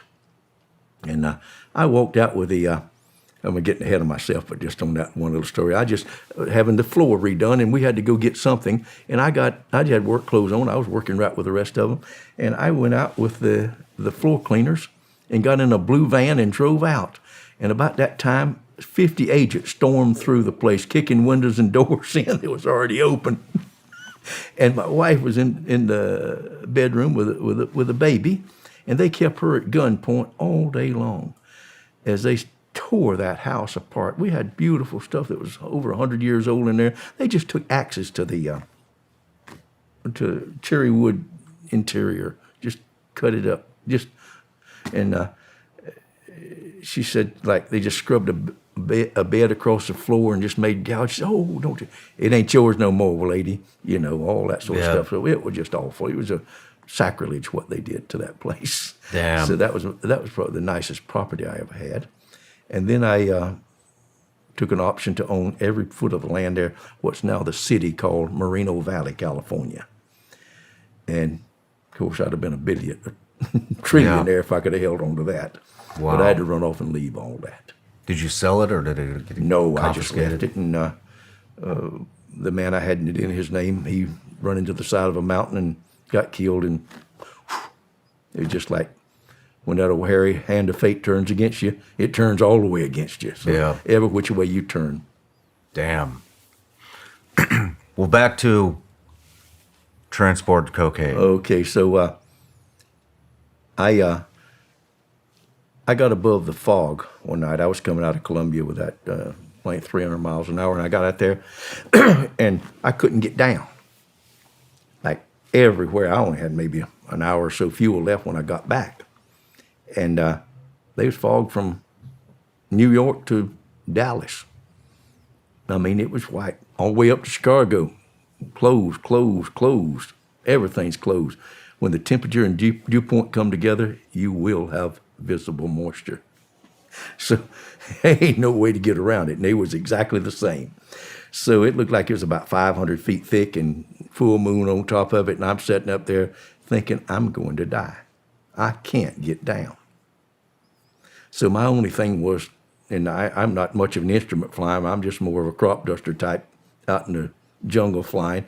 Anyhow, I had to go out. The only choice I had to save my life was to go out and come down the glide slope to New Orleans International Airport and land on the airport plane at night while the airport is closed. Oh, shit. I sat there on that runway all night long, got out. I bounced down. When I got down, there was enough visibility to see a little bit. So anyhow, I got it down. But to have that nervous to sit there all night, I sat there must have been about 12 hours. And the next morning, the sun came out, and I could see the sun through the fog, but you couldn't see 100 feet, 200 feet in front of you, if that. So anyway, I thought that security or anything might come around and check these runways out. And I'm sitting right in the middle. I was kind of off to one side. So I couldn't stand it any longer. It looked like it was breaking up a little bit, and I took off and I went across Lake Pontchartrain, just 30 miles away, and had a runway over there, St. Timothy Aviation. And I could see it through the broken fog, but it was still, I knew when I got in it, it was going to be blind. So I just got off the end of it. It wasn't that long of a runway. And I pulled the power and pushed the nose down, and when I got that thing stopped, I knew I was finished. I had enough money, and I says, all right. So the fellow I gave the cocaine to in Miami, Lito, the nicest fellow. And I just says, I'm it. Y'all pay me up, I'm through. Oh, no, Roger, no. Because they were making money by, when I give it to them, they was probably getting $1,000 a kilo or something from Escobar and them, so they had their whole organization. It was just like they was through. I'll back up a little bit and just tell you that how I got it from Louisiana to Miami, I had to deliver it to Miami. So I had two people going to automobile auctions there in Florida, around Orlando and Tampa, and they was buying 3 big LTD Fords or Marquis Mercurys because they had big trunks. And they put the air shocks on them, and they put these tires that couldn't go flat, and new hoses and fan belts. I said, I don't care if they look new, put new ones on there. We do not want this car to stop. So then you could only get 100 kilos in the trunk of those cars because it was so fluffy. And so I had drivers to drive it. And then the Colombians, I would give them the car. I'd sell it to them for $5,000. And they complained. I said, listen, man, you ain't going to get anybody else in the world that's going to get you cars that can't be traced with all the paperwork on it. It's in great shape. So then they really liked it. I said, I don't want that car going to your stash house and coming back to me. I don't know who's looking at you. So Good call. I suppose we bought hundreds of cars. So over the time that I worked with them. So anyhow, they really liked the car deal. So that was something that So they says, don't you know anybody? Anyway, so I had met Barry Seal. And I'll tell you how I met Barry. I was looking for a place of my own about halfway between Colombia and the United States. And so I went to Honduras. And I went to San Pedro Sula and took my wife and the children down there. And we went up into the mountains. There's a lake up there called Lake Azul. And it's really pretty, really, really wonderful place. And they have largemouth bass. And the largest largemouth bass was caught in Montgomery Lake, right close to my house, about 5 miles away. And they were some bigger than that washed up when they had an earthquake on that lake. And I like to fish. So I thought, no, that's pretty. So we went up and did look at a ranch, and it was just beautiful. So anyhow, my wife didn't want to live there, so we decided, we came on back, and our clothes was all muddy and dirty from being up on that ranch for a few days. And we put them into cleaners, and we had a reservation to fly back to New Orleans. So we went to the cleaners to get the clothes, and they said, oh, they're not ready. We'll have them in the morning. So our plane's like at 9 o'clock. So I tell my wife, you go to the airport and get on the plane because it'd be easier for me to get out standby. All the planes are full than it will be for all 4 of us. So I went to the cleaners and got the clothes, and there was a big stack of them all in their plastic. And I got a taxi driver, and I said, go faster, go faster. And I gave him $100 to go all the way faster, and he just blew the horn faster. And he'd go a bit faster. And we got to the airport, and I jumped out of the taxi and went around the building, and here's the brand new 727 taxiing out. And I waved to with all the clothes on my back, and I waved to the pilot, and he waves back. And then I see Mari's face in the cockpit. And so I see the front tire, he puts on the brake and it goes down, and he's laughing. And he puts the air stair out for me to get on. And then I come running for it, and he takes off like it's a hitchhiker.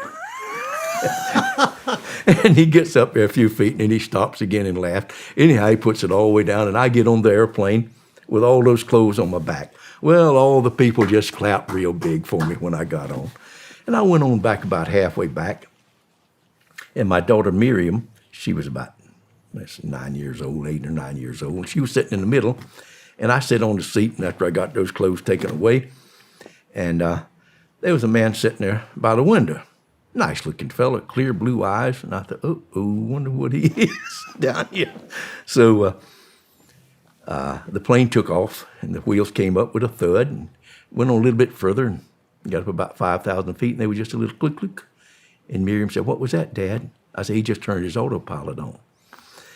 The fella reaches over, and he says, you fly these things, huh? And I got a few hours, mister. My name's Barry Seal. How you doing? No kidding. So I got talking to him. He said he just got out of jail that morning. I said, I bet you DEA trying to get me to talk. I ain't saying nothing. So we went on, and we got to be big buddies. He said he just got out of jail that morning. What was your initial impression? Did you think he was? I thought for sure he was some Fed? kind of government agent first. Yeah. And he just looked like, well, he was princely. He looked. Well, he wound up being one, kind of. Well, right? I know he wasn't. He probably was before that too. But he just had a princely look. He had a demanding presence. Nice looking fellow, and I didn't believe him a bit. But we talked flying and whatever. And he said he'd just gotten out of prison that morning. He'd got caught with 100 kilos of cocaine in Honduras, and they'd taken his airplane, and he just volunteered all that, right? well, we just talked. I reckon he did. On a So flight? We just on the flight over. Just a had light couple hours up there, conversation on the way home? To a couple hours. We had a nice chat across Miriam. So when he got out, I certainly didn't believe him. I thought he was just fishing for information from me. Well, there was 15 people or more, maybe 20, meeting him when he got out. There was old mother there, and there was a pretty wife and little children hanging on him and crying, and grabbing his by the leg, Daddy, Daddy, and this and that. And man, he had tears in his eyes, and it's like, that sucker's telling the truth. So I wrote my name on a little piece of paper, and I said, Barry, I may have some work for you, and come out and see me in Santa Barbara. So I went out to Santa Barbara, and he called, and he came out. And so I says, told him what I had. I said, I might have some work flying cocaine. Yes, sir. Would he be interested in it? I said, well, let me see if you can fly or not. So I took him out, and I had a 690 Aero Commander B, rather new. 1-3 Tango Victors, 13 TV. I bought it from Channel 13 in Los Angeles. And Barry took off with that thing, and I mean, he was an ace. I can get him from one place to another, but I'm no ace. I mean, he was like a aerobatic Blue Angel type flyer. Oh, wow. So he just wrung that thing out. And I told him, that's enough. He was upside down, backwards, sideways. I said, that's enough. He about me, had me sick. So anyhow, he said, let me show you something. So he cut both engines over the end runway, and he came in, and they called a flying leaf. Bob Hoover did them at shows, and come in just, irk. So I knew he could fly anything he wanted to. So I gave him a job, and he took off with my plane. He said he had it, that he had somebody in Mena, Arkansas that could tank it. So I came after a week or something. He called me and said, come to Baton Rouge. So I flew down there and stayed in his house in Baton Rouge and went out to the hangar. And that plane was professionally tanked. And all the way from the cabin back into where the luggage. And that thing would, I guess, would have probably went from Bolivia to Canada if we wanted to. Wow. So I hired him to fly, and I gave him $1,000 a kilo. So then then I said, hey, I got a guy, but let's put 500 kilos on there. So now then that's $2.5 million a load that we're getting. But I paid Barry the $1 million a load. So I was still making the same amount that I was before. But I said, no, I got this place in Louisiana, and I got the place on there. He said, no, man. He said, I'm not going to land anywhere except in Mena, Arkansas. Before we go into that, I just want to rewind. Yes. You meet this guy in San Pedro Sula, Yes. Honduras. You land, and a couple weeks later, he's in Santa Barbara. You're verifying that he can fly. He's doing somersaults, flying upside down, doing all the tricks. Did you ask him, hey, where'd you learn how to do this shit? No. You didn't? I don't think. No, I know I didn't. He You could didn't? do it, so I didn't care where he learned. You didn't care? No, he could do it. Okay. I can do most all that stuff, but I ain't no aerobatic pilot like that. So, All right. So it was just normal. But he was exceptional. He was as good as any Blue Angel pilot out there. Did you ask if he was military or if he flew for anybody before? No, he told me that he had been a 747 captain with Trans World Airlines, and that he had got in trouble over a load to, I believe, a DC-6, a DC-7, taking explosives to the Cuban Contras, and he lost his job over that. So he was a sport. All right. So you're already my friend now with what you've done. Yeah. So so anyhow, where were we? I went to his house and stayed with him. He's not going to land anywhere but Arkansas. That's right, because he said it's paid off all the way to the top. But it's going to cost you $50,000 every time my wheels land. What are you talking about? He says, I can't get caught in Mena, Arkansas. And later on, whenever I would, he was working with, he had CIA connections. I don't know where he'd flown with. And also, Bill Clinton was the strongman or the governor there. So I'm not saying nothing more about that. I hear that they call it Arkansas up there instead of homicide. And plus, I don't know anything. I never met those gentlemen. I didn't fool with it. That was Barry's end of the story. But anybody wants to look, just read about what happened in Mena, Arkansas. And that movie that they made that they called America Made was written as Mena. And when Hillary was running for president, the Democratic Party stopped it. And even the director quit. And they changed part of the script, and they changed the name to America Made. The whole thing's about Mena, Arkansas, and Bill Clinton and a couple of boys that got killed on the railroad track and put up there by the sheriff to get chopped up. And they some some stories there. They got Clinton. They claim it is him. I'm glad I didn't meet him. Looked like he was on a plane somewhere that he shouldn't have been here recently, too. Yep. He's got a couple paintings down there, too, from what I hear. Yeah, and his brother Roger got caught with some cocaine, and he pardoned him, but he didn't pardon me. And Roger Clinton says that Bill's nose was like a vacuum cleaner in that cocaine pile. But he didn't inhale. That's just a good thing. Hey. Our presidents are just such fine people sometimes. There are some very trustworthy individuals, aren't they? They'll put you in prison. He went in and he raised the penalty for crack cocaine 100 times. Just political prostitutes is all they are. Yeah. That's the word for them. I like that. I'm going to use that. So Barry was tied in with the Clintons, the CIA, and he had free reign to land wherever he wants. He's not going to get caught in Arkansas. Absolutely. So it was a little far to go up to Mina, so I talked to Escobar and them, and they said, well, that's no problem. So I landed there myself to do a load, and they put a fella named Benjamin, Ben, in the plane with me, and we went up to a landing strip there in Nicaragua. And I met the generals and all that, and they said, you land right here. Just come in, don't say a thing on the radio, just land anytime you want to, and we'll refuel you, and you get food, whatever you want. We'll wash your windshield, you'll be on your way. So how do you make these connections? I didn't make them. Ocho and Escobar. They're just giving you direction. Hey, you need to go to this spot. And so that man flew with me up there to introduce me, and he went back and got killed in a helicopter crash. Real nice fellow down in Colombia. A lot of people died in this business. I'm telling you, I'm one of the only people I know still alive. So I'm blessed. A lot of accidents happen, huh?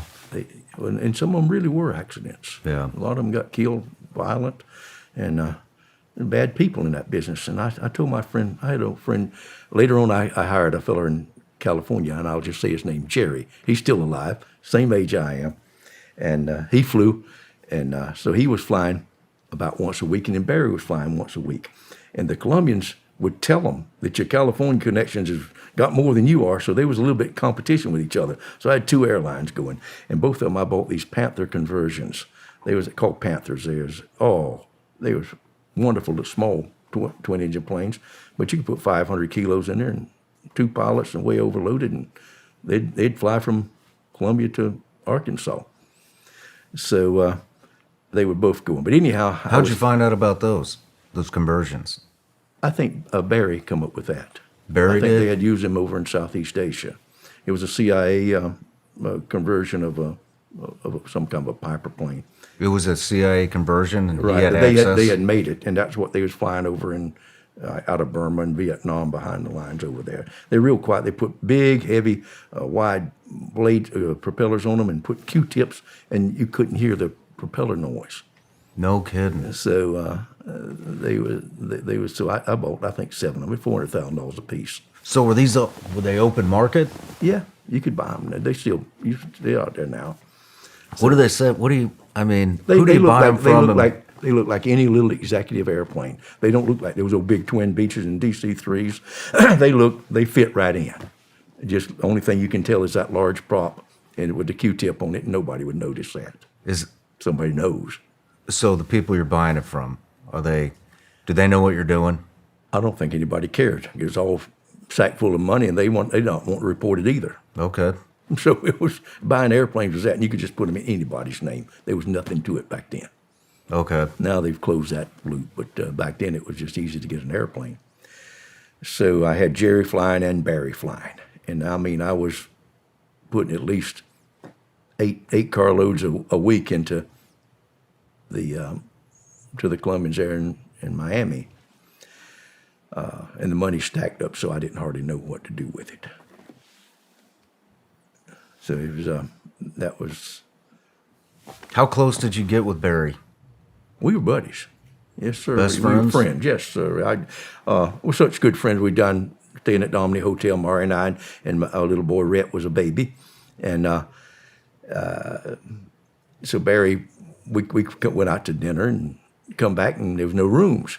I wish, so Barry, come up and stay in our room. We had big 2 queen-size beds up there. And so Barry come in there and stripped down to his polka dot undershorts and his T-shirt. He put the baby up on his belly and gave him the bottle. Ain't that good, Rat? Yum, yum, yum, yum. So we could spend the night in the same room with each other. So that's what kind of friends we were. So you built a lot of trust. 100%. No way I didn't trust that man with my life. How long was your guys' relationship? About 2 years. So, Barry did exactly what he said he would do. I mean, just right on. But he was a stickler for his money. He wouldn't fly again until he got paid. So, and he would bellyache in a kind of joking way, but he wanted his money. I don't blame him. And no way, he wouldn't do another load till he got paid. So I owed him $1 million, so I got it in a nice big box. And I got, there's a store I saw, these Stay Free mini pads, ladies' feminine napkin. And I put them inside of it and put a big pink bow on it and tied it up for him. He opened that up. He thought it was so funny. He put those things on his mantelpiece. They stayed up there as long as he lived. Yes, I love Barry. He was a friend of mine. I don't have many friends in life that was real good friends, but Barry was a good friend of mine. So Were you guys ever flying together? No, Always separate? just separate. I flew a few times. We're just going somewhere, but nothing to do. Not working? No working, no. Is there a reason for that, or just too busy? I didn't need anybody to fly with me. If anybody ever fly with me gets scared, it's contagious. Gotcha. I'm not scared by myself. I've had some people really scare me on airplanes, crying, we're going to die. It's been particularly up in Alaska, up in an ice storm I got into one time. So on something like that, no, I don't need anybody at all. Okay. Well, how does it develop with Barry? It just developed into a friendship, and he'd get his money and go about his business. And I moved down to Key Biscayne, Florida, where I was closer to the people, and I was the only one to meet those people. And the guy was Lito, was his name, and I would stay at some Cuban shop and sandwich shop in line, and we'd meet, and I'd tell him where to meet me, and I'd point out the cars where they were parked, and so that was how we did it. There was no talking, no phone calls, nothing, just straight out. Here's the keys. And so anyway, I'll regress here a little bit in that. Whenever Barry wanted the Panthers, then I had that Aero Commander that I thought it might be kind of hot, so I had parked it in a place in Toucan Airport down in Jamaica. So I don't know why I wanted to sell that thing for $500,000, making more than that a day almost. But I wanted to get rid of it, something to do, so I flew down with a broker from San Antonio, Texas. And so we went out and washed the airplane and took the tanks out and put the seats back in it. And we took off. And just the time we got to the end of the runway before that airplane went to turn in a circle, it scared the living daylights out of me. What in the world? I thought that plane had got bent. A truck's hit this thing. We ain't going to be able to land it. And we spiraling up, going up. That thing's got a lot of power. Spiraling up in circles. Well, anyway, he's up here fooling with the trim tab, and somebody had set in that airplane and just fooled the trim tab for the trim. And one of them little things that's just benign on your checklist, and neither one of us noticed it. And it had trimmed over, and it's got that plane flying in circles. Got that thing straightened out, but my knees was knocking. So we landed and went back to the Pegasus Hotel after our brush with death. And we had ordered drinks out on the patio. There was a table there over away, and there was a grandma, and there was mom and dad and two pretty girls in kind of like evening party dresses. Pretty girls. And so they was having a hard time. They was speaking Spanish, and they couldn't make the black waiter from Jamaica understand what they wanted. So I went over to the table, and I said, I speak a little Spanish. Could I help you? Oh, please. And so I told the waiter what they wanted. And then they asked us, come sit with us. So we moved over and set this table on the balcony with them.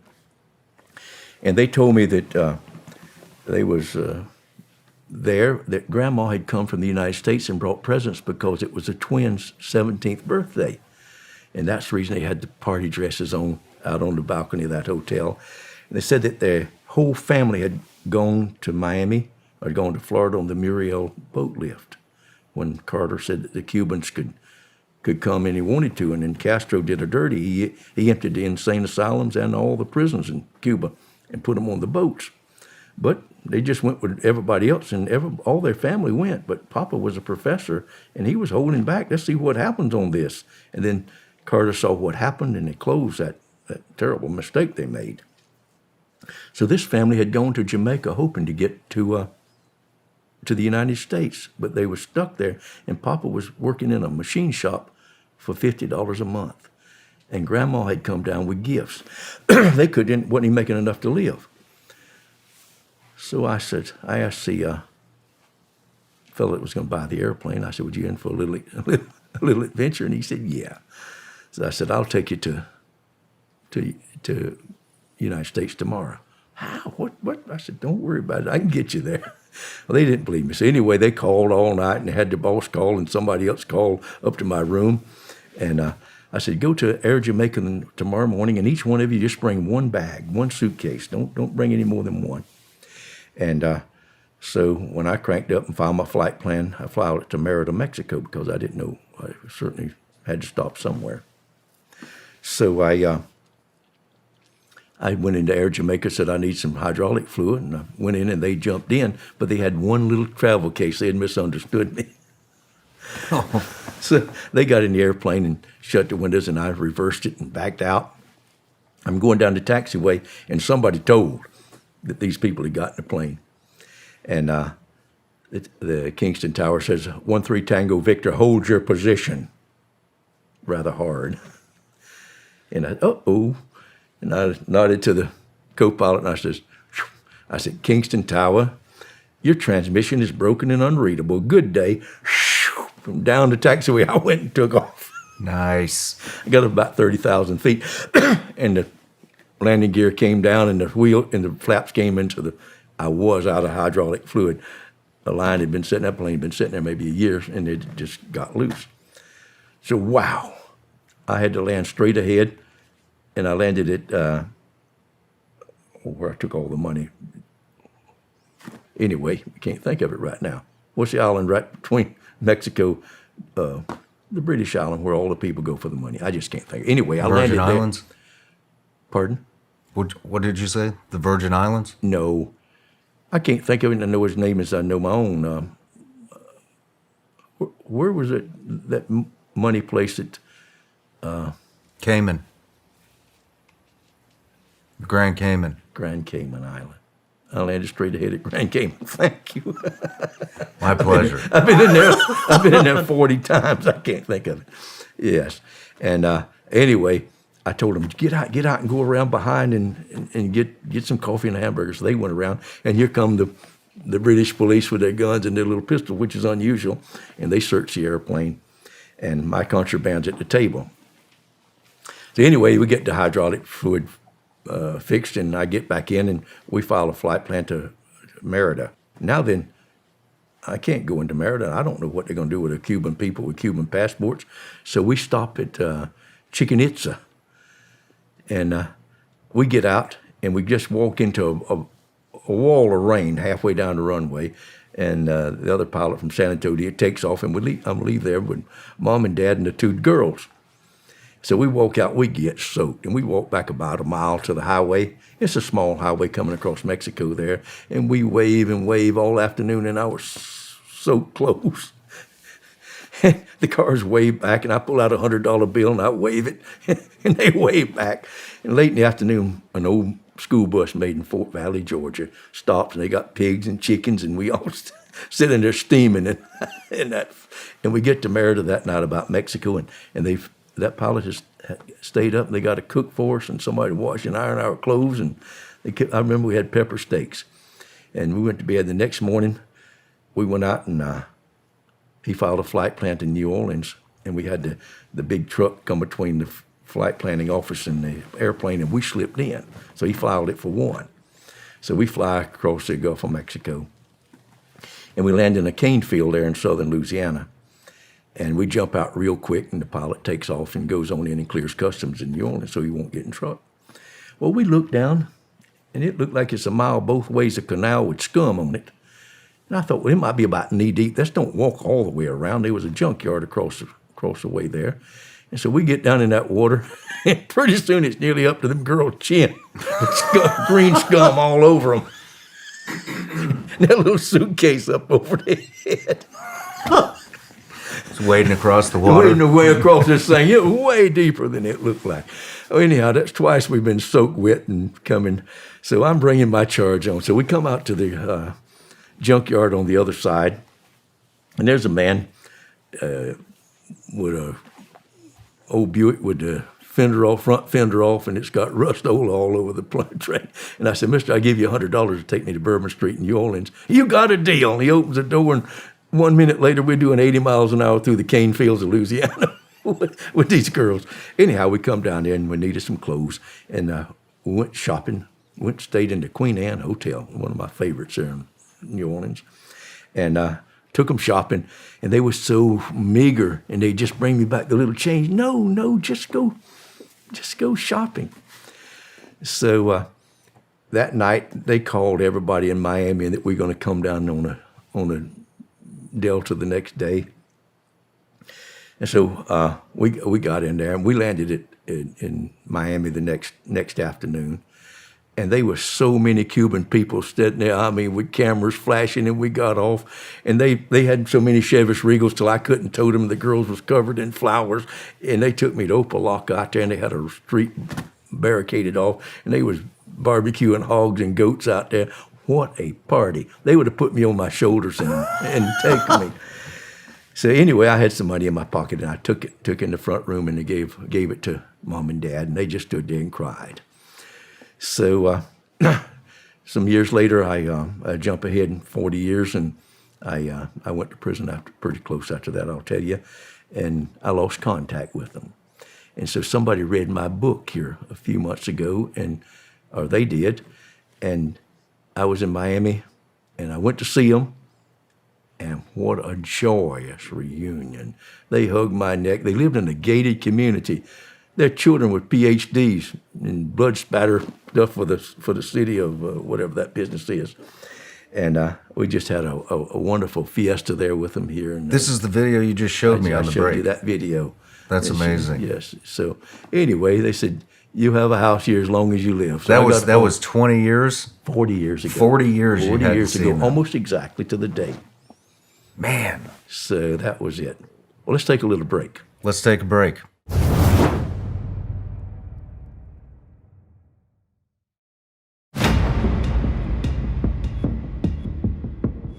To solemnly swear that the testimony... Amid fresh reports of reckless behavior by Blackwater in Iraq, Blackwater's CEO, Eric Prince, made no apologies to a congressional investigating committee. I disagree with the assertion that they acted like cowboys. And it says 3 senators, Joe Biden, Chuck Hagel, and John Kerry, the future Vice President, Secretary of Defense, and Secretary of State, respectively, posed while waiting for Blackwater rescue. Their U.S. Army helicopter got lost in a blinding snowstorm and set down in Taliban territory on the side of a mountain. Do not ever discount the Iranian influence on the Biden-Obama administration then, as there is now.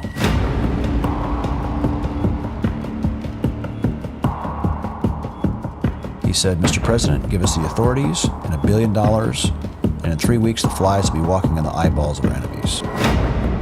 Prince said his employees act with restraint and professionalism. He boasted that none of the U.S. diplomats he is paid to protect have been killed or wounded. It was a great honor that they turned to us, because it was a very important mission, right? Because the CIA is the ones who made that victory possible for the United States. We've had a better response from Blackwater than we have from the State Department. We fought back on all fronts. The one place that they had us over a barrel was in the State Department. Witnesses say the two SUVs were ambushed as they drove through town. Another convoy of guys that got ambushed and shot up on the Baghdad highway. The contractors worked for Blackwater Security, a company that protects coalition personnel. Knowing that the clowns at the State Department and the Obama administration did everything they could to block a program like that, because it's not something they directly controlled, it is such a mess. It is such a fetid swamp. Trump was right to call it a swamp. It is.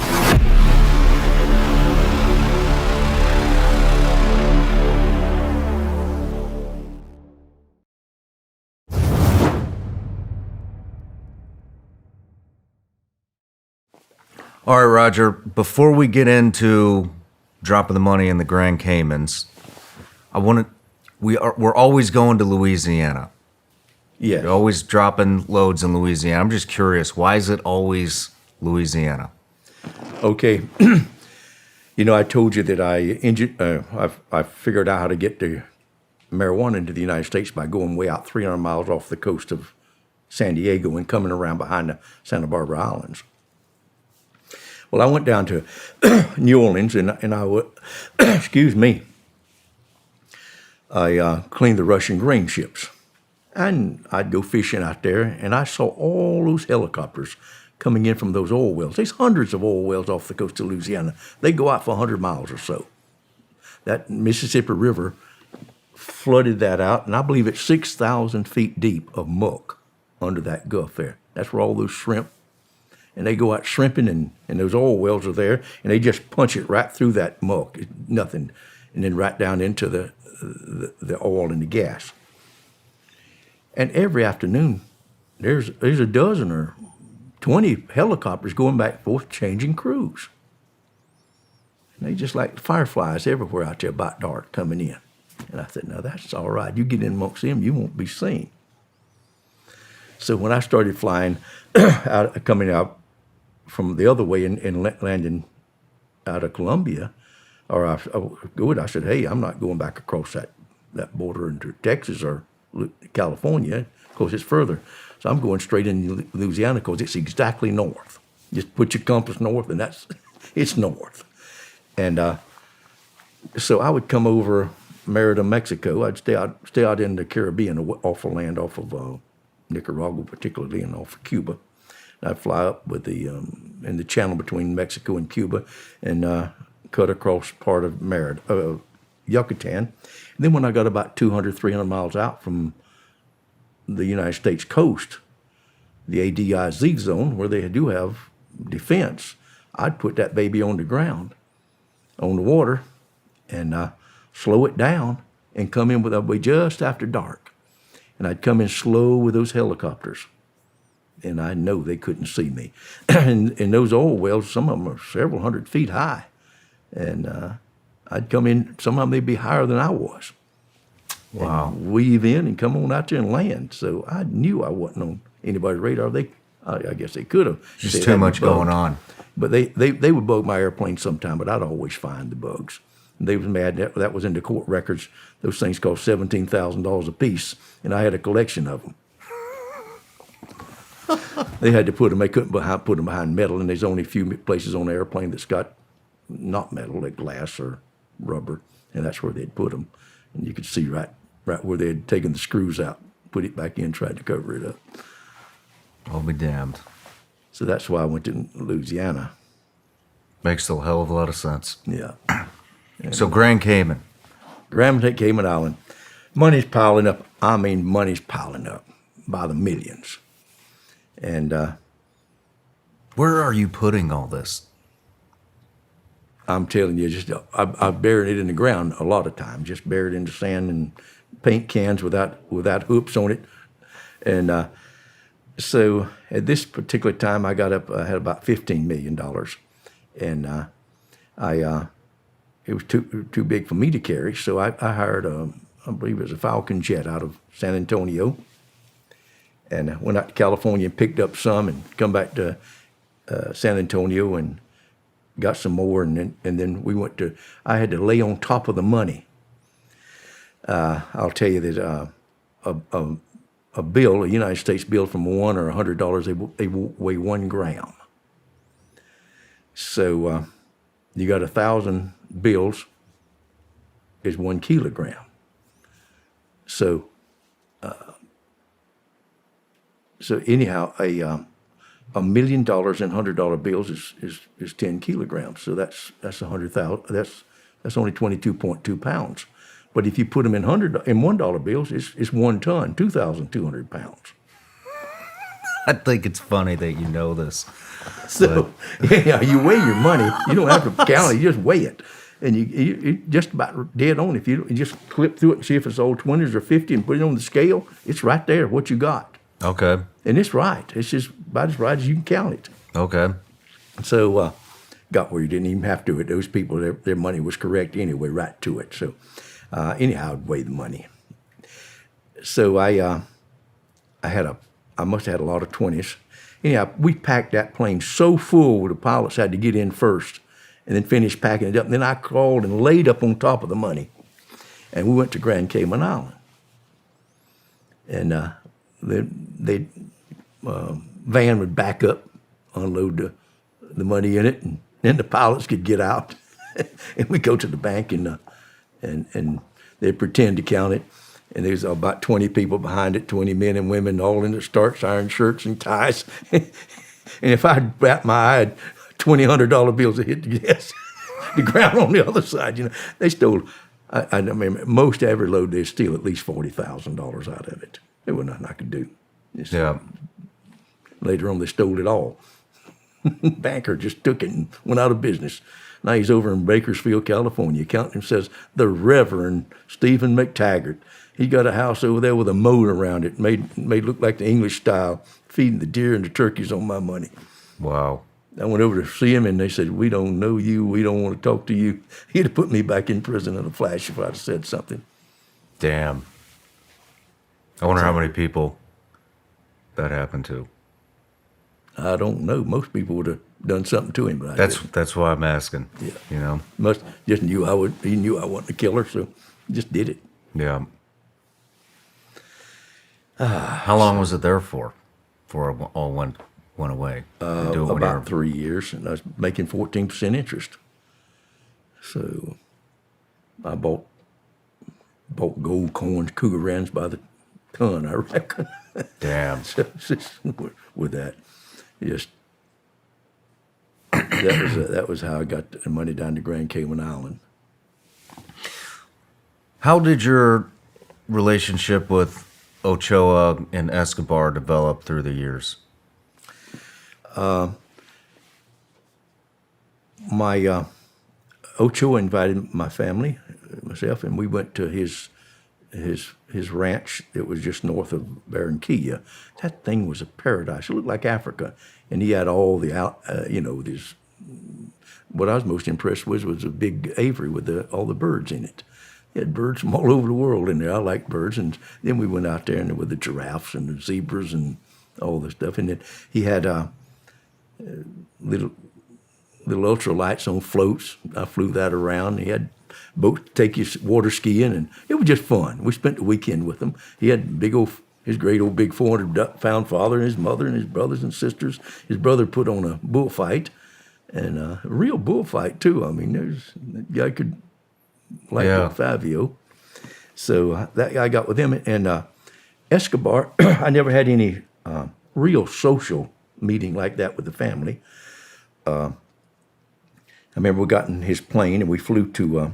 He must have had a lot of farm, but he had bought someplace or come across it, and it was just a regular place and house. We had some coffee there, and he asked me, "You ride motorcycle?" Yeah, I ride motorcycle. So they had these dirt bikes out there. And I think, so I boom, there's 4 or 5 of them ready to go. And I just took off, and there's a little ditch out there about knee deep and about that wide. And my front field failed in there, and I went skidding across that grass. They knew I was going to do it. It was like a trap. It was a setup. It was a setup, of course it was. So we rode around the motorcycles a while, and then we got on horses. And he wanted to know if he had a machine gun pistol. You know how to use this? Yeah. Never seen one before, but I hung on my shoulder. So we rounded up some cows and bunks of stumps and stuff and pretended like we cowboys, and went on back and flew on back to Medellin. And so that was one time with him. And when you're around these guys, what's their entourage look like? Is it you and them alone? Is it 50 guards around them? Ochoa had one pistolero, kind of a stout fella. I bet he was a crack shot though, and that was only one. When he was driving, whatever, I went with him sometime, and went to a funeral with him, and but Escobar had several bodyguards. Did he? He was wherever we went with him. There was about 3 or 4 fellas there that was well armed. So, but you didn't see it. It was just like a bunch of. You just knew they were around. Well, they were there for sure. They was there, and they were there to protect him because I suppose he'd killed a bunch of people. He's a murderer. Yeah. And so I only met him, I guess, 4 times. But I went down there one time and saw him, and I said, "Listen, man, that runway is just too short in the jungle. We're having trouble getting off there." Next time the boys went down there, they said it looked like L.A. International. They cleaned the jungle down. They had bulldozers down there and all clay, and it was smooth, 5,000 feet. So he got it done if you ask him to do something.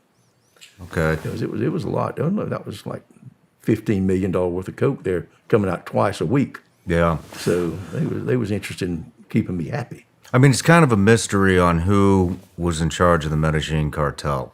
There was no leader. I suppose that the only ones that I ever knew was Pablo and Jorge. Okay. And Jorge was the one that was my handler, let's say. And I know, because they was right there next door, and I knew the cocaine come in. There would be, I believe, 25 kilos in a duffel bag, and the duffel bag would have a lock on it, and they would be what the people used to brand their steers or their animals with. It would look like brands on those duffel bags. Okay. 3 rattlesnakes or 3 X's or whatever that they had. And I kind of learned, so I know that Ochoa was shipping a lot more than Escobar was. Was he? Yes, there was 3 of them. There was 3 brothers and the old man, and I don't know, but they were, for my opinion, they were a lot bigger. But each one of them was individual. And I told you about how it was an insurance company with the $10,000 guaranteed it. Yes, so that was why they had so much of it. That they just, whoever they wanted to coming out of the jungle. So I'm curious about the structure of the Medellín Cartel. Is the Medellín Cartel like an umbrella company, and then you have Jorge Ochoa and Pablo Escobar as subsidiary companies? No, there was nothing kind of like partners? that. It was just individual people, just like you and I, and Tim over there, and we come and says, "All right, we got enough money, we big enough. Let's make this. We got this organization. They call it a cartel. We got a loose agreement that we will. The people of Colombia, you give us your cocaine, and we will ship it for you for $10,000 a kilo. Now they become just a shipping agent. Now they paid me $5,000 to carry it, so they made $5,000 just receiving it from the little people, 10 kilos, 100 kilos. Putting it in my airplane, and then their people in Miami, they had a lot of safe houses and. No kidding. So essentially, at this time, the Medellín Cartel is essentially just a illegal logistics company. A shipping outfit. They just 5 guys got together and said, "Listen, we got enough money. Let's stop this killing. 10,000 people a year are killed right here in Medellin over this cocaine. Let's stop that. We no reason anybody kill anybody else ever again." So they did that to stop the violence. To stop the violence, and plus they got and make a shit ton $1 billion of money out of it. Yeah. Listen, we're making $5,000 every time you bring us one, and all we got to do is put it in Roger's airplane, and he gives it to my man Lito in Miami. Yeah. Lito gives it to whoever they tell him to give it to. That's it. Well, then it developed into more than that because they started killing everybody. Well, Ochoa, I don't believe, ever got into it. I think they might have had Barry Seal killed, but other than that, Escobar was a killer. Nobody else, the rest of the fellows didn't. They had, the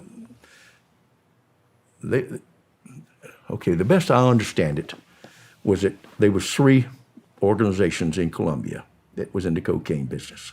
The military was one. They weren't as big, and then they had the FARC guerrillas that owned a third or maybe almost half of the country, particularly all the Amazon area, and they were the growers. And plus, the people from Bolivia and Peru were shipping their base up because they could get the ether up there to manufacture it.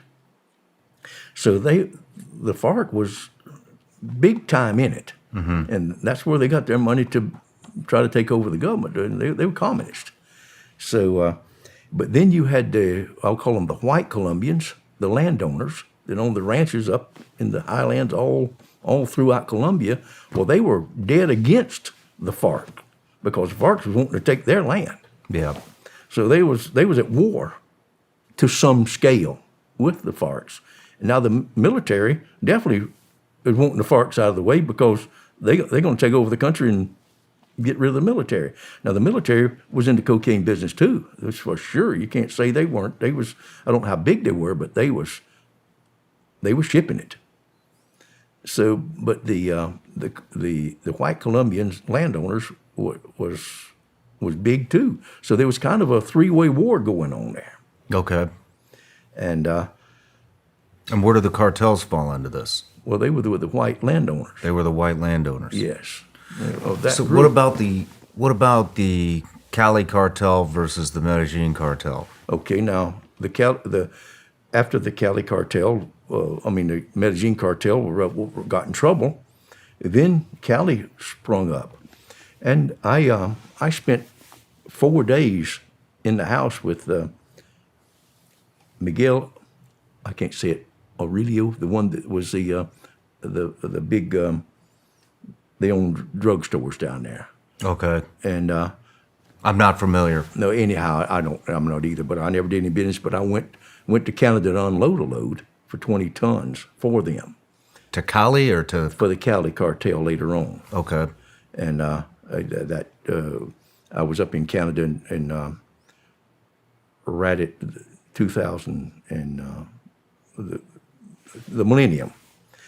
And so I was waiting on the boat to come. I had a big boat to go out and meet it, and 2 big dump trucks to put it in, and all that. And I was going to make $40 million for one night's work. So $40 million. They paid me $2,000 a kilo to unload this ship. It was a big boat coming out of Lima, a big container ship, and one of the containers was going to be on the back, and they had a big rope, and every 6 feet or so was a hook with 20 kilos of marijuana of cocaine to it, all in waterproof bags, and it would be string out a mile. And then I had a salmon boat with a reel on it to reel that in and put it in the fish hole.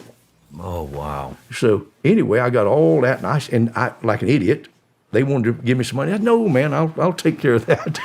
Well, I called my friend down there, Mario, where's the boat? We ready, we're waiting. He said, Layla Leticia, read the newspaper. So I went and got a newspaper.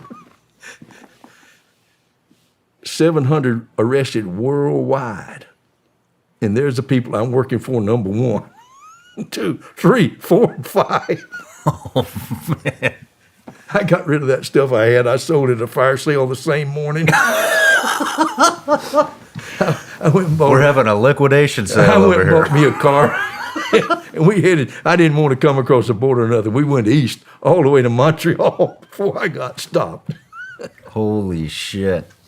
That's how close I came to it. Wow.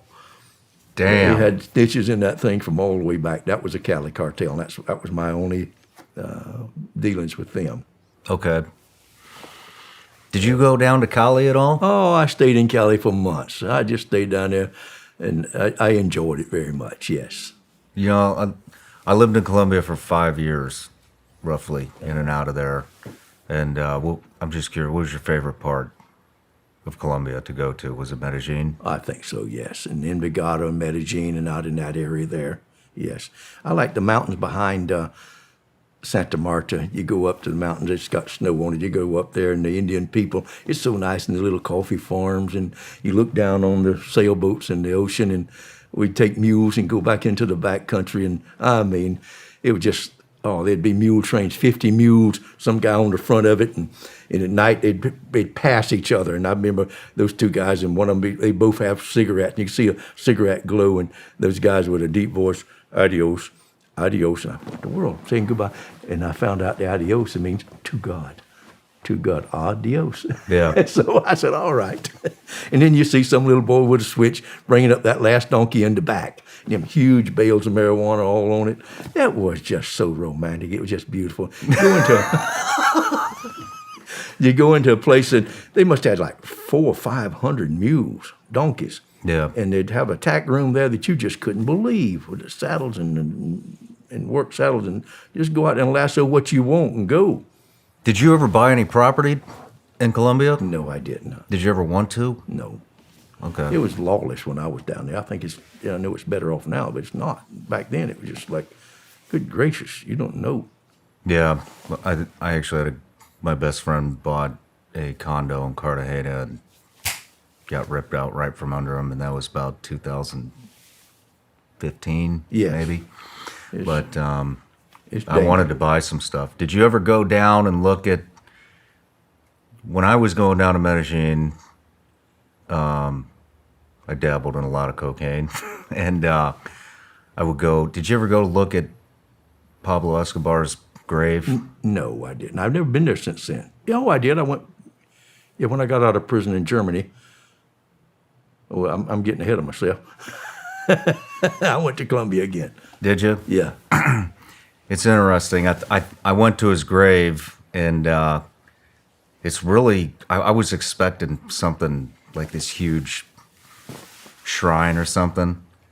And it's just a little, I'll put a picture up on it right now, but it's just a little tombstone, just a little headstone. Doesn't even come out of the ground. And his family's buried next to him. And on one side of this cemetery is all the mafiosos.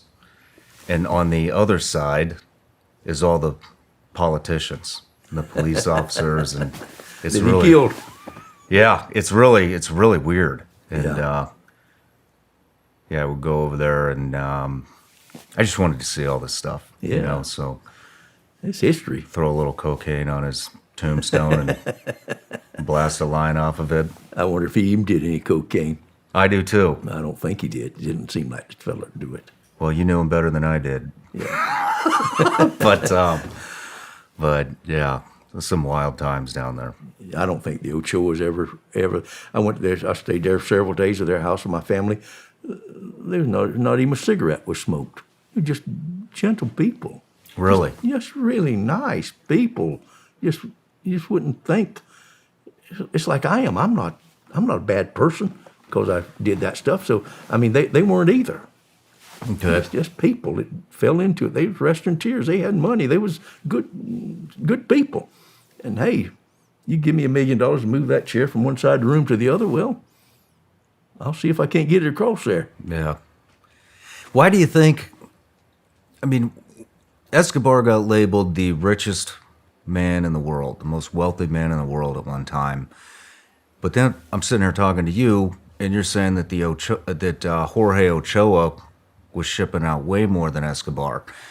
Do you think that Jorge just didn't give a shit about being in the limelight, and maybe he didn't Escobar? want it all. And when they built that prison, he stayed in the prison. Like, lay down, Escobar, lay down. He was. He wanted in the limelight. He was going to be in it, I reckon. But when I met him, he didn't seem like. But later on, I mean, I'm sorry I ever knew him. I'm sorry I ever shook his hand. He's an evil man. I mean, somebody blew an airline. Yeah. And kill all those people. I mean, I can understand in war, you're fighting somebody, kill them, but just to kill babies and women and children, just airplane full of people flying along and just get blown out of the sky. Yeah. They ain't no place in hell hot enough for him. They have tours now in Medellin where you can go and they give you the tour on all the government buildings that he's blown up and all the church, all the stuff. You know, it was awful. Went to the, there's a church where all the sicarios or the assassins go to pray before they do their hits. It's still a very interesting culture down there if you could dig in. It's satanic, diabolical. Same thing with Putin right now doing over what he's doing. What are these people? What in the world gets in their mind to do something like that, to kill all these wonderful innocent people? Yeah. Or kill them anybody, whether they're innocent or not. That just take lives is just precious. It's just no way. Yeah. So, when you were involved with the Medellín Cartel and doing transportation for them, did you see the violence start to develop? I didn't ever see any violence. Any violence. Or hear about it, I mean? Well, I told you about the blood spattering on me when somebody shot the dog and shot the man. But even in Miami became... yes. But Miami was a war zone in the 80s. I was living there when they shut up that liquor store down there. But you had to know that all this was centered around cocaine. Of course it was. And Miami was just thriving on it. It was just... But it just seemed like if when we was in Vietnam, you're in a war out there, but you're not in Vietnam, you don't see it.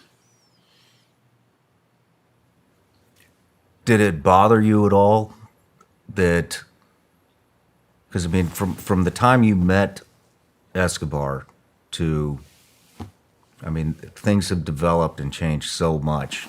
You know, were you glad you weren't dealing with Escobar? Were you glad you were dealing with Ochoa? Did it bother you how much violence was starting to pop up about, because of drugs? I didn't know much about any violence, and I didn't feel it or I didn't see anything. With me, landing an airplane and getting the windshield wiped and putting the gas in it and throw that stuff in there and taking off and flying back and getting it out of the airplane, it was just like I was worried more about getting caught with a DEA and those planes that was out there with me, and I wasn't even thinking about those people down there. Well, they had that covered. Okay. So he landed in Nicaragua, the generals there and everybody there, and just like, it was all, I would have been hauling corn. Nobody cared. It was just like, this is money. And I didn't see any violence. And I mean, as far as cocaine at that time, it was not killing anybody. Not that I've ever heard of. Now, people say that it did, and people may have a heart attack from it making the heart go too fast. But I don't. Now I understand with the crack and stuff they put it with it to kill you. But pure cocaine is, from what I understand, is not all that bad for you. And plus, it was just rich people doing it. And I was a hero for bringing it to them. So it was just. And then later on, it did completely change, but I was in prison during those years. At some point, and I'm not sure where this fits in with your story, you moved to a 130-foot yacht, I believe. Yes. I don't know which one you're talking about. Well, there we go. You moved 100 tons of cocaine. Oh, no, that was way, way later. Don't skip that. Let's go on 20 more. Okay. Get some years in front. I did, I took an 80-foot sailboat and went around the world and got 3.5 tons of hashish. Did I tell you about that? And took it into Canada, went around from Pakistan. And then I think I mentioned that. And then I bought a 125-foot Coast Guard cutter and was going to take it to Thailand to get a load and bring it back. And the crew abandoned it in Kauai Harbor. They got scared. And I found out from the newspaper that a mystery ship abandoned Kauai Harbor and dragging and hippies had gone over there and claimed it for salvage. And we went over there, and it took a month or two to get that thing straightened out. They had stolen every piece of brass off of it, all the instruments out of it, and sold it. That was a crew. Thank you, Paul Ray. Paul Ray Gibson, Panhandle of Florida, did that to me. So I've had some. So anyhow, that was that one. That was the two that I hauled. You were on the boat from Pakistan, correct? Yes. How long did that take? It took several months. What are you doing on there how did you stay awake? Just There's kidding. 4 of us. I'm just kidding. And You're shipping a thing of cocaine. I'm asking you how to stay away. I like country music, and the other 3 was rockers. So anyhow, I think I had, some of my stuff, Hank Williams, and I'm missing a Hank Williams tape. They've thrown it overboard. So I throw 2 of theirs overboard. And by the time we got to Gibraltar, they wasn't a tape on that boat. There was 4 of you. Yes, We didn't know what we were doing. I went and took a 8 tracks and plugged it in and learned to navigate celestial. So I'm a celestial navigator. Incredible. Incredible. I got us around the world. Well, let's fill in the blanks then before we hit the 130-foot yacht. All right. Yes, there's a lot of them. I can't even, oh, yes. All right. I took another load of money down to the Grand Cayman Island, and I decided I'd just fly back commercially. And I had the little receipt for how many millions of dollars I had in my pocket. And I got to Miami, and there was a warrant for my arrest, and they took me in a little office and said, you've been arrested, and it's from L.A. And I thought, was that Los Angeles or Louisiana? And I didn't think too much about it. I hadn't done anything. I hadn't been caught doing nothing. I hadn't done nothing in a while. So anyway, they took me in back in the customs thing and said yes. And so I went into the bathroom and I got rid of that receipt for that $15 million or whatever it was, flushed it. And they took me to jail, and I found out I was charged with continuing criminal enterprise, which carries up to life without parole for marijuana importation. And I was number 41 person in the United States to ever be charged with that terrible crime. John Gotti was number 42, and he died in there. Most of them do die. They get charged with that. I said, what do you mean? What's it, 848, Title 21? Well, you have to be organized 3 different organizations with 5 people or more. I said, I've never done that. I said, who was the mechanic on your airplanes? Who gassed it up? Who put the marijuana in there? Who unloaded it? Who sold it? We can think of a dozen. It's in that chain that you were responsible for. Wow. So I hired Albert Krieger, I guess the smartest and best lawyer I've ever heard of. And my bail was $5 million. $5 million. And I had it near about back pocket money, but it called nebulous hearing, and you had to prove where it come from. Well, I'm not getting out of jail no time soon. So anyway, I give up my property. I give up millions and millions of dollars to the government and pay the cost of prosecution, whatever else they wanted. So I wound up with 35 years, with a 5-year sentence and 30 years special parole probation. Mr. Reaves, and the prosecutor got up there, Lane Phillips, and had a hole in his shoe, and he's preaching. Your Honor, Mr. Reaves is not a drug dealer. Oh, he was like he was a movie star. And I know he practiced this in the mirror. Your Honor, Mr. Reaves is not a drug smuggler. Your Honor, Mr. Reaves is a drug industrialist with a fleet of planes and a navy of ships at his disposal. He spanned the globe for 3 decades with his death and destruction. We asked for nothing but a life sentence. The little judge gave me 35 years, and I think he was on my side, but he had to go along with what the prosecution, so anyhow. And then he gave me 30 years of probation and pay the cost of prosecution. And so I wound up, and I had to do 2 years, a little over 2 years on that 5 years. So I went to prison, and oh boy, I was down at Terminal Island, and I was in, rather interesting that John DeLorean came in on cocaine charges, and he was in the cell next to me. And Mari's pretty woman, 39 years old with a baby, and she came in and we had a new Mercedes, and John DeLorean's wife, what was her name, Christine Ferrari, they had similar features, and she had a Mercedes just like we had. So when my wife would come to the jail, the helicopter would flock on her. All the news people would get out. Anyhow, they got the wrong beauty. Anyway, I got to be friends with John DeLorean, and so I saw him with those lawyers coming from New York with the shark skin suits on, and he didn't know what to do, and neither did I. So I said, John, I don't know, and I wouldn't advise nobody on the lawyer. But when we go to trial, when we go to court, that judge, I got my lawyer from Florida, paying him big money, but we got a little lawyer named Howard Weitzman that for $10,000, he's the lawyer for local attorney that we have to use to go. And the judge says, how you doing, Howard? How's the wife and the young'uns and that dog have puppies yet? And I said, man, they get along fine. I said, if I had anything, I'd get rid of that big lawyer and get that little lawyer. And he said, well, you introduced me to him. And I said, yes. So I called Howard up, and he got John DeLorean as his lawyer, and they won that case, the biggest entrapment case ever in history, where the DEA had tried to entrap DeLorean. He didn't know anything about it. They just put him in a room with a lot of cameras all hidden. This stuff is more valuable than gold, isn't it? How many kilos can I have to have? 100? I mean, why? You could get 100. He won.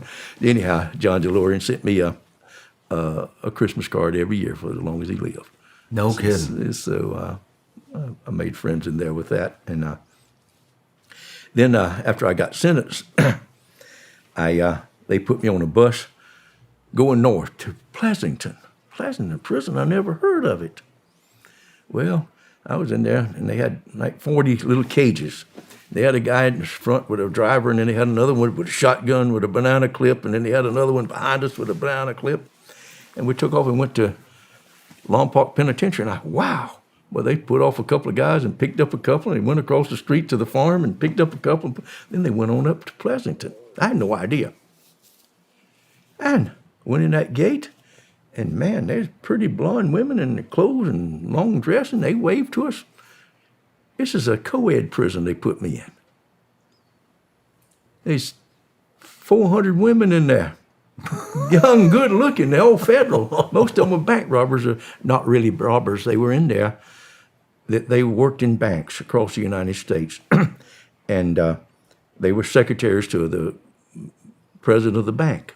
Well, they had boyfriends or husbands that needed a loan to build a house for $400,000, so they signed the president's name.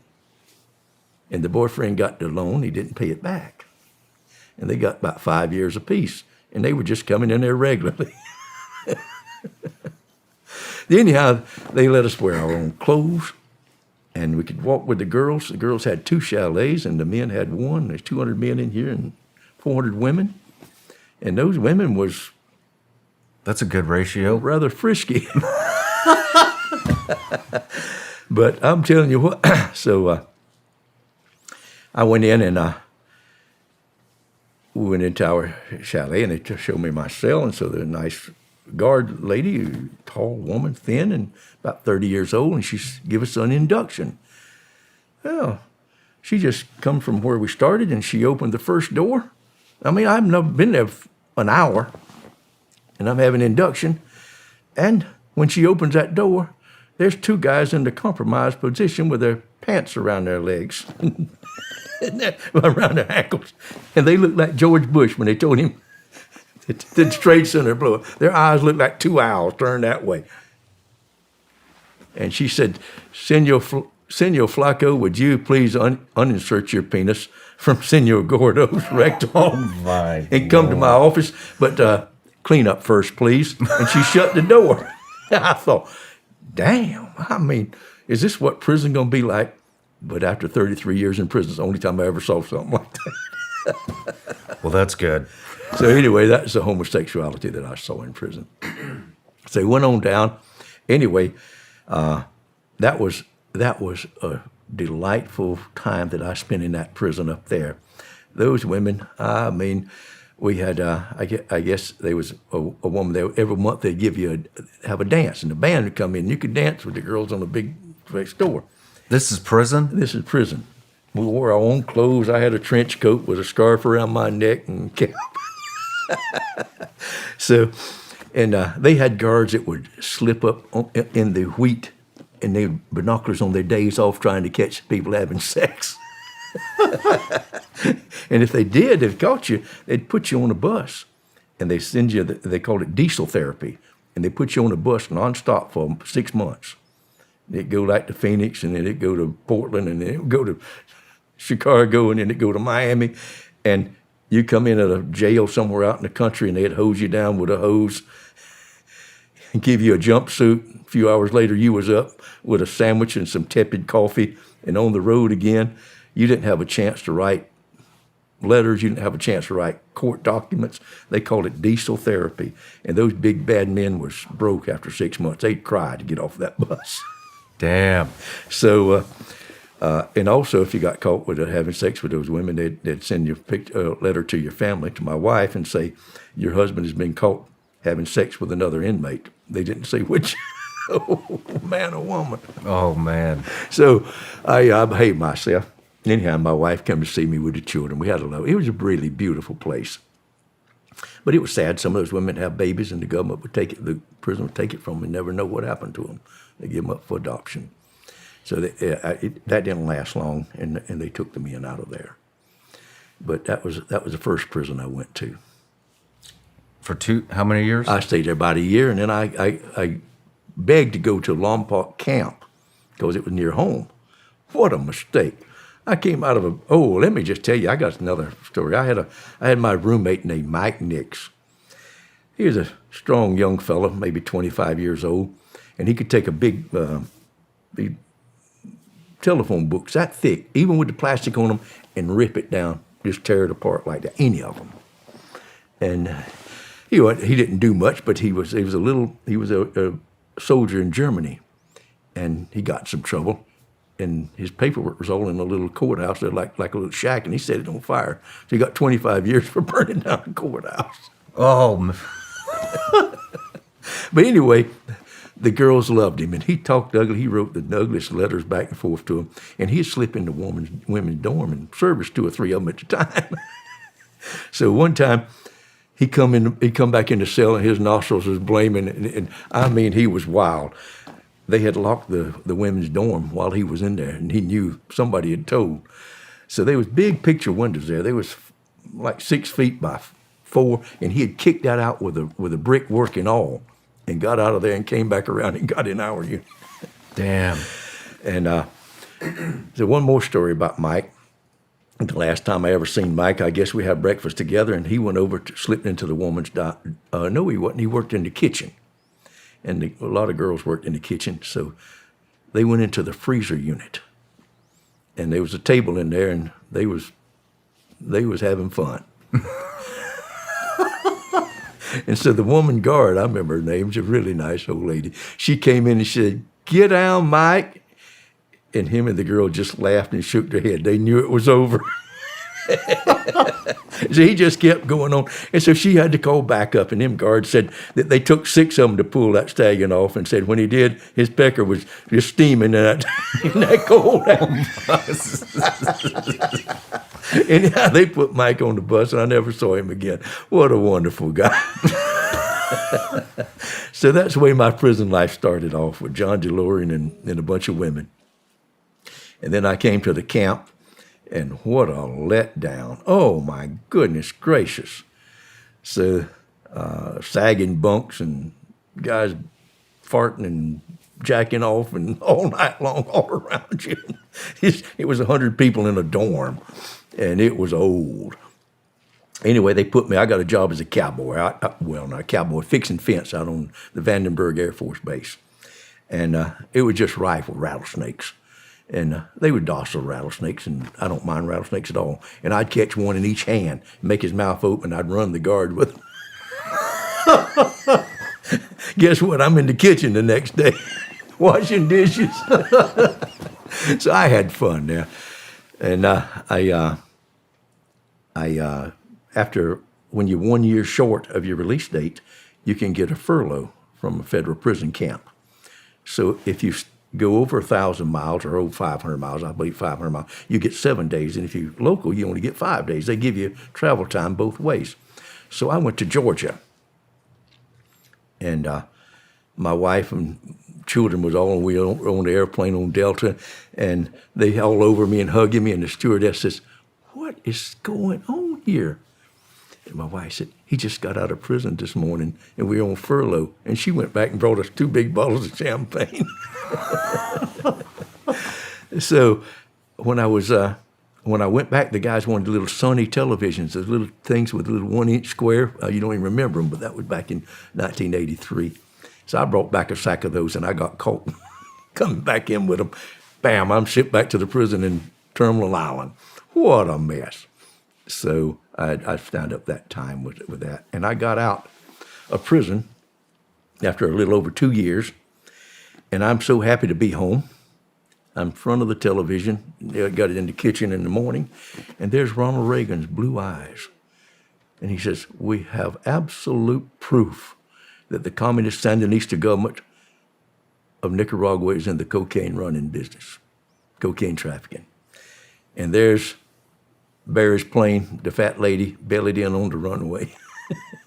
And I thought, oh, shit, Barry has done it again. I'd heard he had switched over and gone with the police. You'd heard that? I'd heard it. Somebody told me that Barry may be working with him. I don't know who told me, but somewhere. I think the So guy, before we get into that then, because how did you guys did communications just fall off? Because he was working for you. Yes. Well, whenever I got arrested, Barry went and got the lawyers, and he sent a lawyer there from Baton Rouge in, robbed me, and and then he got Albert Krieger, the best lawyer that I tell you ever seen, and he did a whole crew, and he had, I believe, 3 of my airplanes, and he gave Mari the money for him, 100%, helped her whatever he could, and but then I wasn't there, and I was just cut out of the deal. Okay. So he just kept on flying. So of course, he knew the people by then. It was too much together. I couldn't keep it apart. Didn't even try to. But now he's crashed his plane on the Nicaragua one runway there where we refuel, and the phone rang. And he said, "Roger, I got to see you. I'll come out tonight." At a French restaurant. I forgot the name of it. Says I'll be there at 9 o'clock. All right, Barry. So I went in at 9 o'clock in the room, not a very big restaurant, and maybe 10 or 15 tables. All of them looked like 30, 40 years old, leather skirts and sports coats and blue jeans. And Barry's leaned upside the wall at the back, and he's gained weight. And I walk up to him and I say, "Barry, are you wired?" He said, "No, I'm not, Roger." I said, "Well, you just talk, I'm gonna listen." And he said, "All right." So I sat down with him, and he went to talking. He said, "Roger, I was protected there in Mina. You know about that." He said, when the shit hit the fan, they all ran, left me holding the bag. And I was indicted in Miami, in Florida, Louisiana, and Arkansas, facing 3 life sentences. And so I've told everything. I've been before Congress. I've testified to everything that was going on. But you're under my umbrella. I told them I would not testify unless they protected you. So you and I are partners. He said, "You've got to come to Miami and testify before a grand jury." Wow. I said, "Are they all DEA agents?" He said, "Every one of them." I said, "Well, bring your head honcho over." He put his hands over his eyes, and the tears run down between his hands. He said, "I just couldn't do it, Roger. I just couldn't do it. I'm so sorry. I just couldn't do it. I couldn't do life in prison." So that's when I told him, "Bring your fella over." I felt sorry for him. I mean, I really did. So the guy came over, lanky fella, crop duster from Alabama, I believe, Jake Jacobson. He's the one that was in that crashed airplane in Nicaragua. And he told me the same thing. He said, "Well, you can come tomorrow." He said, "Well, we had some Chevy Regal and got a little pie-eyed, and I liked him, except we was on different sides." He said, "You can come tomorrow to Miami in first class with Mari, or I'll take you down in chains. And the only place you're going to ever see your family again as long as you live is in a federal prison visiting room, I promise you." That's all. I'll make sure to come first class. So I did. Maury and I went down to Miami the next day, and I went in to see a lawyer. I went to see Gould, is his name. I didn't realize his partner had been blown up and killed because he was representing a snitch. So, but he's supposed to have been the best at the time, and I went in to see him, and he just says, you know, he says, I'll represent you for $600,000, but I don't talk to snitches. I said, I'm not a snitch. He said, well, that's what you're talking about. I said, no, I'm not. I'm just trying to get what you said. He said, listen, man, being a snitch is like being pregnant. You either are or you're not. He was nasty. He said, once you start talking, if you don't tell them everything, you will receive a life sentence because everything you've ever done, everything else they said about you will be used against you. He said, you got to tell everything from day one to now. And so I left his office and I thought, damn, that guy. I went to see another and he told me the same thing. And I said, listen, man, I've got to say something. I've got to. He said, you can't. If you're going to do it, you've got to do it all or you will be convicted and get life. So I went to that afternoon, I went to the courthouse. And I was going to tell him and so I was supposed to meet him like at 3 o'clock. And I was standing, it was hot, and I was standing behind a pillar, big marble pillars there at Miami Federal Court. And I was up the stairs, and here come the 3 cars. They had about 4 of them with their machine gun pistols in the front, and I think 2 in the front and 2 on each side of Barry in the back. They was looking out this way and that way with Barry as they come to the court. And Barry's car pulled right up and stopped beside me. And I just stepped down that step and hit the top of that car. Wham! You should have seen them. They tore that car up trying to turn around. I said, see how easy it would be? They didn't appreciate my humor. So I said, listen, I'm having trouble with lawyers. I'll get one tomorrow. And Barry said, use mine. I said, all right, give me your card. So he gave me the card. And I had no intention of it. So anyhow, I just trying to put it off so I didn't get arrested that night. So anyway, I went to a festival restaurant there, and Carl Gabe was my favorite restaurant at that time. Still is. I think it's closed now. And I was having dinner, and of course Barry knew it was, and he came in with Debbie, and we had dessert together. And I said, Barry, they're going to kill you, friend. Oh, no, this and that and the other. Fabio's in jail, and Ocho was in the end of that, this and that. I said, Barry, they're going to kill you. There's no way on earth you're not going to get killed. And I hugged his neck. I might have kissed him. I said, Barry, they're going to kill you. And I took Maury and the children, and we fled to Brazil. And we was down there about 6 months, and I got word that Barry was dead, killed. And I shed some tears, told Maury and Miriam, and they cried. And the biggest snitch in the world did, and I'm facing a life sentence, but I'm still sorry they killed him. But he should have known. Who killed him?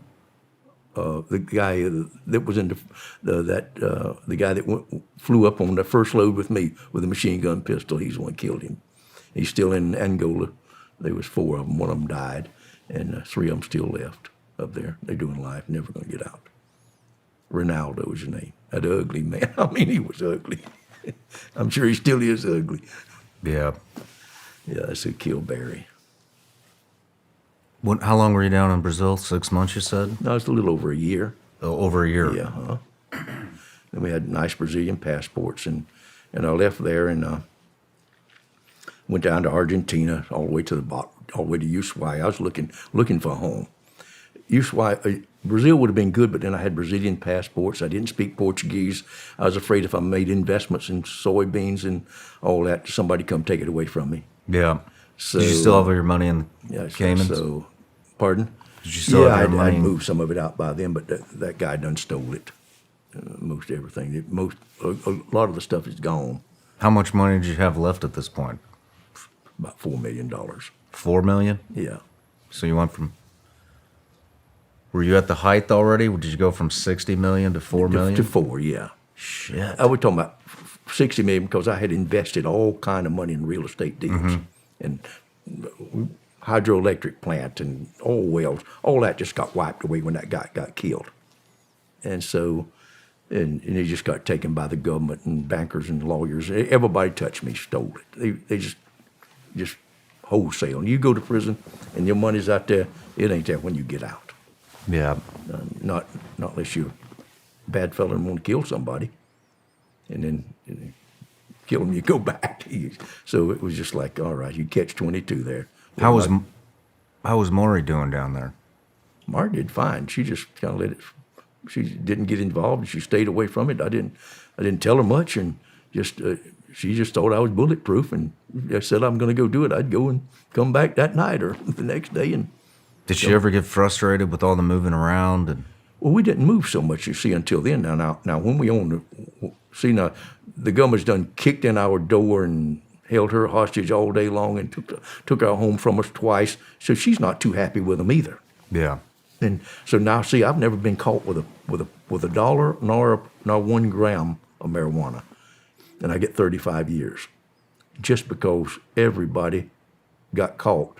Sometimes 5, 6, 7 years later, pointing their finger at me. Roger did it, until they build a case against you. Well, you don't have to. And like I told, they had me for bringing that money to the Grand Cayman Island. I said, some of that money, I never even touched it. The lawyer said, you don't have to fondle it to be guilty. So I kind of like so it's like anything else. They don't have to catch you shooting somebody for murder. 2 people they saw you do it, you gone. Yeah. So it's the same thing with marijuana. They say you did it, and I pled guilty to a lie. There's a guy that, I don't know why he told on me. He said he drove by my house and saw 400 pounds of marijuana in my garage. You can't even see the garage from my house from the highway. And I've never had anything in my house. Never, not even an ounce of marijuana at my house or on property. I don't use it and I just don't have anything to do with it except fly it. Yeah. So that's where she was. I will tell you a little. Maury did get involved in the marijuana business one time. Did she? I can tell that. I flew into a little airport over there, over the mountain, Santa Ynez, and I landed, and the unloader was supposed to be there to unload me, and it was, I don't know, about Christmas time, and I had a ton of marijuana in the airplane, and so I got out, and there's nobody there, nobody. The little runway way out in the country, and I was so angry with him. What in the world? What am I going to do with this load? The guy with the truck's supposed to be here. So I think I had $2,100 bills in my pocket, but I didn't have a dime to use that phone. So I had to walk to Solvang. It's about 5 miles away, and I took off walking. And I got to Solvang, and I called Maury. I says, Maury, come over here just as quick as you can. Pick me up and come sign some kind of little truck or something so we can move this stuff. So she borrowed a little El Camino truck with a little low body from a friend of mine, and she came over, and we went back out, and the plane was empty. And I said, oh, man, this unloader, Wild Bill, done stole that load. So we went back home. I didn't know what had happened. I thought they might have gotten it. But so about 2 o'clock, hey, I got a nice Christmas present, Roger, oh, da-da-da-da-da. And I thought, you rascal, you. And he said, we saw you land at 8 o'clock, but we thought it was an airliner had that big lights on that plane. We didn't know your plane was so big.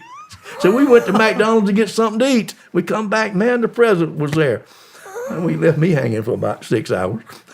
So anyway, the next morning we took that little truck and went back over there just at daylight. And I got in there, I said, well, wait just a minute, Marty, let me sweep this thing out, because I know they didn't. So I got in there with sweeping the plane out. I had linoleum all in the planes, right up to the windows, so the seeds couldn't get in there. They convict you on a seed or two. So mine had a professionally linoleum from one end to the other. I get up in there, and there was a little spot there where the stewardess would make coffee and stuff. And under that was a big bag of sticky buds, maybe 60 or 70 pounds.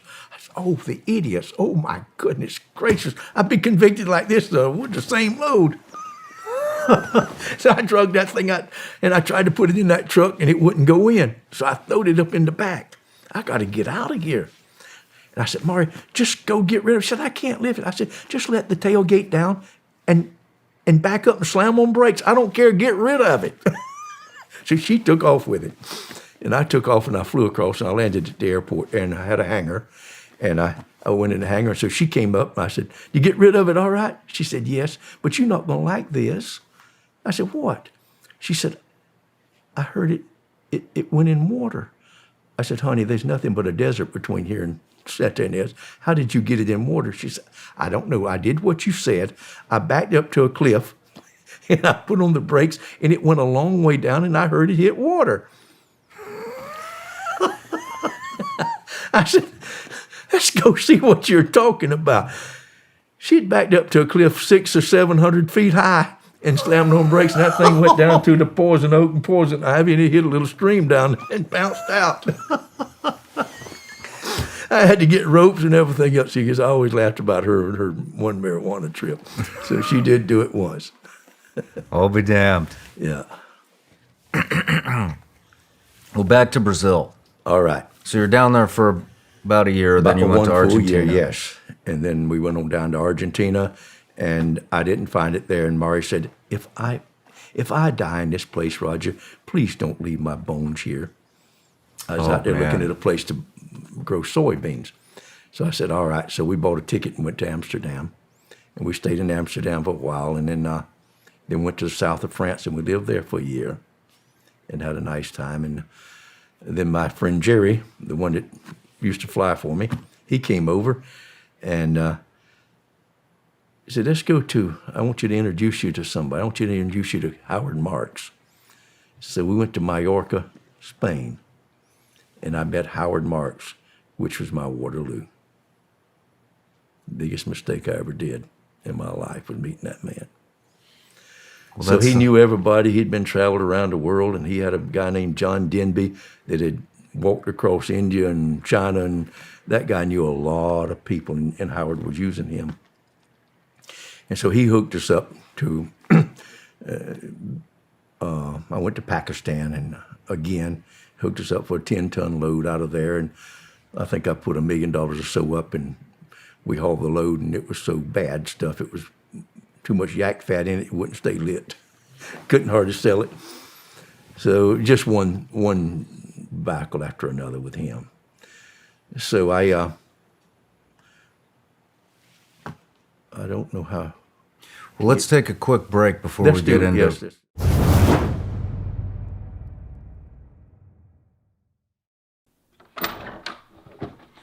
Hey guys, let me tell you about this subscription service that I've been working real hard on called Vigilance Elite Patreon. Basically on Patreon, we have it broken up into 3 different tiers. We got tier 1, tier 2, and tier 3. Let's dive in.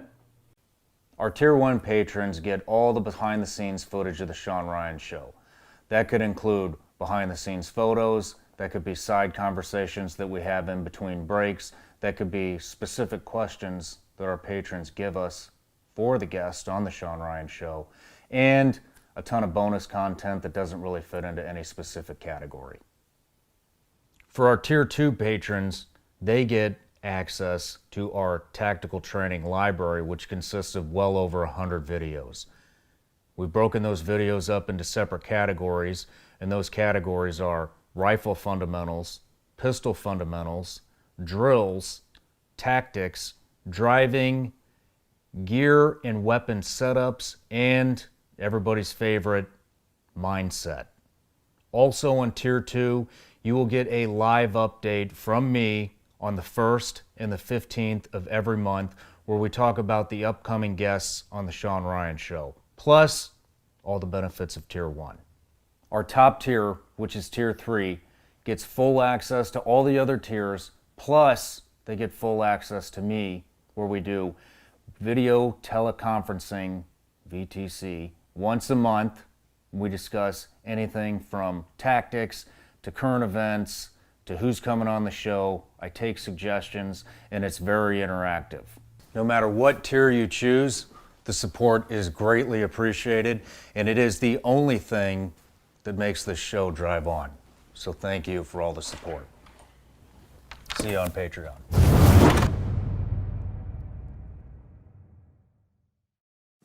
All right, Roger, we're back from the break. You're starting to get involved with Howard. Oh boy. Howard, my Waterloo. That's right. So I was living in the south of France there in Biot. And my friend Jerry come over and met me. We had a nice time reunion. He'd been the one that had been flying the same as Barry. And he came over with his entourage. And so my daughter, Maria, was there, and she wanted to fly over. They had chartered a private jet and was flying around the world. And she flew with them to Mallorca, to Mallorca, Spain. Well, it was M. Reaves. So the DEA thought they had a lead on me and that I was living in France because M. Reaves, Maury Reaves, got on a plane with Jerry Wills to fly to Mallorca.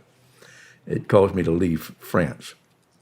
Anyway, we went over and met Howard, and I liked Howard all right. He had a lot of contacts, and so he said that he could get all kind of stuff out of Pakistan. So anyhow, I was the one wound up paying for. I give him $1 million to pay for a load of. Yeah, it was $1 million or $2 million. $1 million I gave him to put down on another load of hashish. So they pulled a big scam on us. We had the boat over in the Maldives. It was a 108-foot Alaska king crabber. Almost new. That thing was nice. And so they went over there, Howard and his guys, Dobie and Hobie, and they put a bug on it. And they says, all right, we have information there with the CIA, they're with the DEA, and there's a bug on that boat, and for $250,000, we'll tell you where it is. I said, bullshit, I ain't paying you nothing to find that one. I can find a bug in a few minutes if it's on there. Oh, sorry, we've already took it off. Here it is. And I've given them $250,000 of your dollars. And that's when I about come undone with Jerry. I said, Jerry, I ain't putting up with that. It's just a scam. So he took me out in the hall and said, Roger, this deal's worth $20, $30 million. Don't mess it up for $250,000. They already got the money anyway. So anyway, we did the fool around, and it says, Alex can't get the hash and this and the other. So, but I got a deal for you in Thailand. Thailand. We can get the military will load you 200 miles off of the coast, but we need $2 million. The military is going to load you. Yeah. With what? Marijuana. So I went over to Thailand, and I gave the other $1 million. Now he's already got one, but we can't transfer it and this and the other. So the boat came, and they loaded us with, I went and looked at marijuana. It was good stuff. It was, half of it was in nitrogen seals. So it stays fresh, but I understand it deteriorates pretty quick after you open it. But when you open it, it's just like it come out of the field. Anyway, we put the 17 tons on the boat. The military went out and loaded it with a military cruiser. And the boys took it on across the Pacific right quick. So Howard wanted me to stay. He says, Roger, I got a guy named Rummy here, and he's got a 85-foot wooden sailboat, and he wants to get loaded, and will you put some had on it? I said, Howard, if I had any more money, I would put it on my own boat. Oh, just another. But anyhow, I flew him back to Mallorca. We'd done moved there near Howard, a few miles, 20, 30 miles away. But Howard was a week or 10 days later, and he stayed over and loaded that old boat with a wooden boat. Got it somehow. And the unloaders unloaded our boat and was selling it. They said, don't take it to the United States. Just sell it up here. We can get $1,400 a pound. Well, that's about $50 million for that load. So my friend Jerry and said, Ron says, okay, let's do it. So they're staying in a nice condo or hotel, and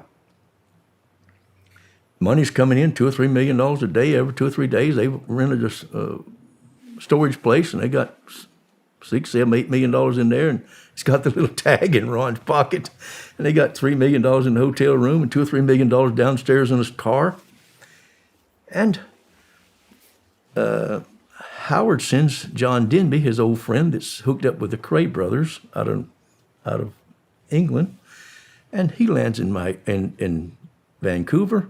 And of course, with him comes a telex to the mounted police. This is a notorious criminal entering your country. So they followed him, and he happened just out of chance to go to the same hotel that Ron and Jerry are staying in. No way. And they hug in the library and click, click, click, click, all the pictures on it. Now then, they're watching Jerry and Ron. So they all eat and drink and have a good time, and they got people with pointed shoes and plaid pants following them around holding hands and taking pictures of them. So now the old wooden sailboat comes in, and the same unloaders that have unloaded us and selling are unloading. And they swarm on them. There's a DEA agent on that old wooden sailboat. I don't know if Rummy's a DEA agent or one of his crew is, but they arrest them all. So they put them all in jail, and everybody's out the next day, all the Canadians, for a $100,000 bond for marijuana. But Ron, Jerry, and Denby can't get out. So they keep them in jail 6 months. And the lawyer comes in for the unloader, said, everything's going fine, we're selling it, we're doing good. So when, after 6 months, Jerry and Ron get deported to the United States, and Denby gets sent back to England. Well, my boys wanted to see about the money, and they says, fuck you, we don't owe you nothing. You brought the heat on us. $50 million, zip, gone. Wow. So Jerry hires a guy from the Assad to go and collect it. So the guy meets him in the Belvedere Wilshire Hotel. He said, yeah, I'll get it for $250,000. How do you get in contact with that? I don't know. So anyhow, they got in touch with somebody that's going to collect that money. Well, that guy didn't stay there. He stayed there with the girls for 4 days, called, Jerry, come in and get your money. I got it. So Jerry goes down there, and he comes and sits down. He puts a Glock to his head. He said, they don't owe you anything. If you don't give me $250,000, I'm fixing to blow your brains all over this hotel room. Jerry calls Ron, bring me $250,000 quick. Now he's lost $50,000. He's lost $250,000 on top of it. And he said, I don't want nothing to do with it. Goodbye. Damn. So anyway, that's gone. But anyhow, in the meantime, I've been arrested there, in Spain. I've been extradited up to Germany, and I'm serving time in a German prison. Yes, that was another load. I get them mixed up with Howard. But anyhow, Howard owed me the $2 million to haul that load out of Morocco, and he wouldn't pay me, and he turned me in. So that was my time with Howard. He turned you in. He turned me in completely. After all that, he didn't want to pay. He knew he was fixing to go down, so he didn't want to pay, and turned me in. So where did the yacht come in? The 130-foot yacht with 1,000 Okay, I'm up in Germany, and in 1990, I'd escaped. I tell you about getting out of Germany, the Spanish court jumping on the car. I told you that. You did. And then I went up to Germany. Did I tell you about escaping from that prison? You didn't. All right. So I believe it was 1990 that I'm in Lubeck Penitentiary, Lubeck Prison, fortress with gun towers all around it. They had the Red Brigade and the people in there from all kind of bad folks. And they put me in there with that. And after 1 year, I escaped from that prison. I went between the bars. You did mention this. Got all of it, and that woman tried to run that over me. Okay. I think you had mentioned you went to prison in Spain, too. Yes, I spent 17 months there. We did not talk about Spain. Wasn't much to talk about. Yeah, I did some stories to talk about. Since I'd jumped on the car and got away, they had me naked in Mallorca in the cell day and night. They wouldn't let me have any clothes. They thought if I didn't have any clothes, I could escape. And that's when everywhere I went, they put my handcuffed over my shoulder. Anyway, I got up to Germany, and they sent me to Madrid, and rather picturesque. They put me in. There was a modern prison there. I mean, it was modern. And they had modulos, and each modulo had 50 prisoners in it. And there was nothing much to do. There was a thing about small tennis court and a spot there where you could buy coffee and cupcakes, and you could buy 3 kilos of food a week. And they'd bring it in, and you had prison money. And there was about 5 or 6 of us had a lot of money, and we'd give the other poor people the money to buy theirs. And we just had copious amounts of food, salmon and jams and salads and stuff come in. I guess they brought it in 2 or 3 times. I forgot. But we had a big table out there where everybody could just eat all they wanted to. And one of us would pay for the coffee one day, and the little cakes. There was a cake fighter there from Turkey, and he could keep ordering that with his little store. And they threw the domino chips down, and they just made a lot of rackets. And if they played backgammon, which I play backgammon, they wanted a wooden box so it could make a lot of noise with the dice roll. They wouldn't roll it on felt. So that was the Turks I was in with. Anyhow, wonderful people. So I spent 17 months there in that place. But I was bored, and at the end of it, at the end of that place was a little wall about knee high, and on top of it had a chain link fence, just to keep you in that. Beyond that was a big wall with catwalks on it and towers and guards up there with guns. But and then they had like a moat with all electronic wires. I don't think no way in the world to get out of that thing. So it was impenetrable. So, but anyway, there was a little place there, maybe 10 feet across. It was dirt. And the boys, they got little cups for your coffee, and they'd poke them through that chain link fence, and I guess there was thousands of them there. And I decided I wanted a garden. I didn't have nothing else to do. Let me make a garden. I'm a country boy. So I took a mop handle, and I made it sharp, and I stuck it through those cups one at a time and brought it back up and squished it through the fence and brought it back until I cleaned the spot about 4 feet wide. And then it was hard red dirt, rather hard.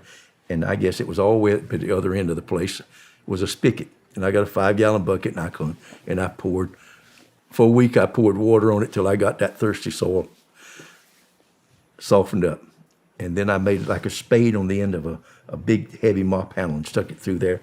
And I pushed it down in the soil about 6 or 8 inches and turned it like a turning plow until I did it all the way across. I guess I get maybe not less than 60 or 70 feet across there. And then out of the vegetables that we bought from the grocery store, I put little jar lids and put dirt in them in my windowsill, and I got plants started. And then I would dig a little hole over there, and I'd put that little plant on top of the end of the stick with some dirt on it with a little bit of mud, and I'd put it in that hole and rake the dirt back around with a stick. Now I'm working through a fence. It's like trying to build a ship in the bottle. Yeah. And then the mop handles come with a plastic tube on them, and I'd take that and take a cup and pour the water around my plant. And so I got all kind of plants growing on the other side of the fence. Watermelons and cantaloupes and zucchinis and just about anything that you can imagine that we could order in the grocery store. I got the seed and planted it. Well, those plants grew, and I would cut all the vines off but one and bring it to the fence and weave it in that chain link fence until I had big watermelons hanging and cantaloupes and eggplants and squash and zucchinis and just tomatoes and all kind of bell peppers. I just had a garden that was just unbelievably beautiful. Hanging in that whole fence was covered with it like a mosaic of fruit. And the warden came and stood in front of it, and there was a newspaper article about it. There was a newspaper article about it? About that garden in the prison. So, of course, they didn't let me stand in front of it. But I had to almost fight to keep the other prisoners from, they laughed at me for a while, and then they wanted to pour water on it. And I said, go drown it, get out of here, this is my garden. So that was in Spain. And it's pretty nice there, it really was. You want to get into the fishing yacht? Into which one? The 130-footer with 1,000 tons. I got out of. So after I escaped from the German prison, I went back to South America to see about collecting that $3.5 million that Ocho owes me. Well, he wouldn't see me, and my friend helped keep me from getting there, I believe. So anyway, I left that. So, but anyhow, help keeping you from getting where? Getting to Ochoa, getting to the money. He knows something. They all know something, but they're not telling me what's happened. They done divided that money up. So he said, let me introduce you to somebody. So he introduced me to somebody, and the guy said that he'd pay me $20 million to take a shipload of cocaine to Australia. I said, well, sign me up. Here I am, a fugitive. I got nothing. So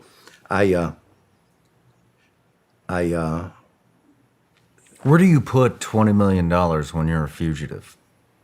I don't know. I was going to get it in Australia. I'd figured it out after I got it, but it better not having it. I would have got it probably and put it on I'd have bought a sailboat and probably went to Dubai, right up the Indian Ocean. Why Dubai? I think that they have less DEA U.S. influence than some other place. Okay. I've been afraid to go into India. They would have probably just taken it. Yeah. But I think Dubai would have probably, you could have hid the money on a boat and taken it off and put it in the bank. I think that's what I was thinking about. Well, it's another safe haven for when they're well known for their banks not being influenced. I think all the heroin money Tampered coming with. out of Afghanistan and all that Pakistan goes there and is laundered. Yeah. So that's it's a haven. But that wasn't the problem, was getting it. So anyway, they bought a offshore supply vessel. I found it there in Louisiana, and those things are worth $12 million. But when they get 40 years old, about 39 years old, at 40 years old to the day, they can't get insurance to go anymore. So these Exxon and all these different places own these oil wells, and these ships have to be insured to go out there. They're also offshore supply vessels, and I think this one had been in the North Sea, and it was like 5 or 6 stories high and had all the oil well firefighting equipment on it. And I mean, that it was palatial. It was nice. You could eat dinner off the floor in the engine room. It was sparkling, and so I bought that thing for $300,000. It's the price of scrap. Wow. At that time, and I took that thing and I went to Cape Verde Islands and put some more fuel on, and I was supposed to load up the cocaine there, and I went back out. Then I had to go back 1,000 miles towards Colombia to meet the boat, and finally they didn't show up. Had me going around under the satellite for 4 or 5 days, 3 days, and finally it came, and they put 1,000 kilos, a ton of cocaine on. Just threw it overboard. And I hid that on it, and there was one Colombian got on there with us, and it had me and another fellow from Georgia there on. And so we took it, and I went around. What does 1,000 tons of cocaine look like? 1,000 kilos. 1,000 kilos. 2,200 pounds. Okay. Now, kilo used to be real fluffy and big, but now it's made with. They do something with microwave ovens. In those places, you'll see 200 or 300 microwave ovens, and they cook it in there, so it's oily and dense. So it's almost as dense as water. It'll almost sink. So 1 cubic meter, 39.4 inches cubed, is 1 ton. So this much and this much is a ton. Okay. And so this stuff would just float just above the water, so it's a little less. So you might say 50 inches cubed. Okay. That's how big it is. Yeah, I ate it on the boat and made it in a fuel tank.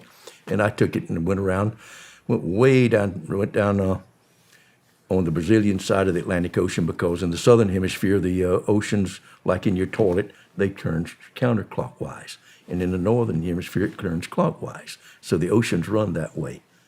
And on the equator is 0. You got a little boy over on the Equatorial Hotel in Kenya. It burned down, but he's there. And he got a 5-gallon bucket with a funnel, and he said, "Come over here." And he pours in a jug of water, and it goes zzz, and he goes over here, and it goes zzz, and he pours it, and it goes straight down. He said, "Now that's the equator." So that's how sensitive that force is I'll be around damned. the world. That's interesting. So anyway, I was following the current down, and then we went way south of Cape Town, of the Cape of Good Hope, and went down.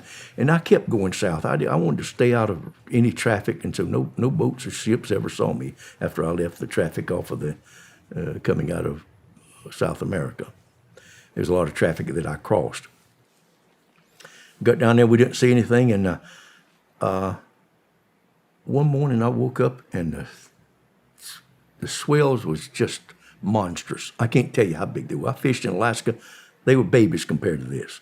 They were coming off of that Antarctica, swirls around there. I don't think a swell gets 100 feet, but they looked taller than that. And it looked like they were just falling down on the back of the boat. And I remember that on the old sailing ships that they had to put a blind up there so that the man on the wheel wouldn't run. And they put 2 men on there. It's phenomenal to see that much water standing up behind you.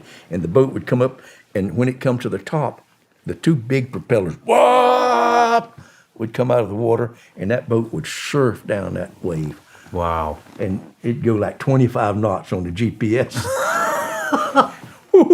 And the nose would stick under about a third of the boat, and it would just stay under there for a while, and so it slowly come up, and that water would rush off the back of it.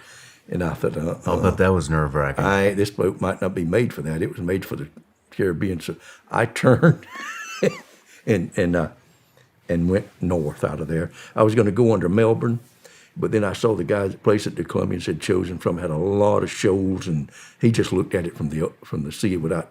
And I said, it will never do if it's any wind or any southern wind, which it may be. We could never get ashore there.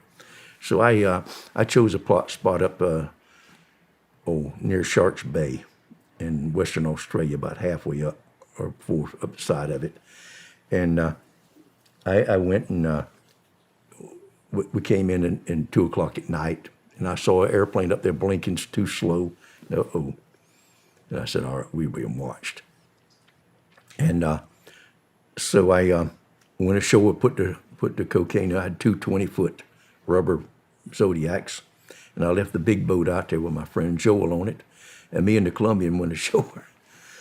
And that guy talked a big talk, but I put it in, and so I told him to get in the other one. No matter how, I can't drive. So I had to hook them together, one behind the other, and drag them. And we went in, and there was a surf, and it was pitch black. I went over that surf and went inside like a lagoon. And then, no, you couldn't see, and I tried to come back over that surf and finally got over to the side. And one of the Zodiacs busted. We got out, and I got to carrying the cocaine up a cliff up the high so we could see it, and it was dark. It was raining. Couldn't see anything what we was doing. So finally I got it up there, and my sandal got tore off, and the whole bottom of my foot got torn off. I had to have new skin grafted on the bottom of my foot. So got that stuff in a hole. And then I went to go back to get the boat and to go get Joel. So one of the Zodiacs had busted and was tied up there, and the other one had drifted away. And it had the motor on it. I said, what in the world am I going to do? So I jumped in to swim. Now, this place is called Shark's Bay. It's got thousands and thousands of sharks out there. It's just a bay in there where they come in the hole. So as I'm swimming, the boat just drifting just a little bit faster than I can swim. Oh, boy. This never turns out well. No, it not. So that thing going away from me, and a fin cuts the water, sticking out about that high. Get the hell out of here. Are you serious? Cut around me. Well, I draw my feet up, and I pray, Lord, don't let it happen now. Don't let it. Oh, I don't even hardly breathe. I'm trying to stay up like this. And he cuts his fin around closer. Then that sucker comes out, and he blows. I like to laugh my head off. There's a dolphin looking at me. I didn't have any problem catching that boat. I almost dove over it when I got to it. Give you a little extra motivation to swim faster. I didn't know I had. So we took it out there, and I went in and got me a hot shower. And they had some coffee on the cup, and I took a cup. Then I'd cut a big hole down the side of the ship and reversed all the pumps. And then I got in the Zodiac with Joel, and going 12 knots. I couldn't even untie it. I had to cut the rope, and I nearly dove over when it stopped. And I went back in, and we covered up the cocaine real good with blankets and rocks and brush. And it rained, and we got under kind of a rock, and some fishermen at daylight came, and they had a cable that they must have put out, and they were catching these great big looked like red snappers, about 20 pounds, and they was pulling them up the cable. They put something to go over their mouth once they catch them, and that brings them up. And they was taking them off one after the other. Dang, what fishing. And then it was down, down, down. You sons of bitches, they knocked me in the head, picked me up by my groin, treated me real bad. And there was 3 of them. They were called the TRG, and they were stealing that cocaine like crazy. They was throwing it back in the surf where it was rushing back around.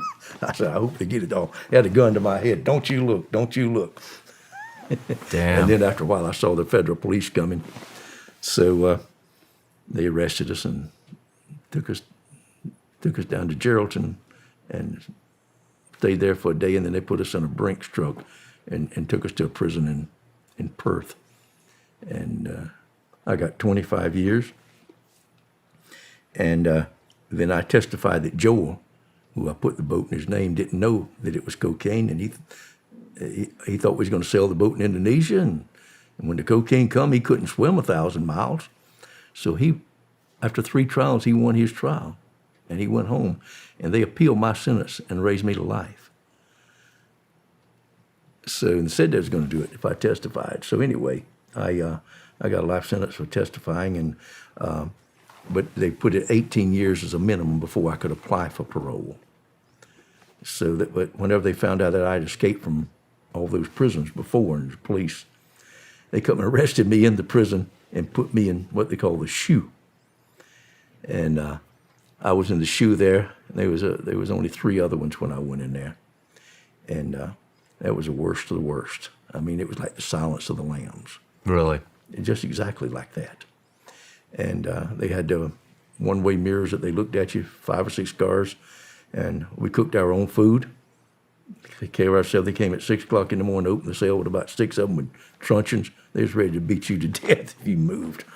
And it was quite boring in that place. I stayed in there just a little over a year, but there was a computer in there. And after I got life, I thought, my children, grandchildren, great-grand, they never gonna know who I am. And some of these stories, I believe I'll tell them about when Grandma bought me the little pony. And I didn't know how to turn that computer on, but I could type, and it didn't have a program on it. It just had a thing called Paintbrush. And so I got to typing, and I painted over over 1 million words before I quit. And so then when I got out of there, I got a computer and got to a computer.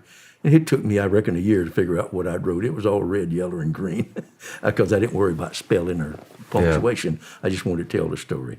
So I wrote the book there called Smuggler while I was in prison. Do you have any idea how long it took you to type 1 million words? About 3 or 4 months. 3 or 4 months? That's all I did. Didn't have nothing to do. Did you like doing it? Yeah, because some of the times, and it's a lot of the stuff that I just cried and the tears come out. I think it did me like something good to remember my grandpa, grandma, and my daddy, and the stuff, the ghost stories that told around the fire and all that sort of stuff as a youth. It's like therapy. Therapy, yes, it did good. And I took all that out because nobody wants to read about my grandpa. But I just left the stuff that I did in it, in the truth. So that's what I did, and it was enjoyable. And then, of course, I couldn't send the book out after I got it all typed together, and they allowed me to buy a computer for my cell. And Australia's prison was more progressive than here, much more so. So I had the computer, and there was a skydiver in there, and he had an illegal telephone. And so he said, "Oh, you want to get that to your wife? What's her email number?" Click, and in 1 second, Mari had that book in the United States, so she published it for me while I was in prison. That's amazing. Yeah. When did you get out of prison? I got out 2 years ago. 2 years ago? I came back from Australia. After, I was coming up on the 18th year, and nobody hardly gets parole on their first year eligible. Anybody, no matter what, they say, okay, you got life, you got 50 years or 30 years before you can apply for parole. And most everybody come back in 5 years, you're not rehabilitated. So I wrote my neighbor, Mr. Jimmy Carter, a letter, and I asked him, Mr. Carter, I was your neighbor, remember back yonder, da-da-da. And Jimmy Carter was your neighbor? Was your neighbor, was a neighbor, yes. So I had a farm there right close to his. So he wrote a letter to the Attorney General of Australia and said, if appropriate, I would ask that you will, or I hope that you will consider for parole my neighbor and friend, Roger Reaves. And so things started rolling, and I got paroled. So they put me on a plane. On the day 18 years, I got out. Of course, I hadn't gotten any trouble. And I flew back laughing across the Pacific and with 3 marshals from Australia. I think they knew what was going on. But anyhow, the plane emptied and I stepped out, and 5 little Mexican-American Border Patrol guys grabbed me hard, slammed me into the wire, bruised my face, kicked my feet apart, handcuffed me, 2 leg irons on me, put the handcuffs on me so hard. There's one ugly woman there saying, "Eyes ahead, eyes ahead." I said, if I had a bulldog look like you, I'd shave his ass and teach him to walk backwards. They took me and put me in the chokey there in Los Angeles, and I couldn't get out of there. I said, I've been in open prison for 16 of the last years. I said, what in the world? And the lieutenant says, I can't move you, man. So one day, the little window slid open, and a nice-looking man standing there said, my name is Assistant Warden Short. He says, we saw your National Geographic documentary, and it does me pleasure to keep you in isolation. Click.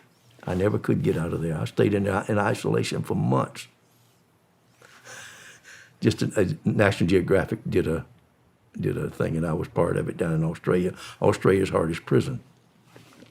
And I kind of bragged about cutting a hole in that place when it was brand new. So that cost me. Yeah. So the parole board's supposed to give you, there was parole for marijuana 43 years ago, and by law they're supposed to give you a hearing within 90 days. They never gave me one. I went to Oklahoma City to get a hearing, and I got there about 3:30, 4 o'clock, and the nice lady says, oh, you're Reeves? There was a man from Washington here, and he waited, and he said that he'd come back next year. So there I got out on the floor, but I had to register every 2 hours. I'd go back in to shoot when I was in Oklahoma. So I had to come in and sign a thing on the floor, right where I was on like the 18th floor or whatever. So I guess they thought I was going to escape again after that. But anyway, she said, would you like to have me to ask for parole on the record? I said, I've never asked for it. I said, please do.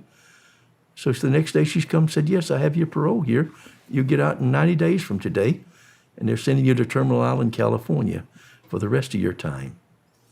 So they took me back, and it took me a week or two to get back there. What a mess getting back. When I was in, there's so much corruption. Let me just tell you how much corruption is in our government. It will make you sick. From everybody in it is. When I was in Lompoc Penitentiary, I watched them move dirt.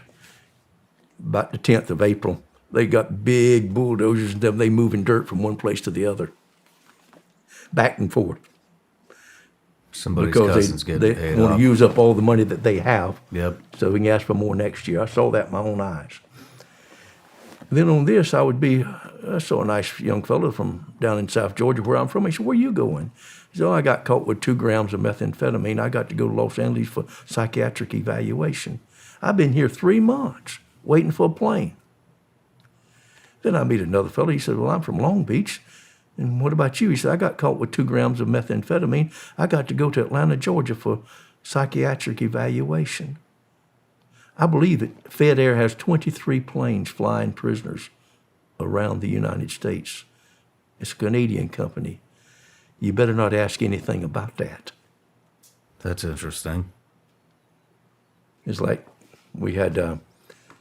it's a Canadian company, huh? I heard it was. I don't know. I've never looked into it really, but I believe it is. But anyhow, you know who it's owned by. It's owned by our politicians for sure in the wardens of the prisons. It's their retirement. It's the same thing with these these places that make things in prison. You better not ask about them. You'll be put in the shoe and transferred. So they make office furnitures for, or cables for space stuff. All kind of stuff in prisons are made by prison labor, $1 an hour. Yeah. So that was where was I now? I regressed to the. You were getting transferred from Oklahoma. Yeah, so I got back there, and after a year, after 3 months, they let me out. Right, and they put me in the. I come out of the chow hall, and the guy said he had cut my hair. He said, when you come out of the chow hall, turn to the right. Well, I did, and the guy said, walk between us, and he went up like boof, and I said, I bet I could outrun you, and they tackled me to the ground. put me in the chokey in the shoe and wouldn't let me out because I'd threatened to assault an officer. So I'm in there, and I don't particularly want to get out. They got COVID coming out there. And I'll tell you one little story just about, Reeves got somebody for you, so they put somebody in there with me, and it was a young fella from El Salvador. And his name, he wanted to be called Pablo. I think he thought Pablo Escobar. Anyway, he was a transient farm worker that had been 5 times caught. And he told me that he was from had a home in a pineapple plantation down there. And they had a wife and children. But he was the dullest knife in the drawer. But he had some kind of, a lot of them have psychiatric problems. And he had, I guess, sleeping on the ground in the fields here in Washington, the United States. He said he made $200 a day and shipped it all home. And he lay down and a bug got in his ear, and they had to cut his whole ear out to take that, to get that bug or whatever infection that was out of there. And they put that in, so he was still sick from the stitches. And they gave him medicine, and sometimes he would just turn completely red, just bright red, and he'd just wring his hands and walk back and forth. I said, Pablo, sit down here. How long has it been since anybody touched you? He didn't know. And I said, just sit down there. And I just sat down and went to massage his shoulders. And he was, just pitiful what people in there without love, without touching, without nobody for years. Yeah. And tell me, you see the color just come back to him. Oh, thank you, Senor, thank you. And it's all mental coming to him. And so I had a lock for my little container there. And it had 3 ways, like 8, 12, 14. And so he wanted to play with it. And so I said, okay, now come on, do it back 8. And I'd tell him it pop open, he'd be so smile. But then he wanted to write it down. I said, no, you can remember 3 things. So he worked at that thing and worked at it with it and helped it. And when that thing popped open, you should have seen the smile on his face. For the rest of the time I was in there, that's what he did, open and close that lock. And so we wouldn't go out. He was very shy. We had to hang towels up for him to go to the bathroom or to take a bath. But neither one of us wanted to go out with those guards. Was all covered up in cloth every which way, and it was just like dead men walking out there. There was 8 people died in there with us. Really? Yeah, the most of any place in the United States was right there in Terminal Island, and we was in a sick ward and in the lockdown. So there was a little sink there with a bowl. You had to push water real hard to get a little stream of water. Well, we put a straw in it. Now you could put a sock under it. And we wash ourselves. We don't come in here. Just put the food through the slot. So we stayed in there for the last 6 weeks, and then they came and bummed me all up and put me out on the street. I got a ride home. I come home and How long all at once were you in prison? 19 years at that time when I got out that day. So I got home, and Mari was there waiting, and I had on the prison clothes. And of course, first thing I wanted to do was just throw those things in the trash. And I went in there and just showered and scrubbed myself, shampooed, shaved and cleaned up. And I went to the closet, and all my clothes from 40 years ago and older, pants I got around there 50 years old, was hanging in the closet. She had washed and ironed and so starched. Just each one of them was hanging there so pretty. It made me cry. And my shoes, she had shined them shiny. And I put those clothes on, and I put those shoes on, and I took a step, and the soles of the shoes stayed on the floor. All the strings had rotted. Wow. So I got the shoes with no soles. Oh, man. And I went to the table, and I sit down. There's an oak table that over 50 years ago that with a carving knife, I cleaned all the claws and took the paint off of it and stripped it. And there was she'd made a meal for me, and the placemats and the plates, same plates that I'd left 40 years ago. Same pictures on the wall. There's a small apartment now where we used to have a mansion to live in, but it was still the same. She had saved it for me just like that. And I just sit there and cry. I'll cry to tell about it right now. It took me 3 days. I still won't look at photographs of her and the children growing up. You will not? I don't want to. It makes me cry. There she was, 40, 50, 60, and 70. I wasn't there for none of those birthdays. Sometimes I was out on the skate for a few years, and she had joined me, but it was like I wasn't home. Damn. And she raised those children, and they did well. So whatever she wants, I do now. Yeah. Good for you. Yeah. That's one hell of a woman. Yep. That's amazing. I saw only 3 other people in all the years I was in prison that their wives stayed with them when they got life sentences. Yeah, it stayed a long time. I said, "What'd you tell them?" She said, "I just told them I'm not available." Beautiful woman. I joke and said, I thought for sure I was going to have to shoot a husband-in-law when I got home. But it wasn't one there, thank goodness. Do you regret anything? Of course I regret it. Do you? Terribly, yes. I wasted half of my life in a cage. Yeah. Couldn't you? I mean, yeah, I had 10 years of fun and 33 years of prison. My goodness, it's just not worth it. And I look back on my life, I was immature. I had good sense, but I was just immature. And I trusted people. And I went through school with a lark. High school, I didn't study. I didn't have to study. And I went off to college, and it was like, I don't want to do this. But if I had trained myself from young to study, my middle daughter's a doctor. She just went through it, skipped right through medical school.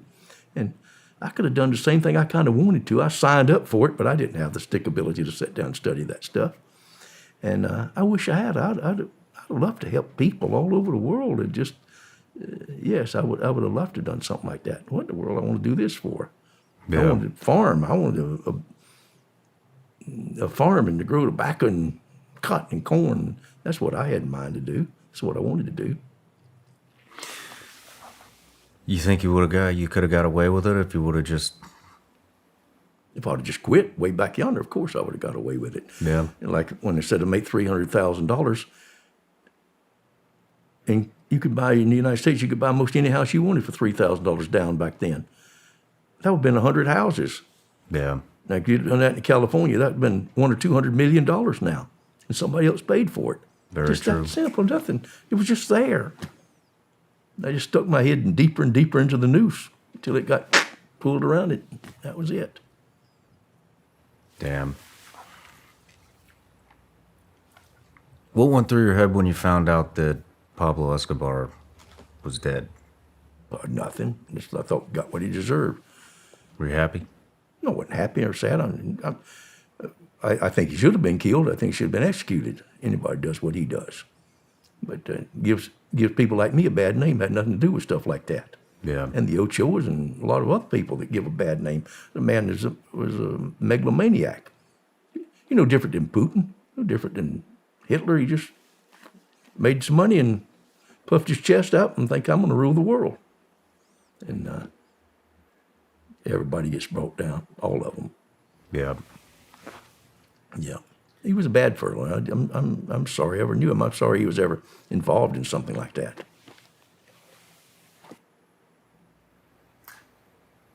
Do you have anything else you want to talk about? Yes, we should talk about the prison system. You want to talk about the prison system? Yes. It's so diabolically evil and unfair, unjust. It's full of poor people, poor, uneducated people. It's full of people with mental illnesses.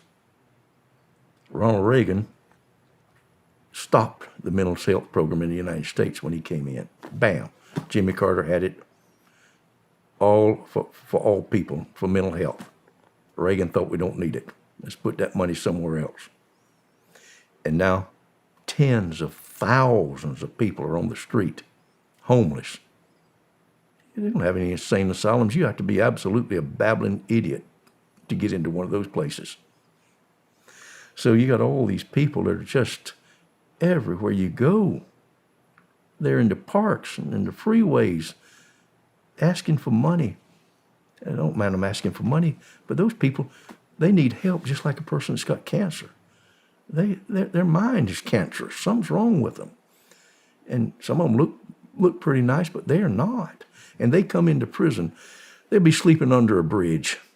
And a policeman or DEA agent, I'm just saying, they'll go under that bridge and they'll do drugs with them and got a big tattoo and tattoos all over them, big mustache, and they'll get one of them to sell the other one 2 or 3 grams of methamphetamine. It's real cheap.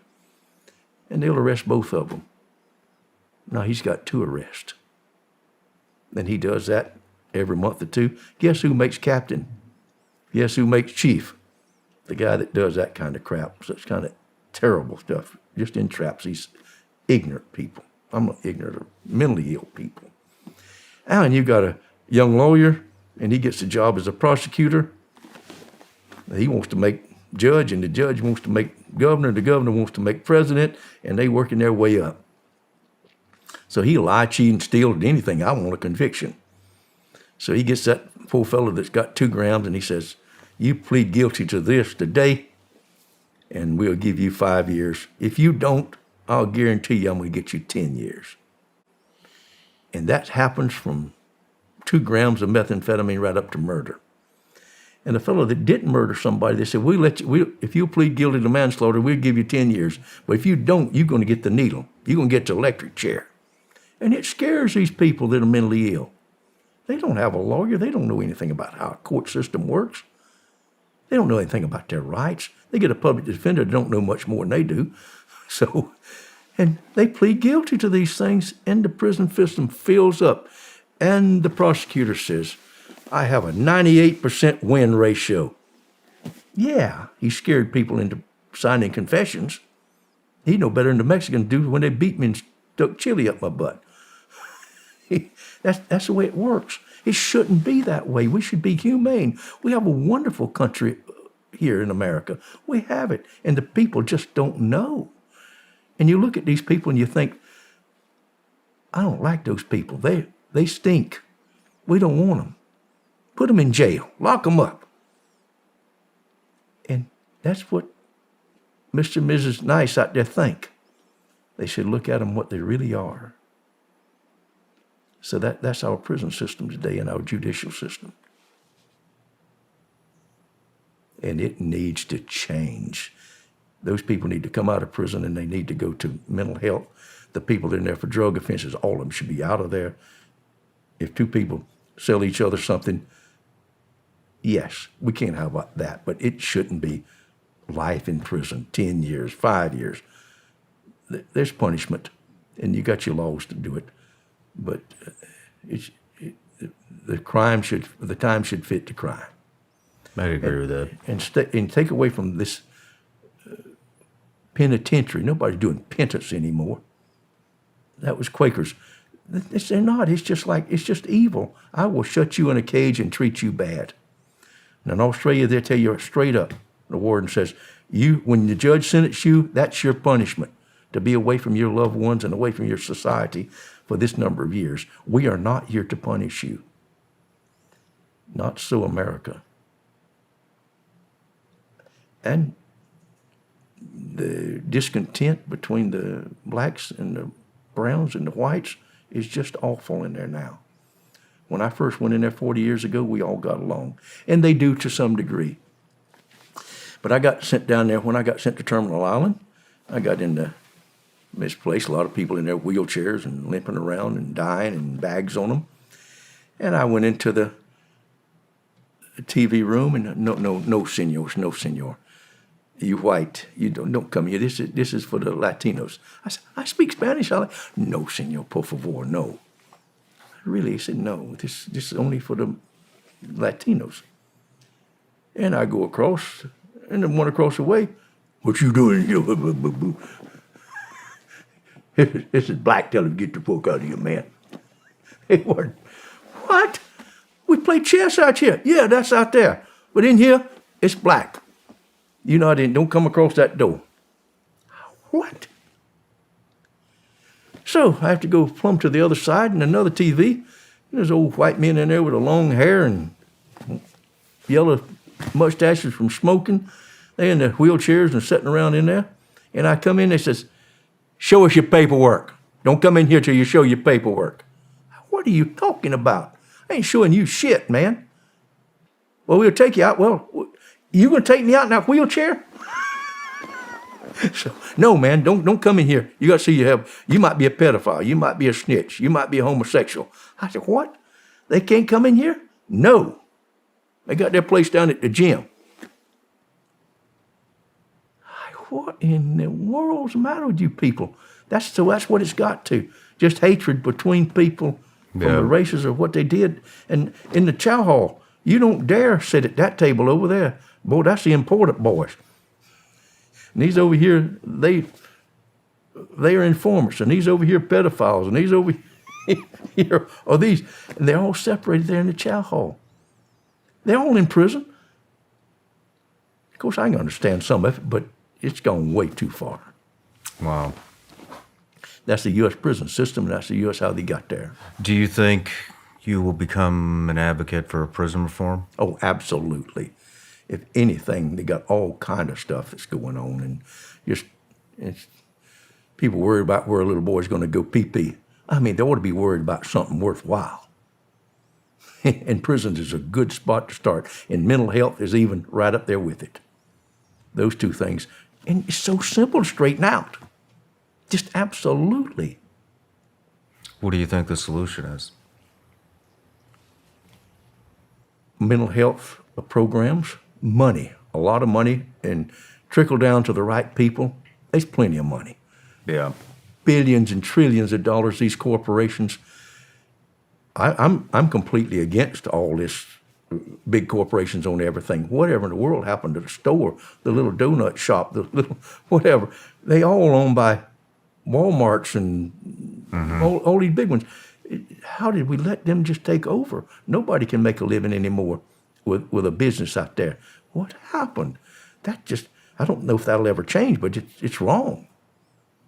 I should be able to open a store on the corner and make a living. You can't. You can't compete with those people. They buy out of China, get it shipped over here, and have labor that's $5 a day made it. Yep. You can't work with it. I had bees. I was a beekeeper. I had 500 hives of bees, and I was getting 42 cents a pound for honey and using pollination. And the government says, okay, we're going to free trade. We're going to let Brazil and every other country ship. Honey went to 7 cents a pound. I couldn't even look after the bees. Had to give them away, and nobody wanted to buy them. So that stuff is happening to all kind of human beings, not little people that want to work. Yeah. So you get a job driving a truck for UPS or whatever for $25 an hour. Man, my wife's got one too, and try to make a living that way. But it shouldn't be that way. But I'm not talking about big business. I'm just talking about the government should take some of these trillions and billions of dollars that they're spending and put it in the right position, right place. That we talk about how much money was wasted in Afghanistan and the Middle East in that war. I don't say that it wasn't necessary, but they said when you talk about how much it was, I read you can't have any number when you get numbers with 10 or 9 and 0 from here to the wall. It doesn't make any difference. Yeah. But I understand it cost in goods and services. It cost every human being from a little tiny baby to the oldest person in the United States a brand new 3-bedroom home. Now you put it in that perspective and you say, wow. Well, there's a lot of money being wasted on a lot of things. Of course it is.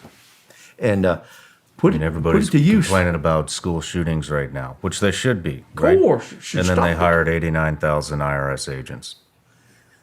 Yes. They could have We hired need the money. 89,000, I don't know, people to protect the schools. Yes. But they hired 89,000, is it 87 or 89,000 IRS agents? To try to make sure New ones. New ones. I saw that. Where in the world? What do they come for? You know, we sent 54 billion to Ukraine, you know, instead of spending it on our own infrastructure. But I think it all just comes back around in these guys' pockets, you know. A little goes to Ukraine, funnels back in, you know, obviously the IRS. So dishonest, so Yeah. terrible. But anyway, if they would put up the money, first off, for mental health, that would, and I mean for sure, treat those people right. They don't have to pamper them. Just get them off the street and give them something to eat and clean their clothes up and give them a haircut and a shave and, you know, just absolutely clean them. Give them they got a prison cell for them. Why in the world can't they make a little room for them somewhere? Outside of the town where they got a streetcar or a bus service right back and forth. And if the ones that need mental health medicine, the ones that need mental health nurses, doctors, get that and make it go. Now then you're going to stop the influx to the prisons if those people have somewhere else to go. And then next go into prison. See about those people. If they are deemed possible and not dangerous and they got mental health, you put them in a facility out there that was made for that problem, not a penitentiary. Let them go. Let them get a little humanity. Let's just show some love in this country. Take care of our own. I mean, it needs to be done. It needs to be stomped hard down done. And we need to teach in schools family values, about how many children you can afford. How old do you have to have a child? My daughter is a doctor, and she delivered a baby to a 10-year-old girl. Oh, man. 4 generations in the visiting room, all of them on welfare.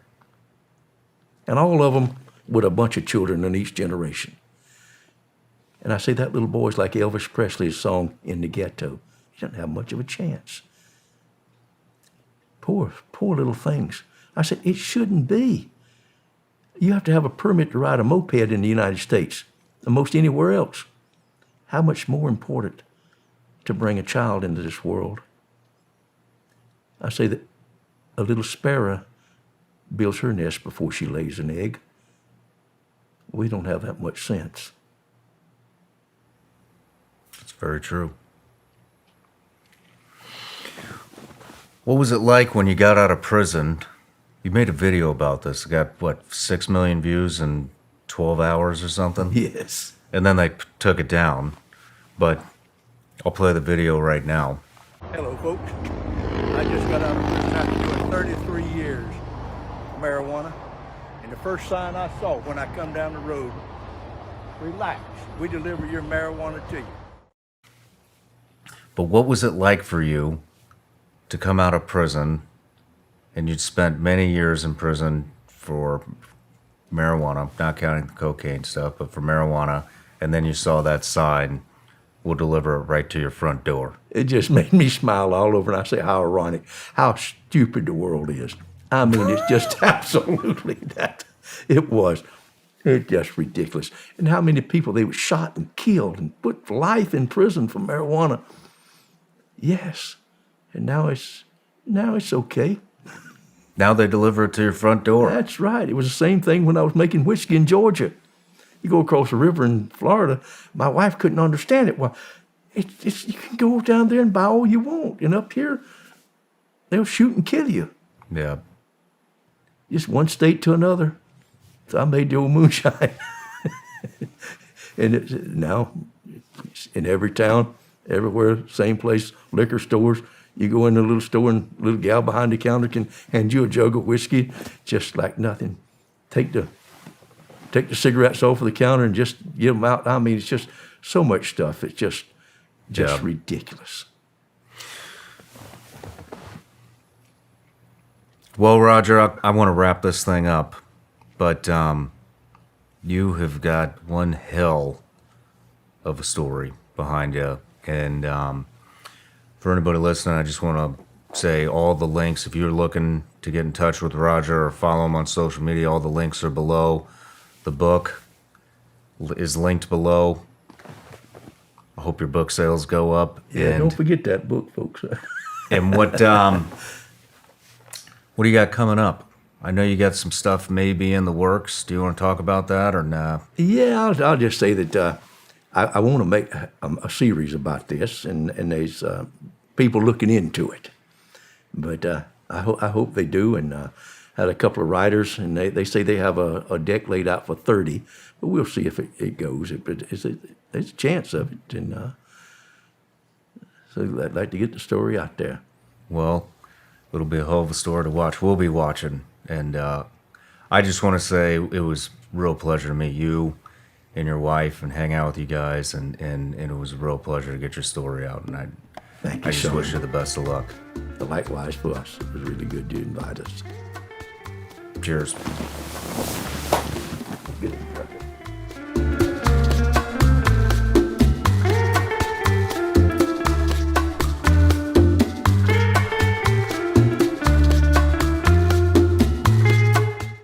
Hey everybody, I'm Shawn Ryan. Click here to subscribe to the Shawn Ryan Show YouTube channel for the hottest and most compelling interviews that you will not see anywhere else. I've also made a playlist of all the previous SRS episodes so they're easy to find. You can find that right here.